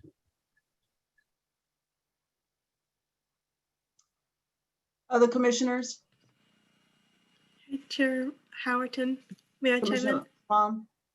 Yeah, I want to echo the sentiments of Commissioner Carter. I agree with her that I think there is a great need for supporting our classified staff of DPS, and it's really important to look at, you know, and I think it's great that we're taking the steps to start funding this to be from now until the end of this semester, of the end of this school year. But these are classified staff who have been working through the past for that last semester of COVID, that they didn't have this relief and that support when we're already at a stage where $15, quite frankly, isn't even a livable wage in Durham County anymore. And the cost of living continues to increase. And I think to reach it to $15 and making it retroactive for the past beginning of the school year is really important. And I would like to see that discussed further and researched. I had a quick question. So, oh, go ahead. Go ahead. I'm sorry. I'm sorry. So explain from the way I'm reading this, and Susan or Claudia, you can tell me if I'm reading it wrong.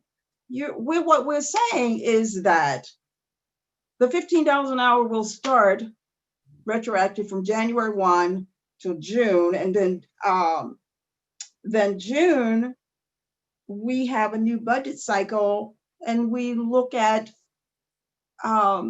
continuation at that point. Am I missing that or something? Am I missing something here? No, you're correct. We're saying that the pay would start in January. The request is, the counter request is for it to start in July, which would mean it would be 1.7 million versus the 950,000. So it starts in January, and then the budget cycle will start again in July. It starts again. Well, I just want to make sure that I'm understanding, because otherwise I don't see what's the issue. If I may clarify, like what I believe myself and Commissioner Carter were saying is that currently what's proposed is that it would be retroactive to January 1st of 2021. What we're recommending and requesting is that it be retroactive to the beginning of the school year of 2020. That's not the conversation that we had. That's not what when we had the conversation at our board meeting before December. That's not what we said. We said retroactive January 1. I hear you, Commissioner Howerton, but like this discussion always has gone for about a year and a half, things just pop up in the middle of the meeting, and that's not to take a knock at anybody. Commissioner Carter, I really want you to see, I heard everything you said, and I agree with you wholeheartedly. That being said, I know we can't go over to, I've never been so disgusted about a conversation in my life outside of this one. And Madam Chair, just 2 seconds. They deserve $15. Nobody here is saying that. Absolutely. I would love it. Nobody Absolutely. here is saying that nobody deserves $15. I'm happy that Commissioner Carter said capacity, because when we sit here and we talk about capacity, we also have to talk about the school board's capacity and the fact that every year they don't use all of their money. And I would have loved, again, I wasn't here for those conversations. I would have loved to see them go 50-50 with us on this. Every time I look, there's a public interest group, or there's a colleague, a current, I'm not gonna say a county commissioner, I would say a colleague of mine who, once this conversation is had, there's an attack on the county manager or Claudia or somebody else, or somebody goes to social media and wants to equate the death of George Floyd to $15 an hour and Black women in Durham, and we want to use them as hitching posts, and we want to use them as crutches and poster children for these causes, when at the end of the day, our bus drivers are our first line of defense when our children are sick, when administration needs to know that something is going wrong at home. And I sit here today as a county commissioner, as the daughter of a bus driver who made it into the classroom and retired in administration. So my question for Claudia, and even for anybody else that's on the call, we're sitting here talking about making sure that individuals get access to funding for lunchrooms that might have not been open, for school buses that might have not gone up and down streets. And I know that that's the insensitive thing to say, but Claudia and the rest of the staff, they are charged with one thing and one thing only. That's advising us. There's not one of the 5 of us who have gone out publicly and said that we would not vote for the Fight for 15. On this issue, I would like for us to at least start to look at more comprehensive ways to get what we need to get. These public interest groups, as well as some of the people on this phone, say that they've been fighting for 15 for 2.5 years. So that's pre-COVID. Pre-COVID, we could have said as a county commission, let's do 50% of this, and let's let the school board, who each year, at some years, had been losing some public school students, and that allocation of leftover funding could have been utilized as opposed for pet projects for these folks. So again, Commissioner Carter, I hear you. Nobody here, I don't think, no, I know does not want to do this. I know what's gonna happen today. I know what's gonna happen with DAE and with some of these other groups. The individuals who work very hard in this office are gonna be attacked about the advice that they gave today, and nobody except for maybe me is going to defend them when all they did was do their job and give advice. So I'm pretty sure that we're going to have a vote on this at some point, whether we retroactively go back to August, whether we start at January. I want from this moment forward for bus drivers and school personnel to stop being political chess pieces for agendas with this county commission and with folks who purport to support people who look like me, but in no way has fought for 2.5 years to get them to the 15 that they swear up and down they're fighting for. And so I hear you, but we could have done this 1,000,000 times over, and many deals were made before Ned and I got here. And I just hate that we're at this point now trying to figure out, are we gonna do it in January or August, because it's the people who are suffering. So that's all I got to say about that, Madam Chair. Well, thank you, Commissioner Burns. You said it very well. And if we go back and look at the minutes, because I pulled the minutes and I looked at the minutes over the weekend when Monica, and what we said was retroactive from January 1 of 2021. We did not say we were going to go back into to 2020. So that was the motion. Not exactly. So that's why I'm confused as to why, and I think you and Ellen made the motion. Ellen mentioned retroactive to January. I made the motion and have always intended for it to be from the beginning of the year, just in the same way that I couldn't have support the budget this year because it didn't include funding for the whole year. So for me, I've not ever changed my stance on this. And I just maintain my position for the reasons I said. So the direction to staff was to make it was January 1.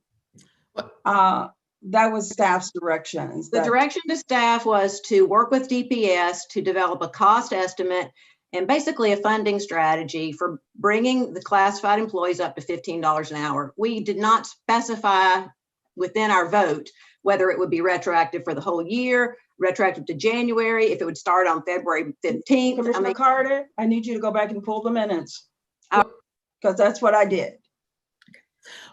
From a staff perspective, we looked at the most generous place that we felt comfortable we could move forward with, and when DPS staff, when Paul and Alex and Keith, David and myself talked, we talked about different scenarios. Ideally, DPS staff desires for it to start in August. from county staff perspective, we came from the place of what's in front of us, which is that we're about to sell bonds in February. We need to have the strongest financial position, meaning we need to have a strong, solid fund reserve, which we do. There are two elements that cause pause is that one, we're not sure what the rest of the fiscal year looks like from a revenue projection perspective. We will know this month a lot of that information, and that's why we said, okay, we can comfortably do 6 months.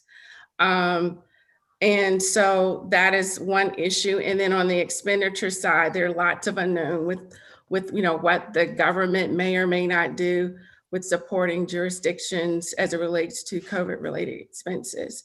So the question becomes, in looking at appropriating fund reserves, which approach and strategy will we use? And what we tried to do was the approaches we've tried to share with the board of just being conservative and making sure that we are prepared for all scenarios. And we know as we move forward with the review of our operations with the rating agencies, which will happen next month, with organizations across the country having additional scrutiny, we are again just trying to be as solid as possible, because not only will they look at what's your year-end CAFR number, they will want to know, well, what is your projected number as well? And so we take all of these factors into consideration in how we look at these issues. So just wanted to give additional insight. Madam Chairman, let me just sort of weigh in here and just say one thing for the full board's benefit. And Claudia said it in a rather sort of smooth and courteous way, but I'll just, give it to you real plain. As recent as a few months back, when we started to have these conversations around hazard pay, believe it or not, in going forward and trying to get this next round of debt issued, there were some very difficult questions we had to answer to as a direct result of that set of conversations. And so the need for us to proceed with caution is in fact very real. You can call it being conservative or what you want, but at the end of the day, we have to do the work this way in order to make sure that we protect the financial interest and the solvency of the organization, and that we maintain the confidence of the local government commission and the rating agencies and bond counsel as we do so. And so, as it's been pointed out, we believe that we were taking the exact directive that the old board had given us, which was effectively that this would start in the month of January. And I did not go back and double check the minutes myself, but we're happy to do that. But if the chairman says that she's done that already, then we were basically operating off the directive that we were in fact given. So I wanted to be very clear about that. The other thing that I also need to iterate as well, early on during the course of these conversations, while it is important for us to have our annual audit completed, which we hope to move forward with and bring those results to the board, we also said in light of the COVID environment that we were in, and given our ability to sort of have some fund balance reserves grow as a result of what we reported to you earlier, a lot of that came as a result, again, of the strategies that we put in place at the beginning of the fiscal year to make sure that we were in fact sound. The school has an audit as well. And what we agreed to was to get a copy of the school's audit too, so that we could understand where they landed at year end also. And so, these are processes that we must go through in order to make sure that we're dotting all of our I's and crossing all of our T's. And again, sending the right messages to all of those who review us, who approve our debt.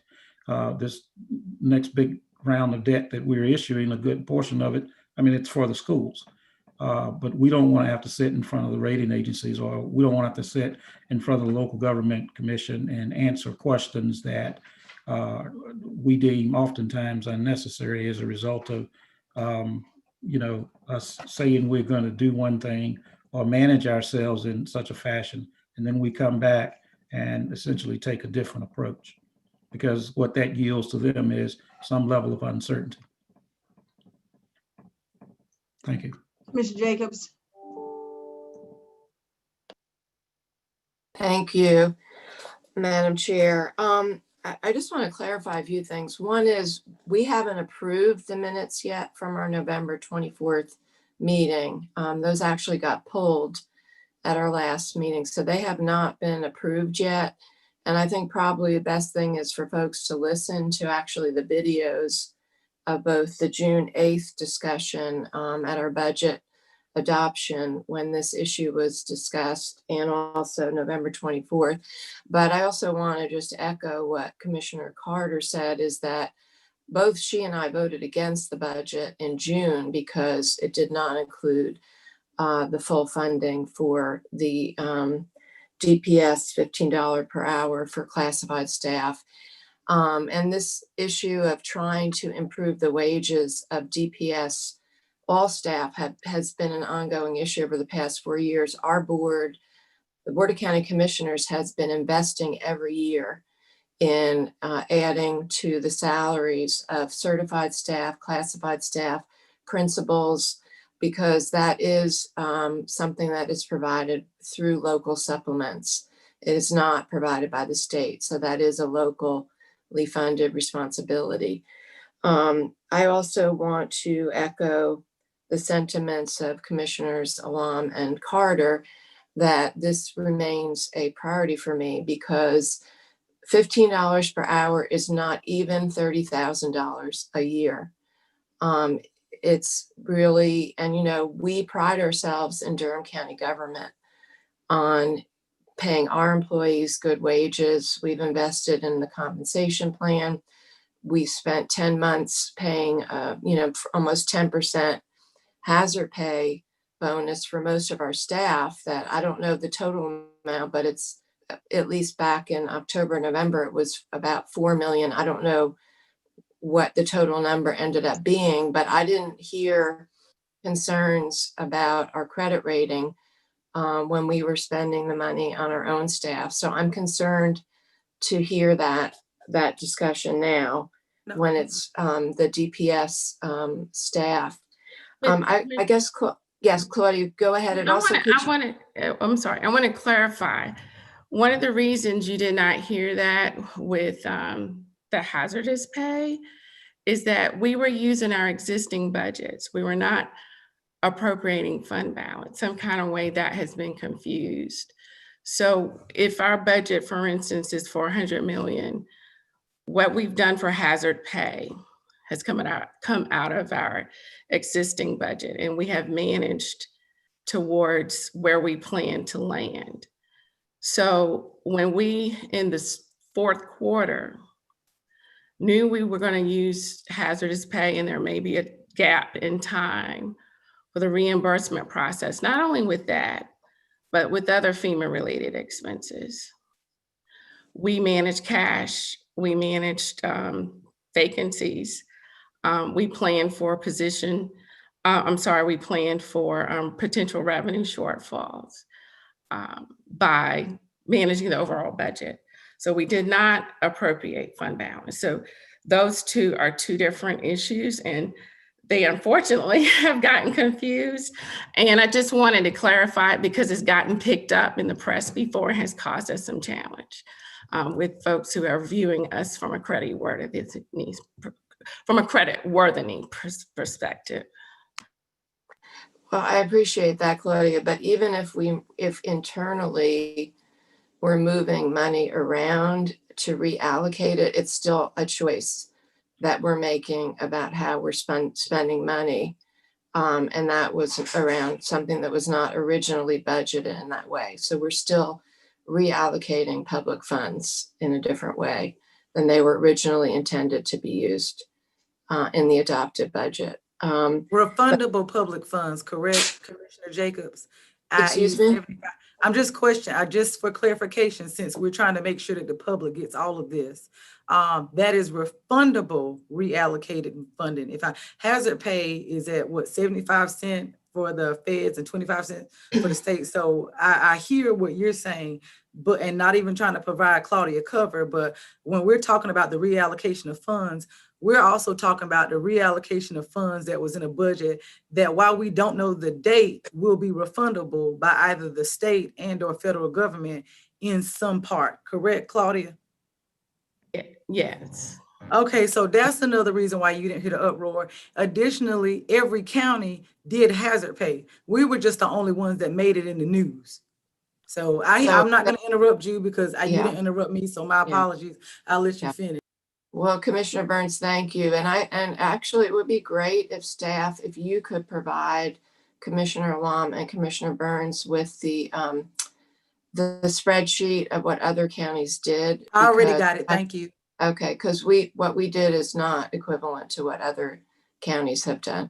But anyway, so I think what would also be helpful is if you could remind us, Claudia, you told us at one point that we did get an additional fund balance for FY 1920, or maybe it was Susan that you told us at a previous meeting. Yes, we did. What is that amount that we had not planned on? Well, let me clarify. It was close to 8.9 million, and Susan can clarify, but that goes back to my original comments. We managed towards that number from the standpoint that we controlled spending and we did other things to make sure that we would land at a certain place. But our fund reserves did grow, which is a great thing. So we're in a solid position. We are just, all we're saying, timing wise, that's all we're saying, is that the board wanted something as soon as possible right now, from a staff perspective, was to fund from January to June, 6 months, because we know there are lots of items that the board desires us to address that's related to COVID-19. And so, but even with, and again, going back to the hazardous pay or the differential pay, even during that period, we did grow our reserves. But Susan, you can clarify my comments if I was off space. No, you're fine. I have to reiterate that the CAFR right now is still draft format because the auditors have not finished their audit. So while I can attest to the numbers and I can attest to the fact that I don't think they would change significantly if they were to change, but I have to give that caveat out there because they are not final yet. But based on what they are in draft format as of this point in time, the general fund did grow 8.9 million. Now, the expenditures they came in at like 93.8 something % of budget. In the previous year, FY19, pre-COVID, we were at 93.4. So the expenditure side did go up and probably did go up as a result of COVID. And that's primarily because we froze positions, vacant positions after COVID. And so then you looked at the revenue.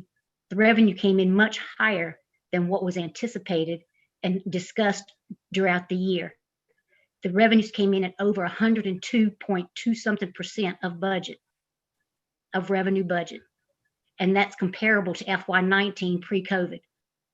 Taxes, which includes your sales taxes, your ad valorem, they came in at over 7.2 million to budget.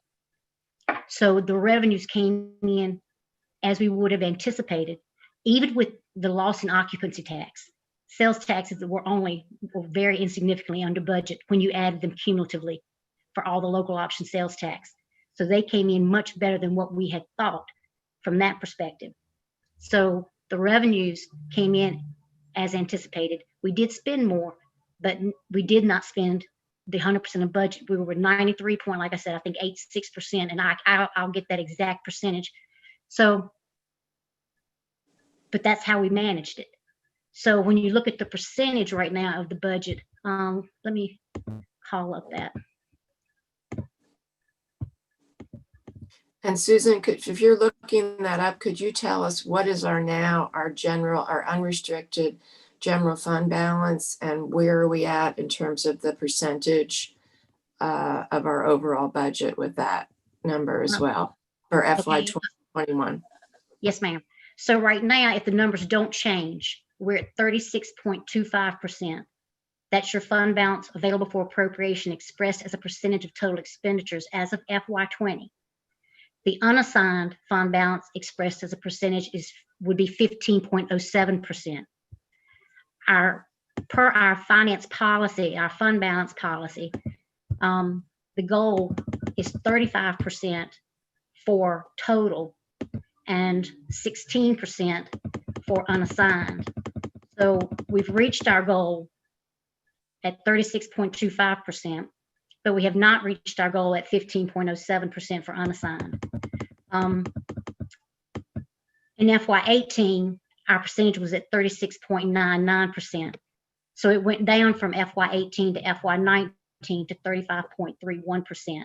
But we managed that way because we don't want to have an excessive fund balance. We don't want to pad our fund balance. So while the revenues are still coming in over 100%, we were managing our expenditures to stay within our realm. And then, like I said, a slight increase between FY20 and FY19 percentage-wise. So while we increased our budget, we, at the same time, increased our expenditures. So does that include the 8.9 million, Susan? Yes. Does that, okay. And what's the total amount of the unassigned? The total amount of the unassigned, provided nothing changes, is about 74.4 million. I'm sorry, say that again. 74.4 million.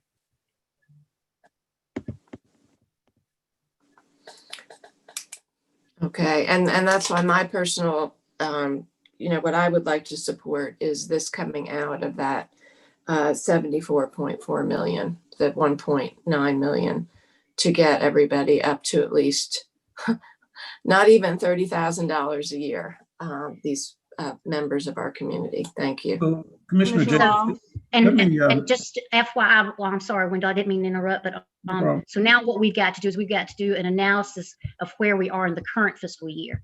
So we finished fiscally strong in FY20. We planned it that way with some of the restricted measures, knowing that we had to cover for COVID. That was the plan. The analysis supports that we adhere to our plan. Now I need to look at where we are now in the current fiscal year and where we think we're going to be, because I know the rating agencies are going to ask me for projected. So that's my next step. I'm sorry, go ahead, Wendell. So let me just say this, and Commissioner Lom, I see you and I'll get to you in a few minutes. For somebody that grew up on a penny and raised their children on 2 pennies, I absolutely support people making more than $15 an hour. $15 an hour is no money. What my concern is, commissioners, is that we have our finance people telling us and advising us, and we're telling them, we don't care what you say, do what we tell you to do around the finance. I'm perplexed that we asked them to do one thing, and now we're saying, no, that's not what we want. It doesn't matter what you say about our finances. We want you to do this. Of course, we want people to make $15 an hour. But what the instructions were, directions to staff, was to start at January 1. That's what they did. That's what they gave us. So I'm just really perplexed right now with this board and the way in which we are telling our staff to do stuff. I just don't understand what's happening here.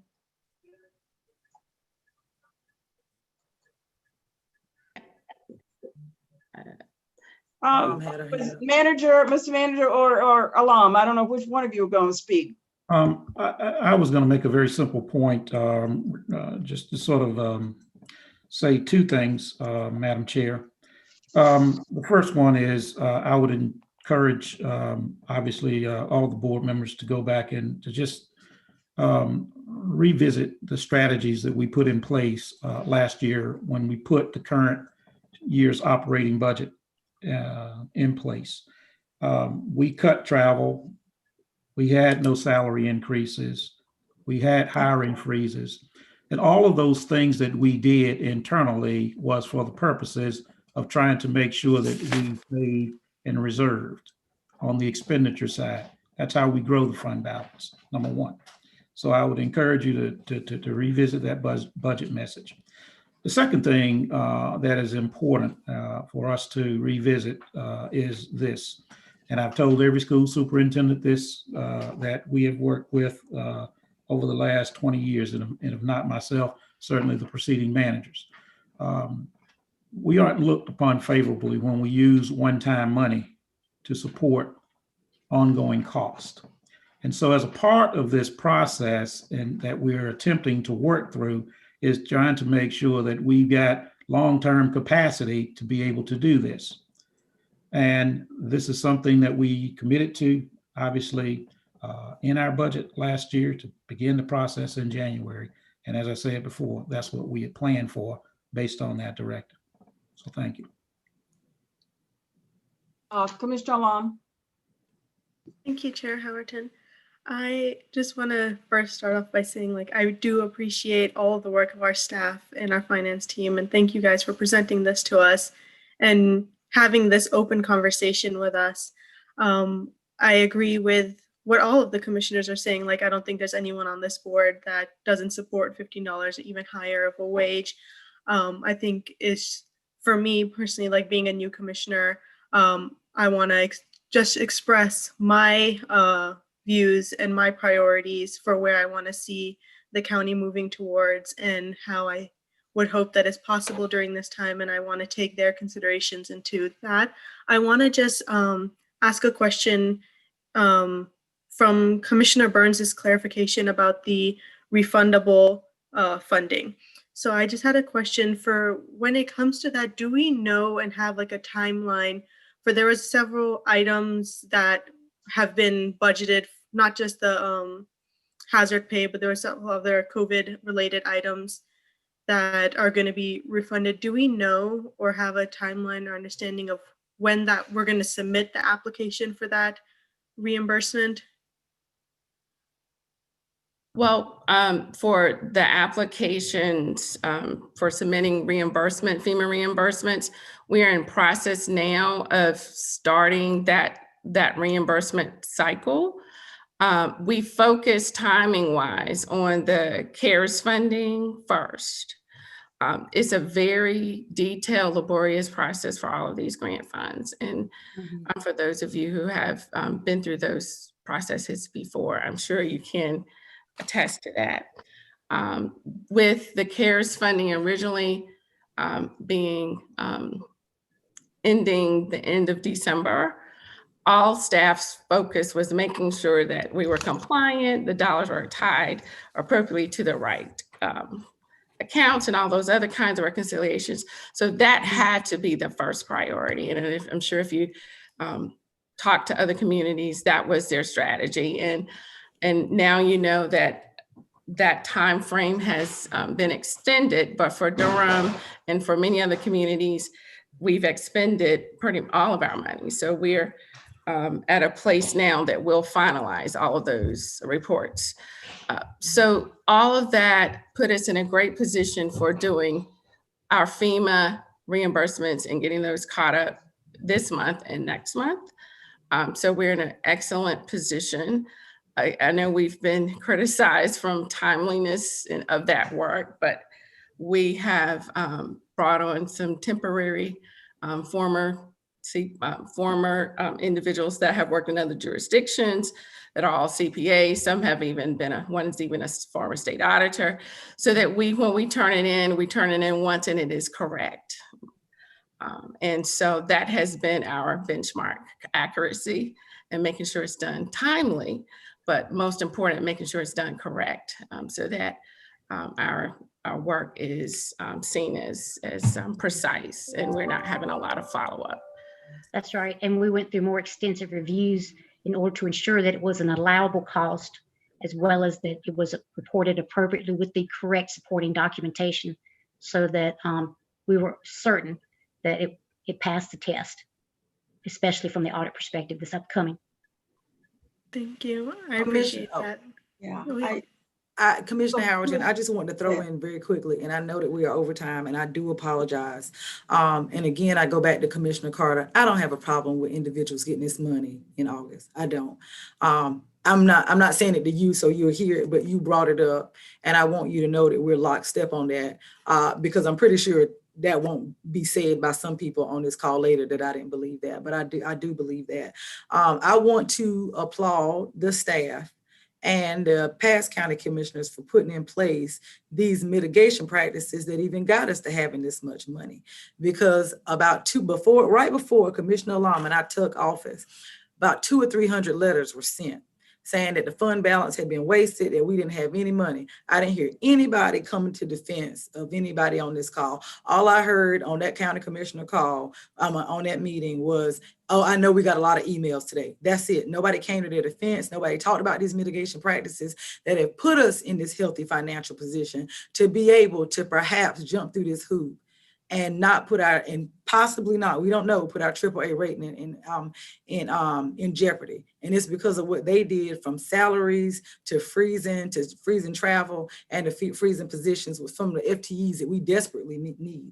My other issue is, back to Commissioner Howerton, she says she's perplexed. I'm not perplexed by political theater. I'm not. And that's not a shot at you. It's just a shot at this song and dance that's been going on for 6 months.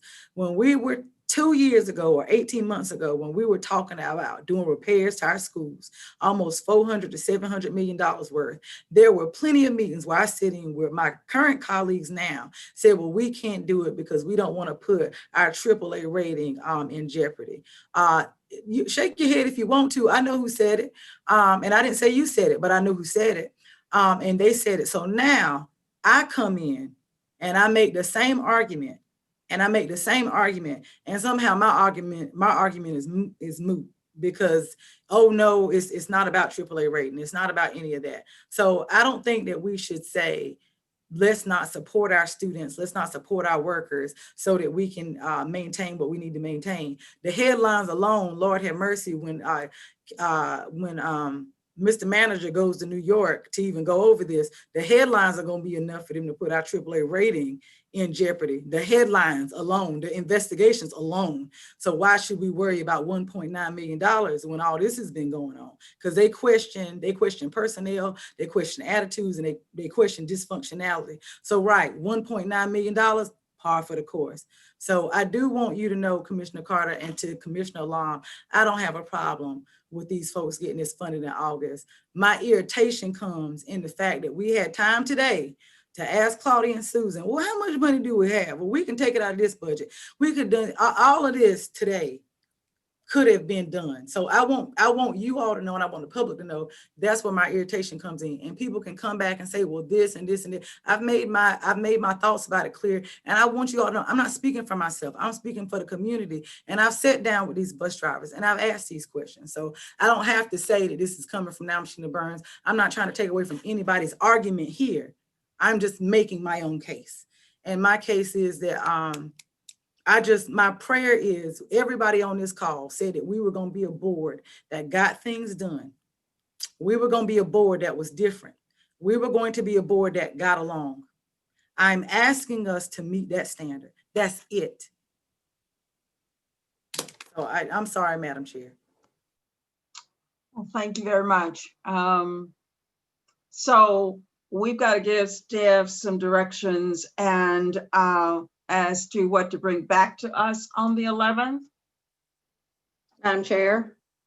Yes. I would offer up a possibility as far as direction goes. You know, I can't tell you how much I depend on Claudia and Susan's expert advice about finances. And I really appreciate the fact that they are fiscally conservative and provide cautionary words for us. You know, we need that from them.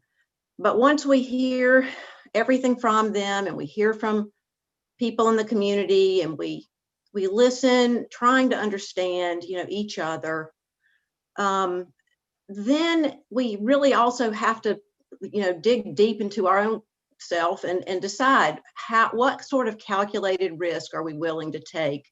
You know, is this an expenditure that we believe is top priority and is one that we're willing to take a calculated risk on regarding fund balance expenditure? And for me, it just is.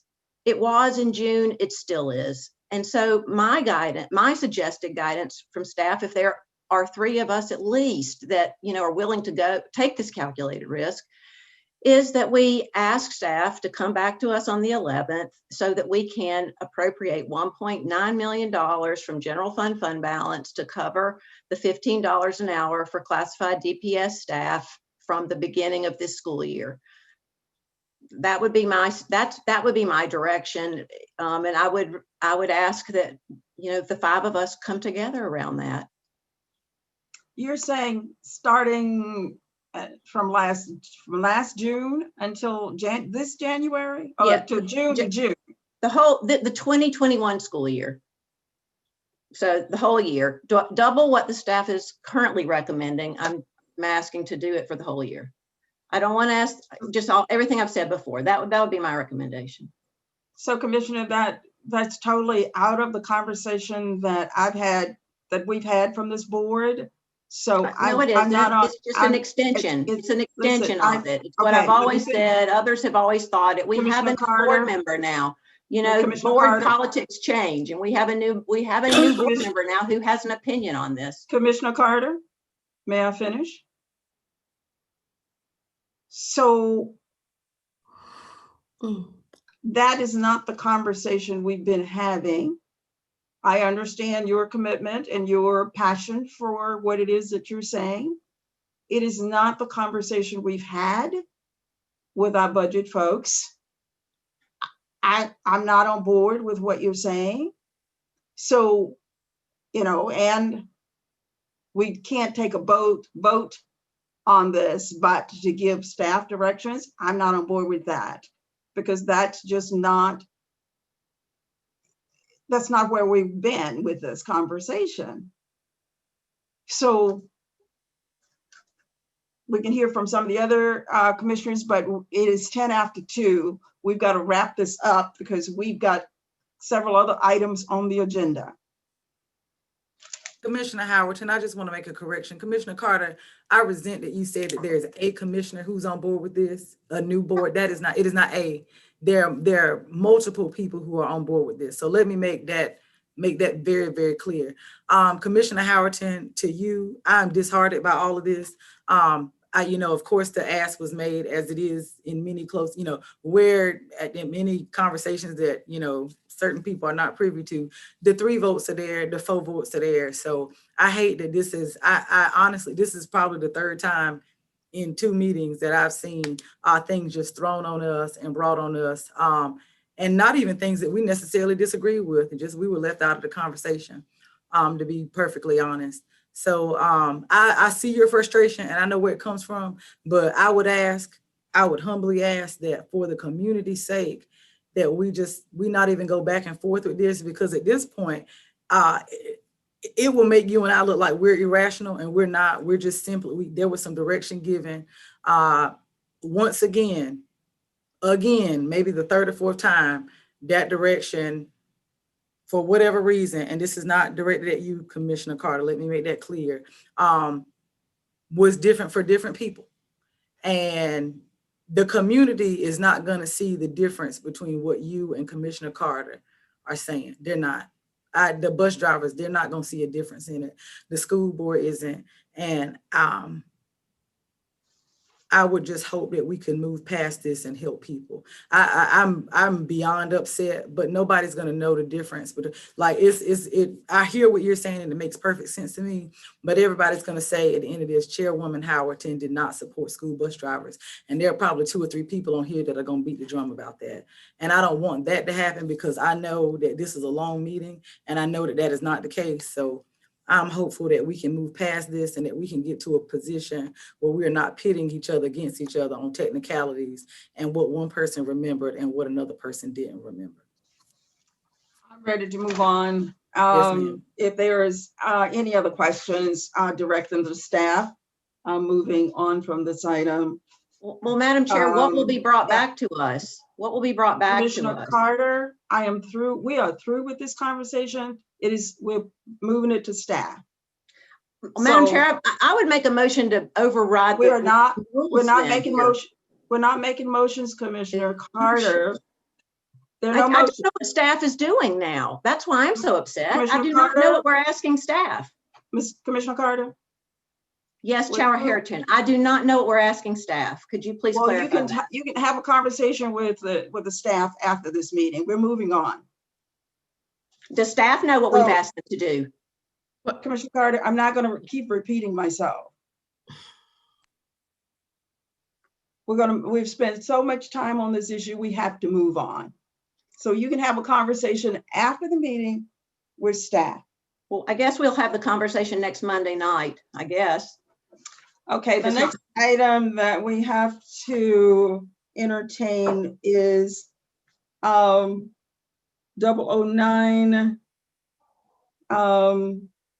the commissioner directives.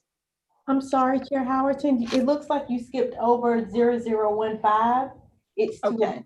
Voting delegate. All right, let's go to, where is that one? Skip over one. So I must have the old agenda up. It's the appointing the voting delegate. It's appointing the voting delegate for the North Carolina Association of County Commissioners Legislative Conference. Do you need a vote on that? Yes, ma'am. The board is requested to suspend the rules and vote to appoint Vice Chair Wendy Jacobs as the voting delegate and Chair Brenda Howerton as the voting alternate for the conference, which is held virtually on January 14th through the 15th. So can we get a motion to suspend the rules? Make a motion that we suspend the rules. Second. All in favor? I need Commissioner Alam? Aye, yes. Commissioner Jacobs? Commissioner Jacobs? Aye. Commissioner Carter? Aye. And I'm an aye. Passes 5-0. Did I miss you, Commissioner Burns? It's okay. I said aye. I'm here. Good.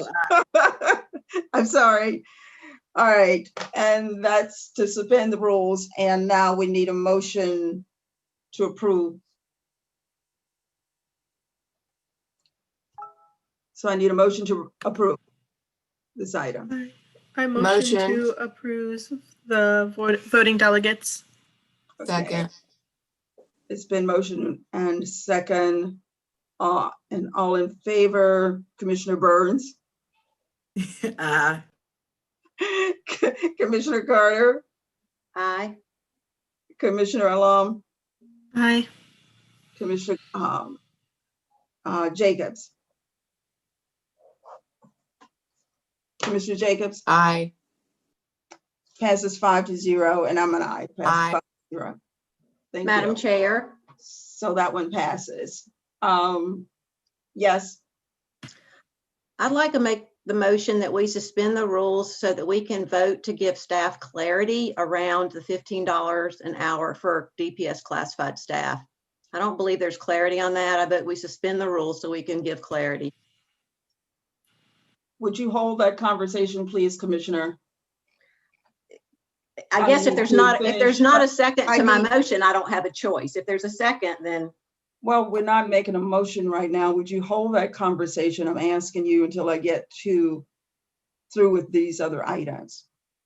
Okay. Till the end, till some point in this meeting. Is that what you're asking? Just hold the conversation for a minute, Okay. please. Yes, absolutely. Thank you. The attorney, you said we needed to make a motion on 0007.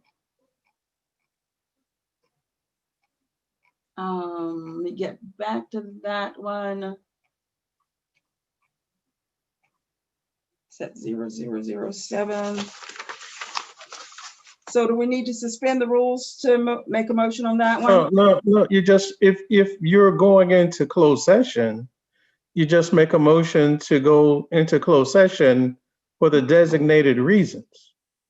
No, you said that there was an item that we were supposed to make a motion on with 0007. Is that, did I misunderstand you? Is that, oh, I'm sorry. Is that the matter related to the test? NIQ. Testing. Is that the testing? Yeah, Yes. the COVID testing. Yes, Yeah, so then go back to that matter on the agenda. yes. And if someone will make a motion to Suspend approve the that rules. item. Okay. Yes. Need a motion to suspend the rules. So moved. Second. Second. And I'll, a voice vote, Commissioner Alm, Yes. Commissioner Burns, Aye. Commissioner Carter, Aye. and Commissioner Jacobs, Aye. and I'm an aye, so it passes 5-0. Now we are down to I'm sorry, Chair Howerton, we suspended the rules, but we still have to get a vote. okay, so we still need a vote. Okay. All right, so we did suspend the rules, now we need the vote. So I need a vote, a motion for 007. Can someone- I make sure I'm saying it right? I guess I Yeah. would say, I make a motion to approve the budget ordinance amendment to move funds in the amount of $243,960 from the general fund to the risk management fund. Yes. And Do I have a then second? second for it. Second. Okay. And a voice vote, starting with Commissioner Jacobs.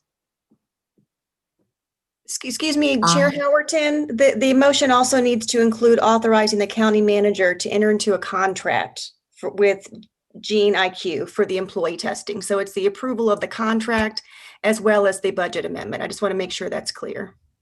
I'll do a take two, Commissioner Howerton. To state your motion? Yes, I'm gonna try and see if I can do it in one. I'd like to make a motion to authorize the county manager to execute the contract with the GNQ for employee COVID testing, as well as approve the budget ordinance amendment number 21 BCC 000063, moving funds in the amount of $243,960 from the general fund to the risk management fund.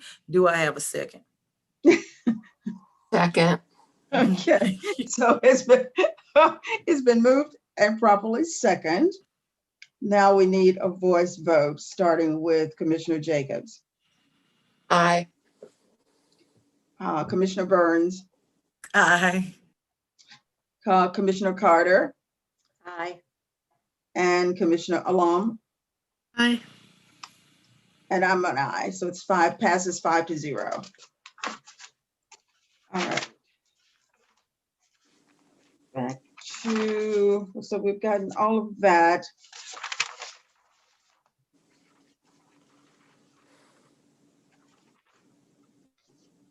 So were there any directives, review of commissioner directives?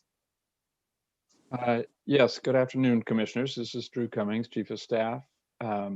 Last week, Tuesday, I sent out link to the 2020 directives. I sent it out a little early and with a little additional background so that the two new commissioners would understand what it was they were seeing, and also hopefully so that any blips in their ability to log into OneDrive and access that document, that hopefully folks would have time to work through that. I did not hear about any difficulties or get any questions, but that document is there for your inspection anytime, right? Once you have that link, you should be able to get to it again through OneDrive and look at its current status. I've been starting the 2021 directives today, so in the future you will start seeing a 2021 directives tracker. But as especially the new commissioners can see, this is kind of how we attempt to keep track of directives that are given in Board of County Commissioner meetings, assigning them to the appropriate staff with deadlines, and then giving those staff the opportunity to send out responses and note that an item has been closed or responded to in the tracker. So with that, I'll stop and see if there are any questions or issues. Okay, Commissioner Alum. Hey, Chairwoman Howerton. I was wondering, would this be an appropriate area in the directives to have the conversation regarding clarification of the directives to our staff regarding the $15 per hour? Would that fall under directives? Just to get a clarification of what they're going to present back to us at our next meeting. Are you asking me that, or are you asking Drew? Whoever has the answer. So repeat your question. Would this be? I can take a crack at it. Commissioner Lum, we typically utilize this time for Drew to present the past directives that the board has given staff. And so this is his opportunity to sort of follow up with the board to see precisely where we are on that set of past directives. That's, what this is. Okay, so it's past directives, not new directives. Appreciate it. Right. So, okay, were there any other questions around this? Okay, I don't see any hands, so I guess not. So, so what I suggest that we do is with staff around the $15 an hour, if staff would do an analysis and come back to, and with both looking at our finances, if we go back, I think talk about going back a year and versus going forward for the year, and bring that, you can email that information to us or present it to us on the 11th. Madam Chair, could we weigh in with Claudia and Susan to see whether or not next Monday will be ample enough time for us to get that analysis completed? Yes. And I can tell you that it won't be enough time, because you've got to remember this year we have the tax deferral program. So that's going to skew. It's not going to be your standard annual analysis. We've got to take that into play with this year's collections and what potential impact that might be. So it means analyzing what we've collected over the past several years, analyzing what we normally collect on the back end after July 5th, and then looking at what we've collected up to July 5th for this fiscal year, and then looking at how does it look like the tax deferral program will impact collections from January 5th forward. So if I rush, then there's the potential it's going to be a mistake because there's something new in the factor. Susan, can we have it ready by the 24th? I think so, because I'm going to need some information from the tax office as well. I'm sorry, Claudia, I didn't mean to interrupt. No. Our original plan was to come back to the board on the 24th with some looking at all of the different areas that there were spending priorities, because there are some issues I know related to food insecurity, some cost with some other areas that escape me, and also how we were going to address the differential with the current budget. And part of that timing was related to how we did the year-end projection for the current year. Because one of the things that timing wise, if we weren't getting ready to sell bonds, this would not be as much of an issue, but we know in 3 weeks, we're going to have to give a truthful picture of what our outlook looks like fiscally for the current year and the past year. So yes, we did grow the fund reserves this past year. However, we got to get our arms around over the next couple of weeks what we are projecting it to be for the end of the year. And again, the board can decide how they choose to move forward, but trying to give an honest assessment of what time we need to do our analytics. So we will do our best work, but Absolutely. And we're also prepping for rating agency calls regarding the February 8th debt issuance. And because these are also public, we must be correct. We just can't wing it, and then it's materially different. So, but So we'll what can do our best. what can we expect?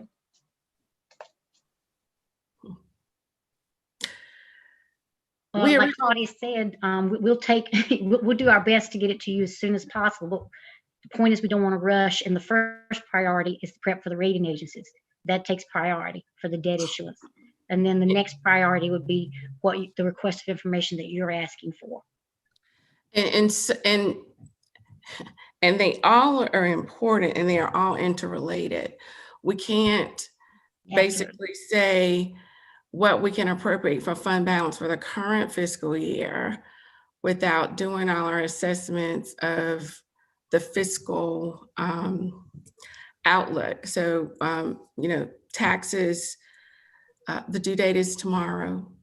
And so some people will pay later. So we're just saying 5 days, 7 days from now is just not sufficient time for us to give the board the best work for this particular exercise. And that's why we originally said, with confidence, we can say this number, the 950, to get a number quicker versus later. We were trying to decide when we talked with Durham Public Schools at what point we would come to the board, and we committed to coming sooner versus later so we can get an answer as fast as possible.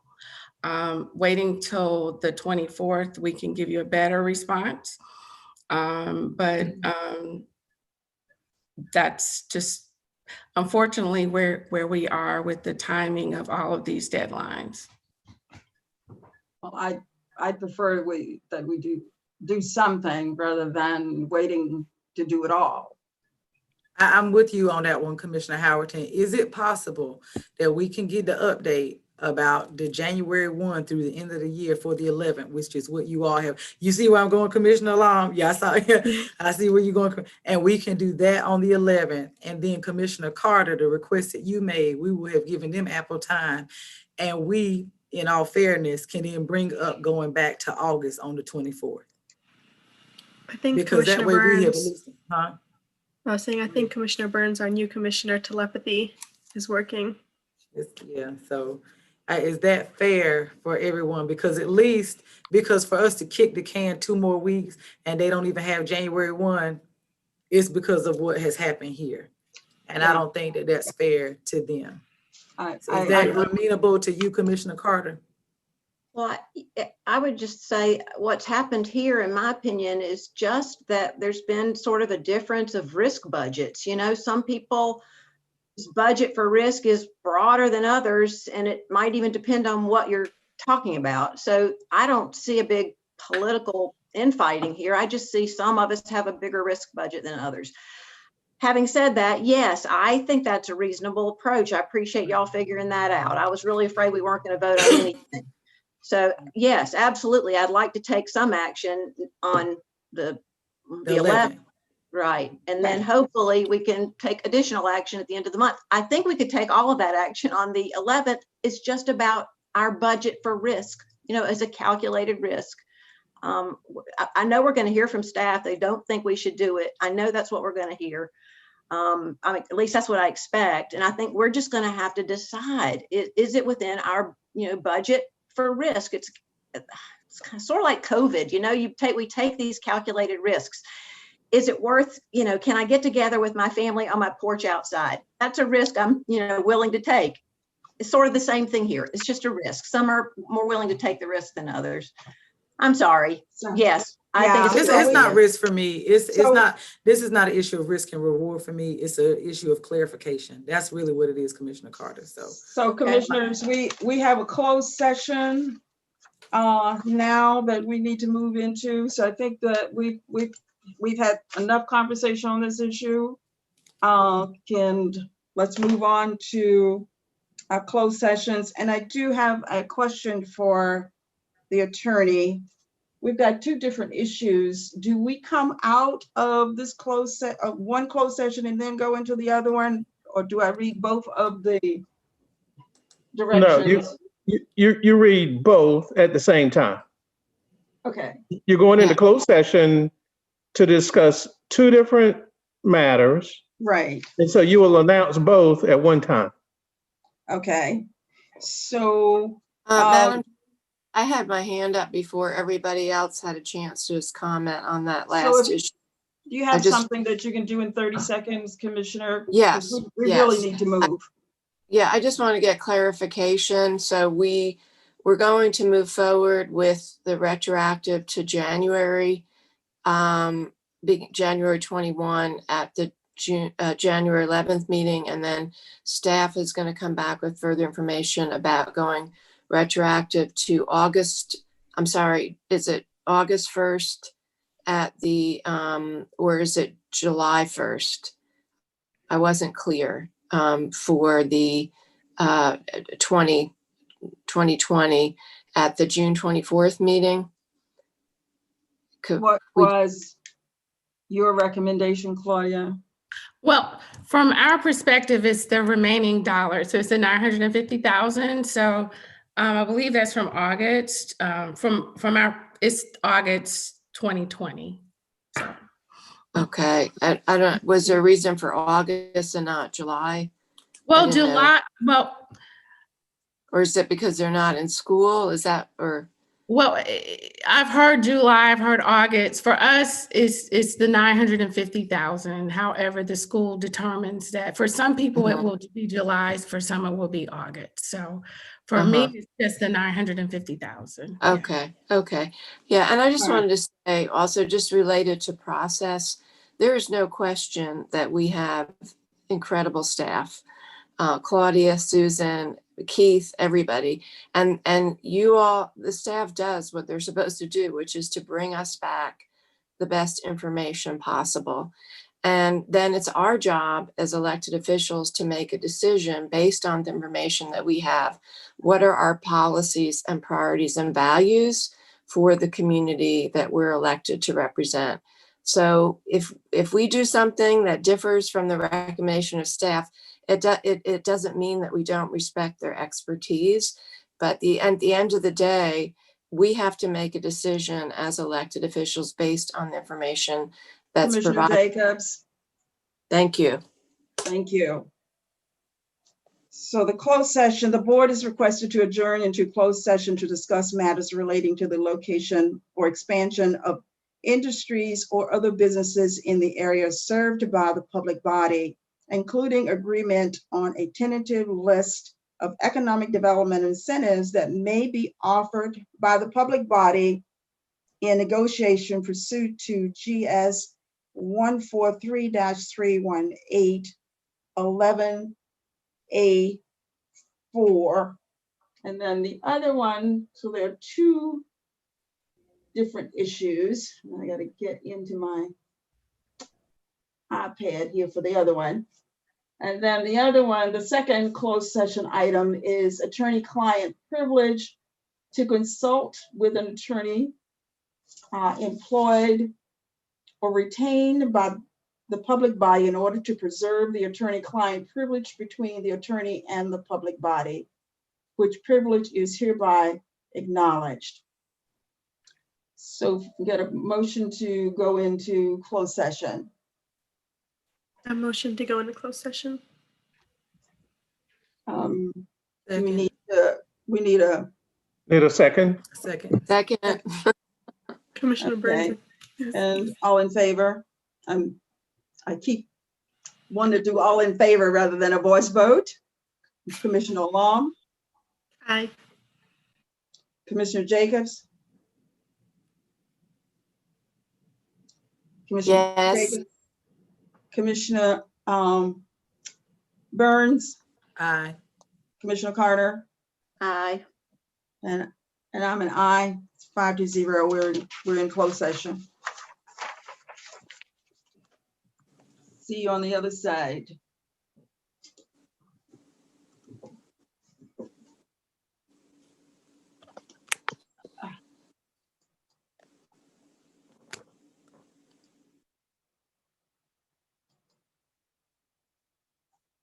Closed session.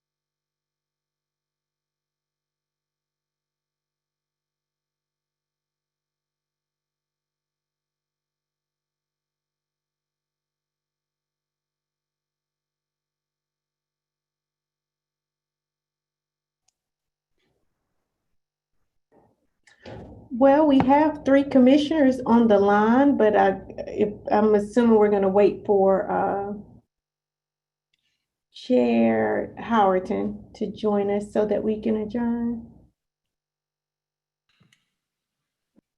There's Lowell. He's coming in.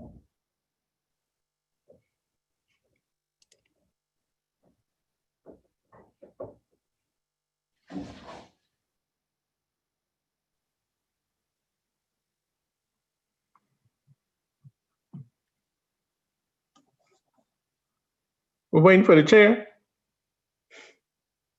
Yes, sir. We have Vice Chair Jacobs on the line as well as the other 3 commissioners, but we do not have Chair Howerton just yet.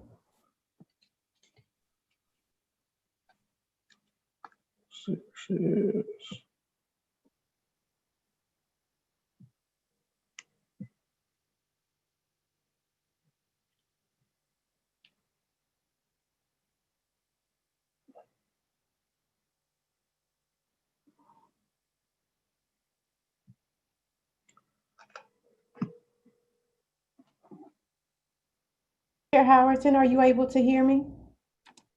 I got you. It Okay. just took me a minute to find it. So we have met and given staff directions. So can I get a motion to adjourn? Motion to adjourn. Nope. Second? I need a second. Oh, seconded. I thought you were seconding it yourself. I was like, the chair's really ready. No, I can't second it. Okay, so. It's National Spaghetti Day. She ready to leave. Yeah, I am. Especially when you didn't have lunch. So, Commissioner Burns? Aye. Commissioner Jacobs? Aye.